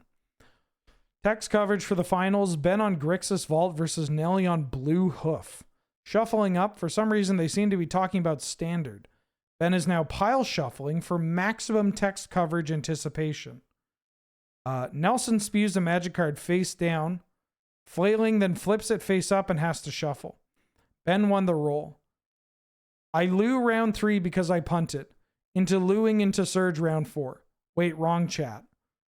Fetch, Trop, Deathrite for Nelly on the play. Fetch, Badlands, Dress from Ben, sees a bunch of mana creatures and Sylvan Scrying, which hits the bin. Forest off the top into Priested Titania and Wirewood Symbiote. Steam Vents tap for Ben. Nelson pukes his hand, plays a bunch of Elvish Visionaries. Anger of the God from Ben, Nelson proclaims, is a good one. Trenton, I throw up. Nelson went from 15 mana down to 3. Trenton, I weep for my fellow Hoof player. Dryad Arbor Visionary follow-up from Nelson. Thoughtseize from Ben takes Hoof. Nelson left with Lonely Rex Sage. Nelson finds Westvale Abbey and no pressure from Ben. Wasteland hits Ben's Badlands, leaving him on 3 lands in play. Not only did his cards win team, now we have a Godfather final. This format is a sham. If Morrow ever endorses this format, it's the death of Magic. I don't know who this person is. Ben had Nelly dead with what was in his hand, but Wasteland from Nelly lets him play on unknowingly. Ben plays 4th land, but no Black Source yet. Dreadbore, Thing in the Ice, Vamp, Tutor, Shackles in hand for Ben. Thing gets deployed. Nelson stares at the Cleric train from starts the Cleric train from the Abbey. Beck from Nelson lets him cycle his Dirtily Rex Sage. Ben starts beating down with a Pestermite that snuck into play a couple turns ago. Ben notably missing black mana. Ben at 11, Nelson at 9. Nelly down to 7 from the Pestermite. Ben draws Black Source, has Mana Drain in hand. Ben finds a Snapland, deploys the Shackles to steal Devoted Druid, makes Cleric in response. Nelson's at 4, Ben's at 11. Vamp, Tutor, End Step from Ben, finds Twin. Nelson scoops it up. Game 1. Nelson questions Ben's sleeve choice. Ben played lands in behind spells. Pigs start flying in Frosty Hell. I played lands before spells at this time, or tried to as much as possible, but people started, you couldn't do it as much back then. Ben recounts a story of tilting Vancouver D-Gen Marcel out by switching land positioning each game. I do remember that. I played lands in front game 1, then lands back game 2, and then lands in front game 3 again. It's such a good psychological move. Oh, it just fucks with people. All right, game 2, Nelson on the play. Both keep. Lands, Elves of Deep Shadow. Island, go. Draga into Caryatid from Nelly. Another island from Ben. Oh yeah, they were a degen. We don't even want to hear. Wall the Roots and Nykthos threatening a ton of mana next turn. Ben has Deluge on 3. Woo! What a sack. No 4th land from Ben. Nelly starts the Coiling Oracle beats. Nelson YOLO's a Dragon Lord Atarka and it resolves. End of turn, Vamp Tutor from Ben. Ban Saul Kaufman. That's a local Magic player. I don't know why. Deceiver Exarch has Twin in hand. Nelson loses the Mana Crypt flip. Ben wins. Twin wins. Nelson dies to Twin again. Point Vamp. All right.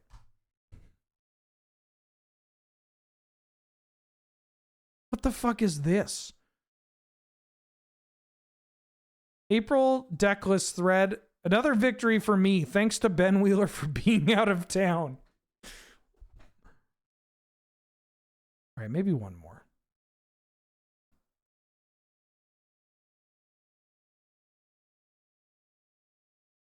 Did I play this?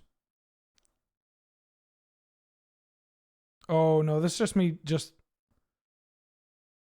be Josh playing my deck.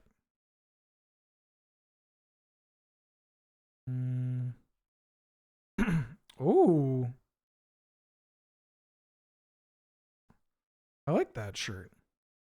2019. Medium red.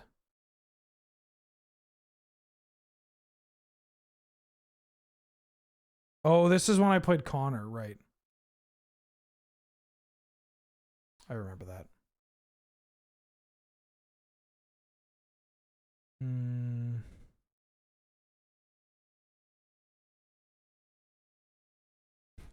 I did that a lot, the like, huh? Looking off into the distance. Blue Moon. Abzan Frog.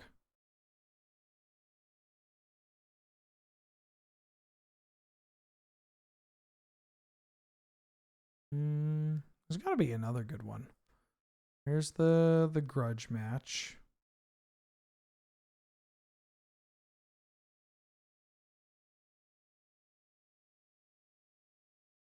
What was I playing here?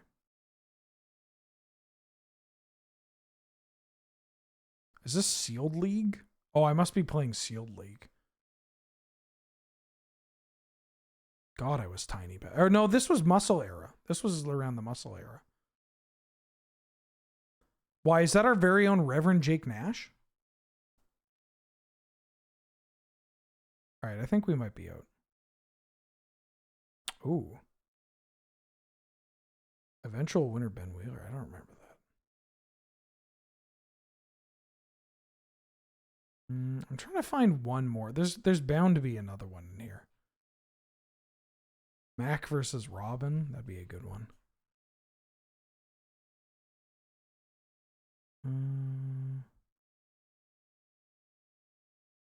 Why does Surge need a Memnarch? Well, that's it. Okay. I'm going to call it there. If you were to buy a box for Box Commander, any set recommendations? Any of the like M20 is really good. Hard to go wrong with some of the multicolored ones. Don't buy a box by singles. Well, this is, I assume, for an event. Yeah, Baldur's Gate is going to be a great one. Yeah, I don't think you can go wrong with Battle for Baldur's Gate. Proto Jeskai midrange? I can give you that. Hold on. That'll be my... Okay, tell you what. That's going to be my my sayonara, is that I will show you the old school Jeskai list. I don't know how many people know about this. Oh, please work Tapped Out. Okay, there we go. So I used to run in this account on Tapped Out called the Canadian Highlander database. And it would have all the lists from all the winning lists or the top 8 championship lists, sample archetypes, whole bunch of shit. Bunch of stuff. It would also have my own personal deck lists as well. There were like 1,000 deck lists on here. There's the Hubris cannon, the OG Hubris cannon. But I think what you want to see is going to be here. My Just Guy list would have been, I think it was around this era. Yeah, it's good. This is going to be a good example of it.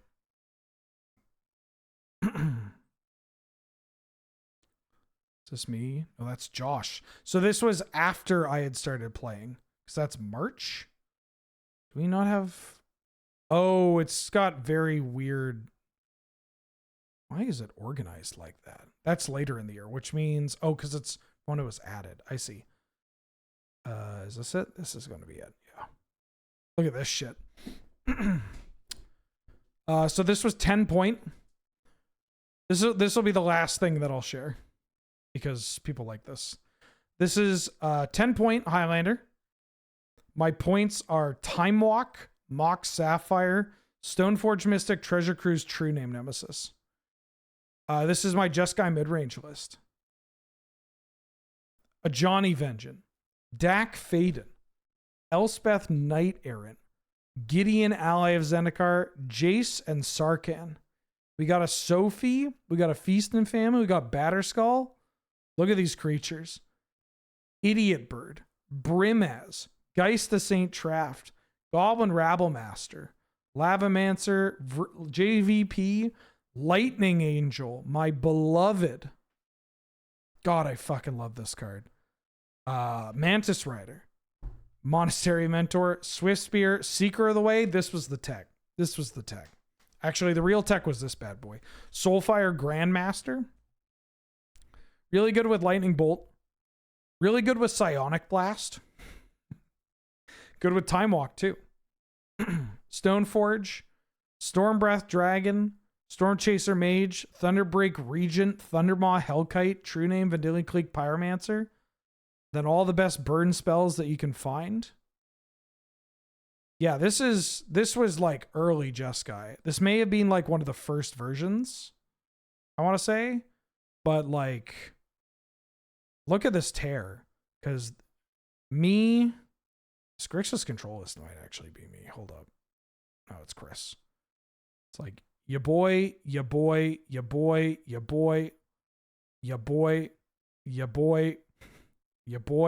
I think I'm one of these Storm. I might not be both. That's Robin. Oh, I'm later in the year. I won with Storm later in the year. It's my Grixis Vault twin. No, that's Josh. Is this Academy me? Do I pick the card art each time? I picked the card art for all of these. I made sure that they looked nice. Some of them I imagine got updated. Like, it would have been normal Tassiger, and then it got updated to like the sickly Tassiger. But, yeah, there's some sick stuff in here. Is this Storm me, or is this Robin? It's Robin. Did I pick up Storm? Maybe I was playing Storm in 2017. Oh, is this Kata's Bantblade deck? Oh, yeah. If you've ever heard us talk about Kata Blade, this is what we're talking about. My winningest year, I think it was 2018. There was one year I had 23 qualifier points. I had 23 or 24 qualifier points, something like that. Which was basically just, out of half of the, I won over half. I think I won over or under half the events. Like some absurd amount. I was on a fucking tear. This Bantblade list, fucking beautiful. Winter Orb, Four Swords, Jite, Mox, Cataclysm, Get In, Ravages of War, and just, you got your Brimaz, you got your Edric, you got Geist, you got Stag, Loxodon Smiter, Mirren Crusader, Rafik of the Many, Pancakes, Serendib, Silverblade Paladin, Sublime Archangel. Brother. Incredible stuff. Okay. I am probably going to call it here, though. Yeah, I'm going to call it here. All right. I gotta call it. It's getting late. It's late. I'm going to call it. Thanks, everybody, for watching. Thanks for tuning in. This was a fun anniversary stream. This is exactly how I wanted to spend it. Just shooting the shit about old Canlander, you know, spreading the gospel of the early years. Get a little history lesson, a little education, a little reminiscing. You know, perfect. I will be streaming again tomorrow. I'm going to be playing Gladiator tomorrow. And yeah. Also, Is This Your Card is back tomorrow. It's been on, it hasn't been on like hiatus or anything. It was just more like I was out of town and then I had other filming to do and all that. Possible to post the set breakdowns on YouTube so I can download them to listen to work? The set breakdowns. Oh, you mean like set reviews? Because the set reviews are on my YouTube. Yeah, all the set reviews are on there. They're on the YouTube channel. Also, go subscribe to the YouTube channel because I'm almost at, was it 8,000 subscribers? I don't think anything happens, but you know, make number go up, I guess. Yeah, they're in their own playlists too. So if you want to look at previous ones, you can just find the playlists that have them all sorted. Let me drop you kids off somewhere. I don't even know who streams now. I don't even know who's streaming now. Who wants to, hey, you want to go watch another red-headed Canadian play Magic the Gathering? I guess I didn't play any Magic. But Ginger is playing some light. This says modern. It's not. There's a Force of Will in hand. Go watch Ginger play. Wait, no, what? Oh, they're double queued. Ha! All right. Go watch this. Have some fun, and I'll see you tomorrow. Okay, bye.